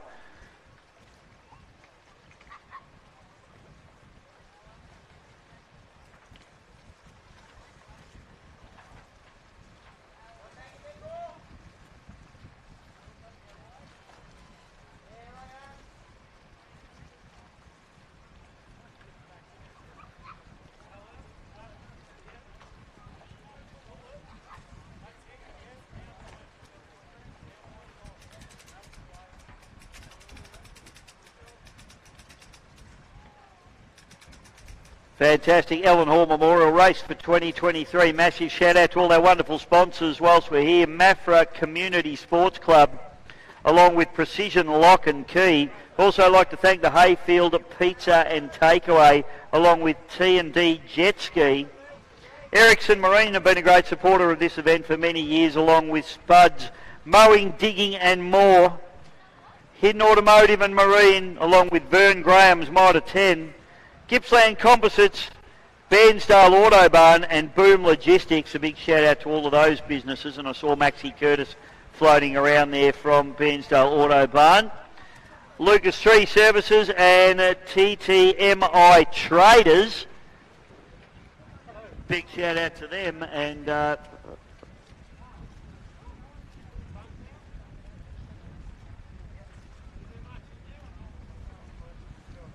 going to grab Paul Cunningham. Don't think you can just come in the commentary box and nick off on me, son. Paul Cunningham not only drives the 86 Melton Toyota very, very well, and is also a EC Griffith Cup winner, but he's also my co-commentator sometimes. Hello, PC. G'day, Bisho, mate. How are you? I'm perfect, mate. I've been watching you go around today. You had a bit of a wild ride out there, son. Yeah, well, a bit wild. Unfortunately, put the flame out and knocked the Welsh plug out at the same time. Did a bit of damage to the cow, so it was a fairly good, fairly big hole I hit, and I think poor Rod Oscar hit the same hole, and he's got a massive hole in his sponsor, but he could actually keep going for the 4 laps next to Grant with a fairly big hole in it. So yeah, he's done well, but we'll just go back and have a quick look over it and see what's ready for another 4 weeks' time. I think we're back. Well, mate, yeah, absolutely. We are here on the 2nd and 3rd, I think, of December. So everybody get back. But, mate, to be fair, mate, you run those boats around a lot and you rarely have a problem. So I guess today was a bit of a shock when it threw its port sponson right up in the air like that. Yeah, it's pretty rough. Like, I don't know if it's the worst conditions of the day for us, but yeah, it looked all right. But going down the first corner, didn't really back off because Grant was on the outside. I wanted to beat him as you do on the inside. So going a red hot go, and unfortunately, yeah, just it's had a massive almost barrel roll, and lucky it didn't go all the way over. But happy days, we're good and we're dry, and we're going to have a beer tonight. Well, mate, young Oscar was having a dip as well, buddy, and I actually thought that he was avoiding you when he come to a stop, but he obviously hit a big hole as well. You're saying he's got damage too. Yeah, he did. He's in the same corner as I did, so yeah, I think it's just a bit rogue at that moment in time, but we're all having a go. Oscar's coming on real fast. You know, from the first heat this morning, he was nipping at our heels all morning, and in between the two of us having a good old run with us. So, you know, he's done a fair bit of work to his boat, and yeah, congratulations, Johnny Backer and Ryle. That was a good run, wasn't it? Thanks, mate. I can tell you're a commentator. Ladies and gentlemen, put your hands together. Johnny Backer out of Traralgon, and Rival Marine wins the Alan Hoare for 2023. Well done, mate. That's a bit of a treacherous day for him today, PC. Mate, what a first corner. I thought I was a bit loose. He was much looser than we were. But no, good to see. Nothing wrong with it. Good for the boat to be back. And that was a great run against Tate and Reckless because yeah, he's awesome and he's had a great year. Yeah, he has had a great year, mate. It was really exciting to see those guys go. And I think Johnny proving that, you know, on any given day, he's one of the fastest blown boats in the country. Yeah, he sure is, mate. And, you know, locals putting their time into everything down here and putting on a good show, so it's been good. And unfortunately, weather's been a bit off this weekend, but still, the club's done a great job to get as many races in as they have. Absolutely, mate. I'll let you go, PC. You're probably headed home now, mate, but always good to see you, my friend. I'll see you in a couple of weeks' time. A couple of weeks, Bisho. Thanks, mate, and keep commentating, doing a great job. Thanks, PC. Paul Cunningham, ladies and gentlemen, driver of the Melton Motor Group 86 hydroplane. And as I said, my co-commentator on many occasions.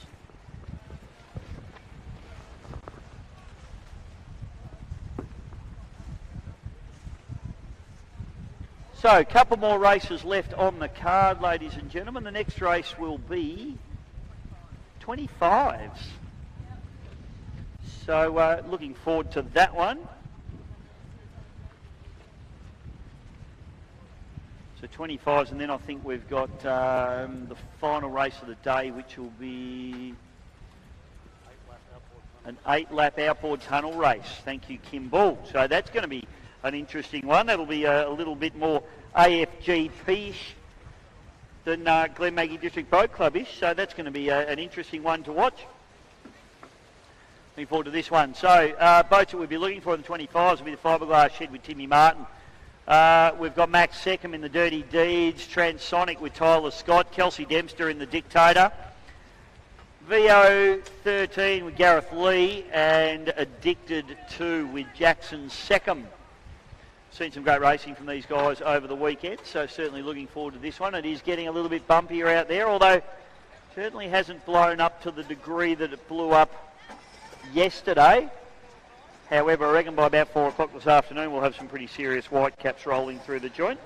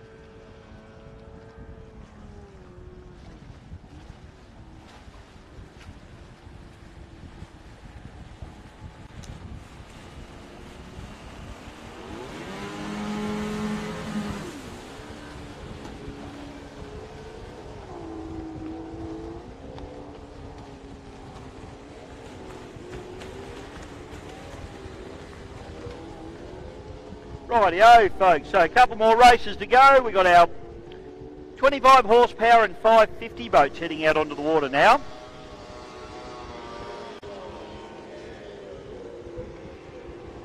So, for those of you maybe watching boat racing for the first time, as the name would suggest, these boats are restricted to an allegedly stock 25 horsepower engine. I'm sure none of them are cheating. You run basically any boat you like. You run a tunnel, a mono. Monos are sort of at the moment the hull of choice. We've actually got two brand new hulls being tested out there here this weekend, which is great. Great news. Timmy Martin from the Fiberglass Shed in his Fiberglass Shed boat. That's a brand new boat built by himself and the team at the Fiberglass Shed. And the other one is Tyler Scott in the Aquasonic hull, and that's a boat built by his father, Steve Scott. And that boat's got another innovation in it. It's got basically like a deflector hoop above the driver's head, just to try and keep the driver a little bit safer in the incident where two boats come together. It actually, excuse me, I just swallowed a chip the wrong way. It's got the deflector bar there, so you can actually see Tyler sitting down very low in that boat, and you can see that sort of hoop going up over the top of his head, and that's just in there for driver protection. Timmy Martin stopping a little early down there. Hopefully he's just playing tactics and not having an issue with the boat. Okay, so clock start for these guys.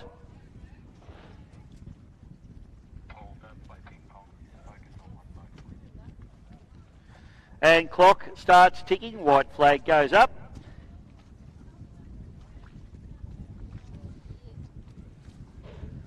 I can do that for you, Geordie, if you want.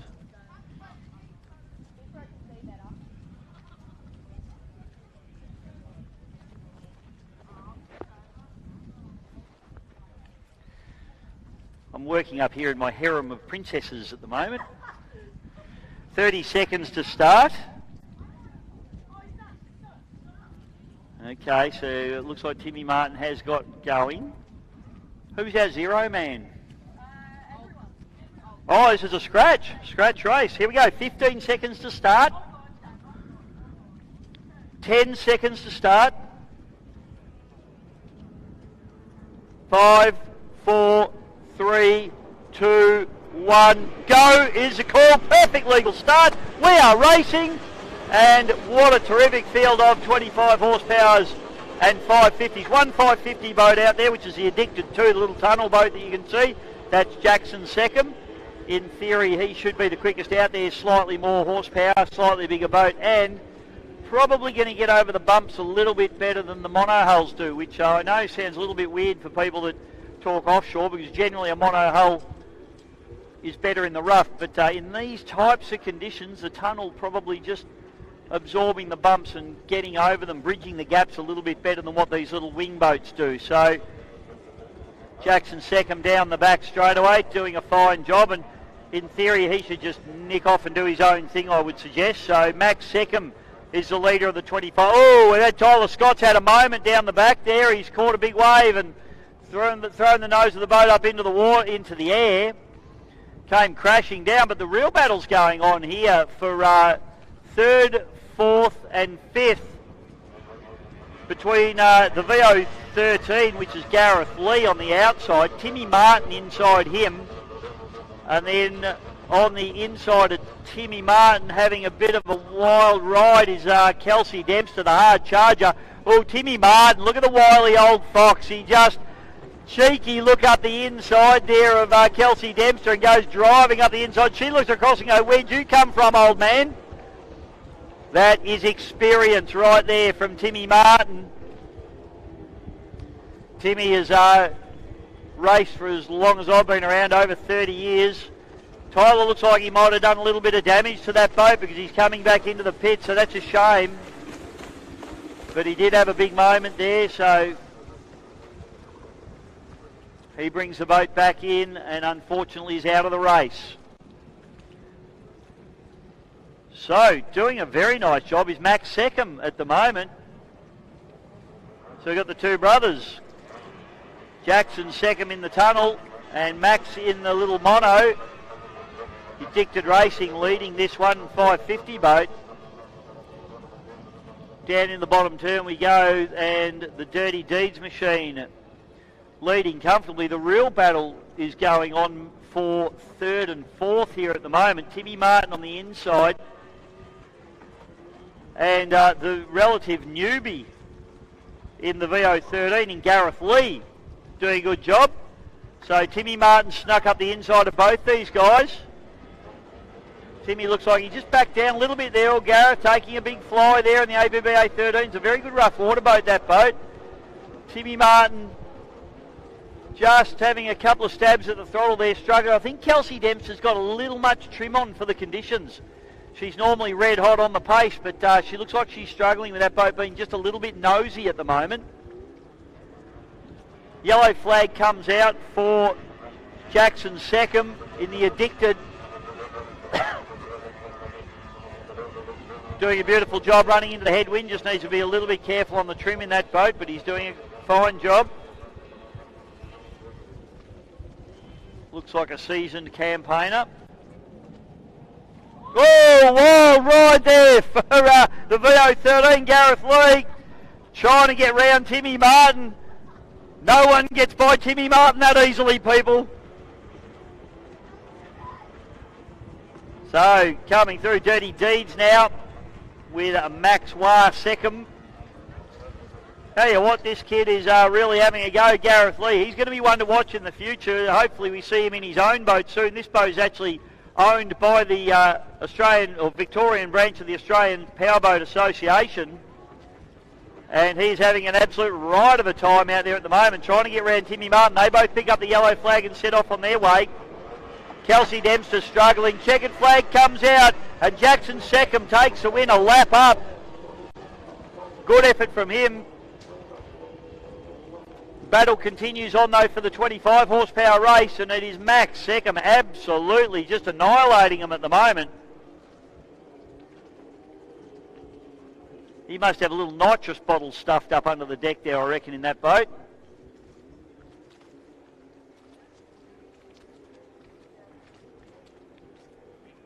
So this will be second place. A bit of a lonely race for him in the end was Maxie.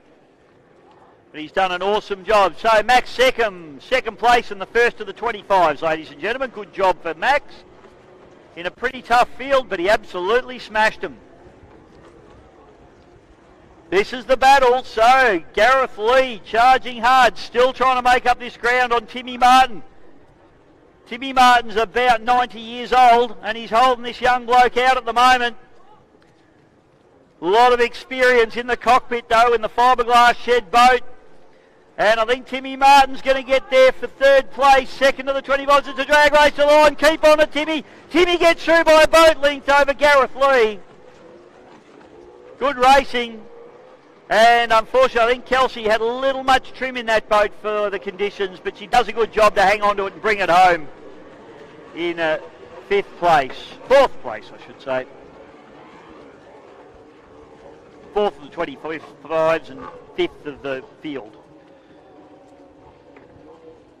So that's 25s done and dusted. Always supply fantastic, enthralling racing. One race to go. And it's going to be 8-lap tunnels.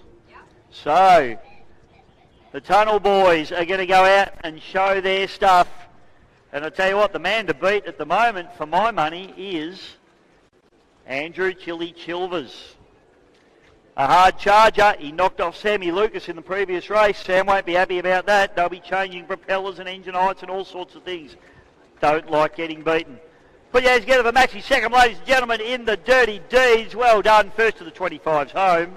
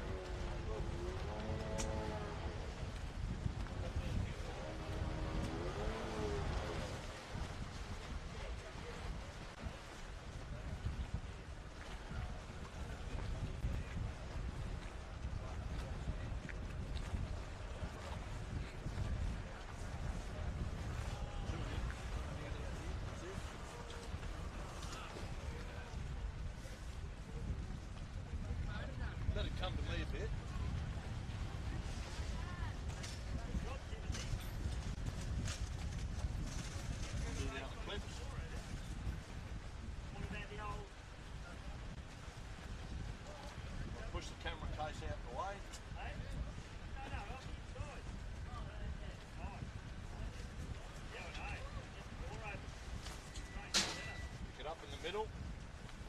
In the middle where the glass is, where I am. Look, in the middle. Half. Yes, right. Pull it back in.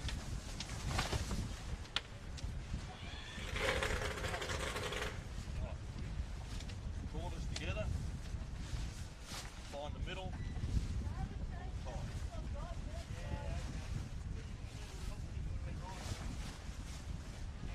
Well, look what you're doing.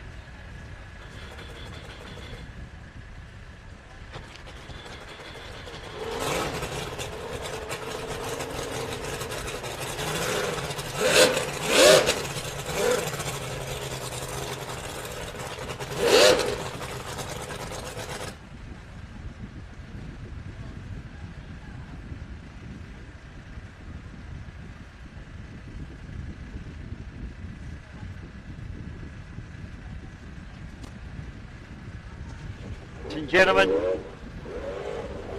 All right, ladies and gentlemen, we have a little bit of a treat for you here this afternoon. We're going to run Australian Formula Grand Prix style. How many laps are we doing, Kim?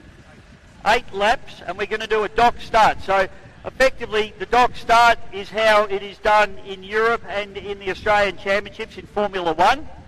The boats will get held in a line on the dock. All these poor buggers are going to get wet. And I would suggest that if you're standing around where Mark Schultz is at the moment, you will get wet when these boats start. So if you're standing behind the boats or sitting behind the boats, be aware there's going to be spray. When these things start, you'll get wet if you're behind them.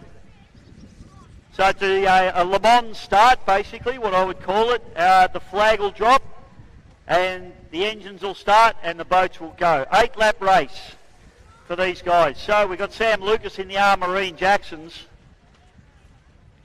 We have got David Meads in the Bud Light Racing. We've got Andrew Chilber in Middies.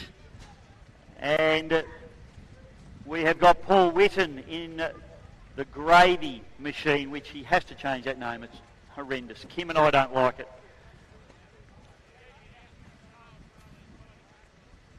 All right, so as I said, I see a few people standing there with your phones. You're probably going to get wet sitting where you are. It's your choice. Don't complain to me if you get soggy, though. It's pretty cold.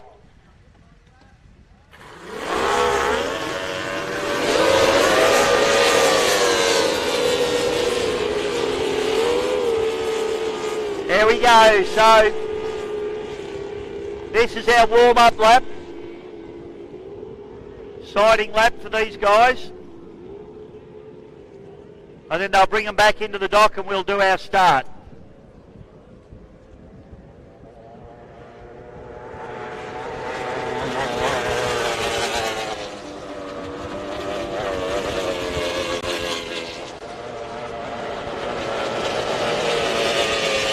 I believe we may even have a right-hand, well, there is a bit of a right-hand dog leg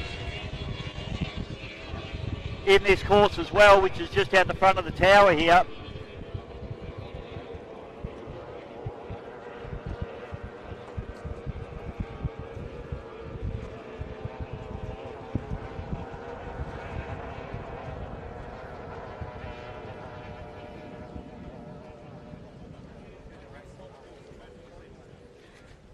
Okay, so I'll bring them back into the dock now.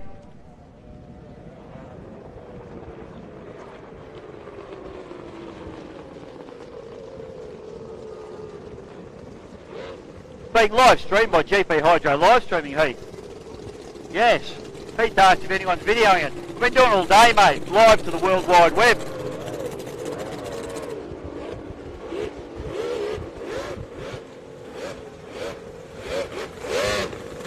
So, Andrew Chili Chilvers in the Middies Electrical. Paul Witten in the Gravy. Sam Lucas in the R Marine Jacksons. And David Meads in the Bud Light. And this is a little bit of a taste of what gets done in the Australian Formula Grand Prix Championship. They normally have around about 20 boats in the field.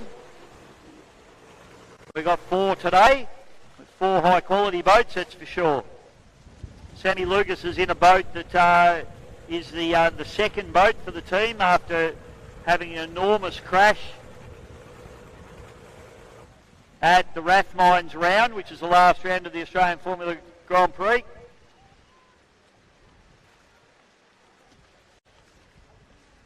And all these boys do compete in the Australian Championship.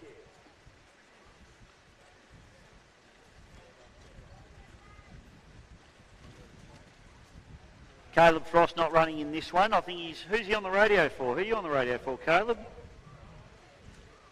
Not sure. Might be for Davey Meads, I think.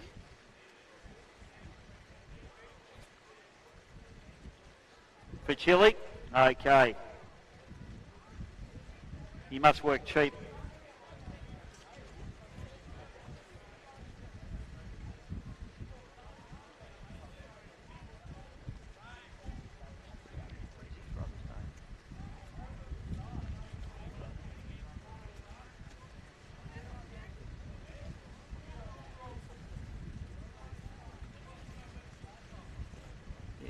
know who he is, I just don't know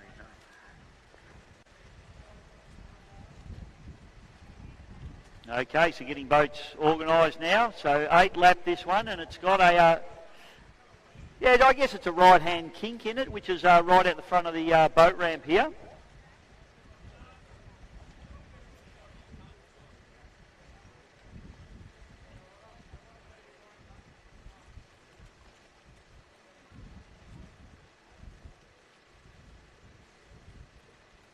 Okay, just getting everybody in position now.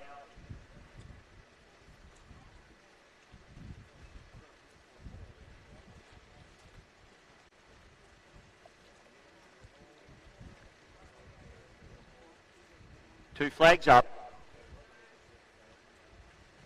Yellow flag, Paul.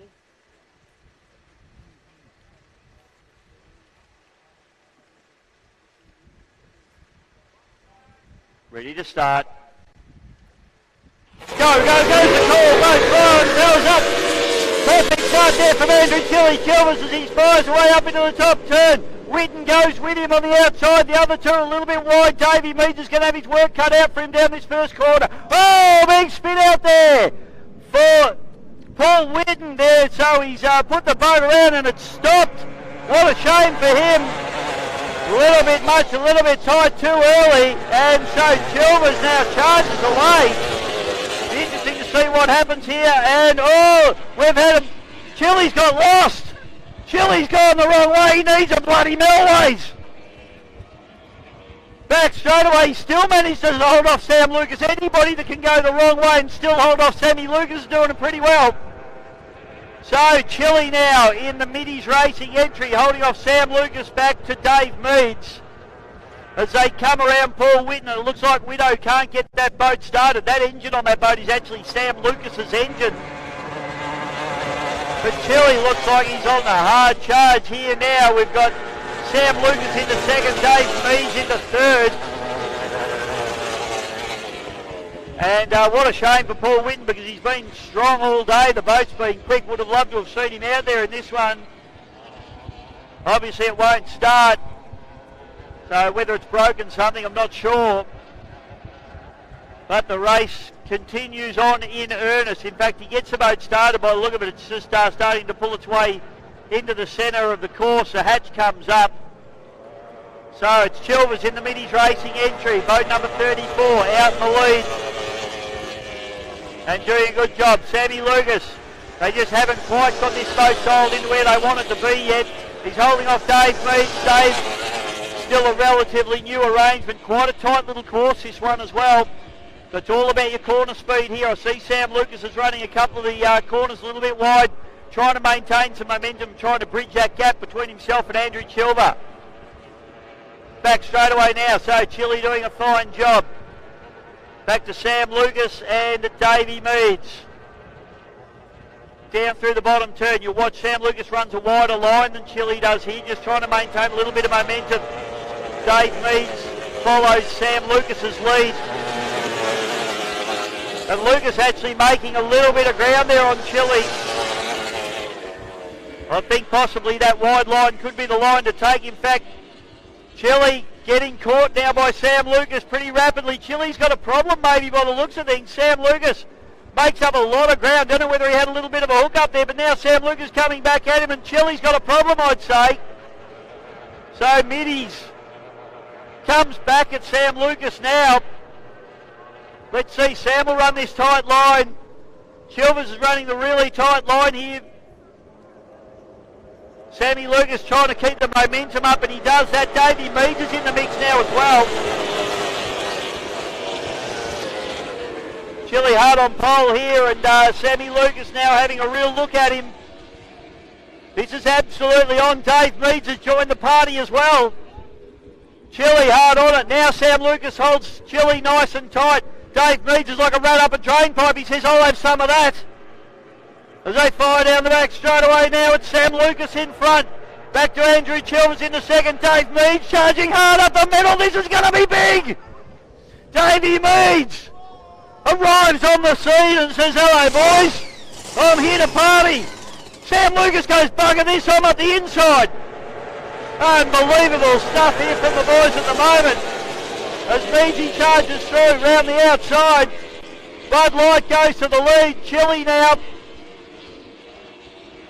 coming off the pace just a little bit. He looks like he might have a little bit of a problem not showing the pace that he showed early in the race. Now Measy firing away. He's the man of the moment. He was just lurking back there in third place, and now he's absolutely blown their doors off. Davey Meads in the Bud Light Racing GTR. Down the bottom turn now.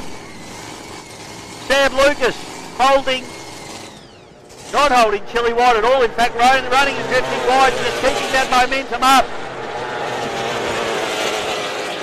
Silvers now has gone from the lead boat and now back into third place. Still nothing between these guys now at the moment. Sammy Lucas throws that boat up on its side, gets one sponson completely up in the air and now pushes hard. He won't want Dave Meads to knock him off. They charge down the back straight away now.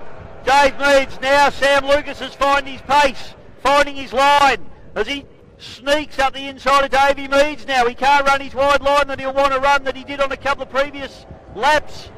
Now Sam Lucas goes to the lead. Yellow flag's out. 1 lap to go.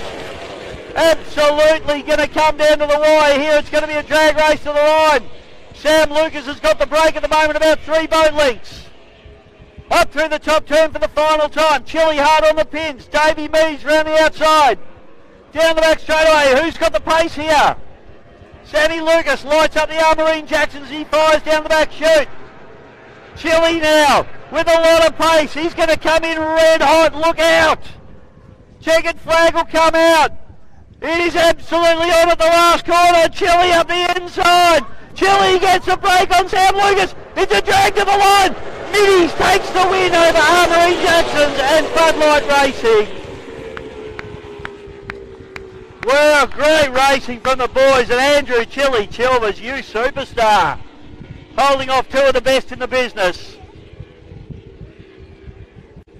That wraps up the racing here today, ladies and gentlemen. We certainly hope you've enjoyed the Glenmaggie Cup for 2023. We've got a couple of little jobs to do. I've got my old mate Heath Hamilton up here in the commentary box with me. Heath, you're doing the raffle draw. Come here straight away. Don't go away if you've got a ticket in a raffle for the wheelbarrow full of P155, and you don't get the wheelbarrow. Grab your tickets out. All right, Heathy.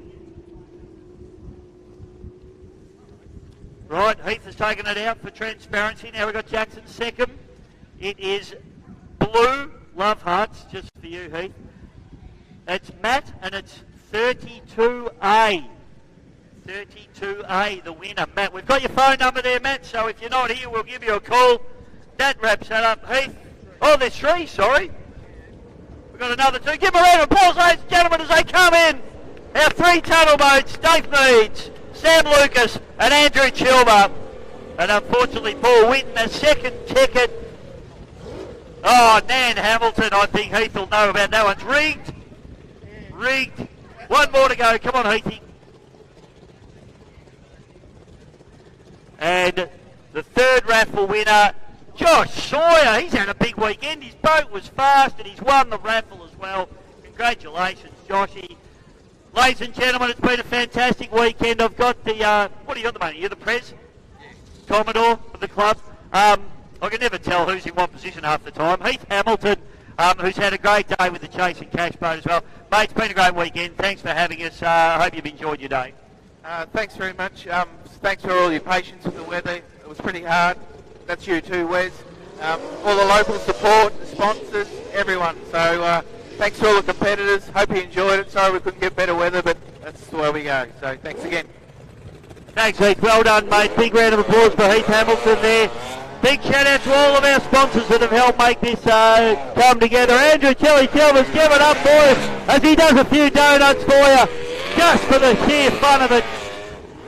Chili Chilvers in the Middies Racing entry. Well done, mate. Good drive, great drive. Big thank you to the Maffra Community Sports Club along with Precision Lock and Key, Hayfield Pizza and Takeaway, TD Jet Ski, Ericsson Marine, Spuds Mowing, Digging and more, Hidden Automotive and Marine, Vern Graham Motor 10, Gippsland Composites, Bairnsdale Autobarn, Boom Logistics, Lucas Tree Services and TTMI Tractors. Ladies and gentlemen, we certainly hope you've enjoyed the racing over the last 2 days as much as we've enjoyed bringing it to you.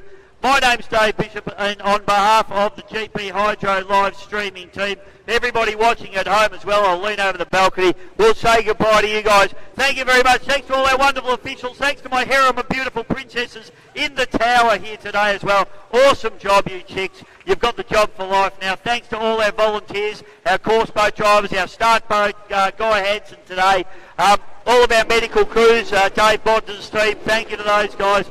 And thanks to all of our helpers, so many people going to making these races happen. It's been a great weekend. We're going to be back here in about 3 weeks' time. But until then, it's bye for now. Oh! And Bailey Canoa gets a drink for his first ever win. Is that cold, mate? Boat racing tradition there, folks.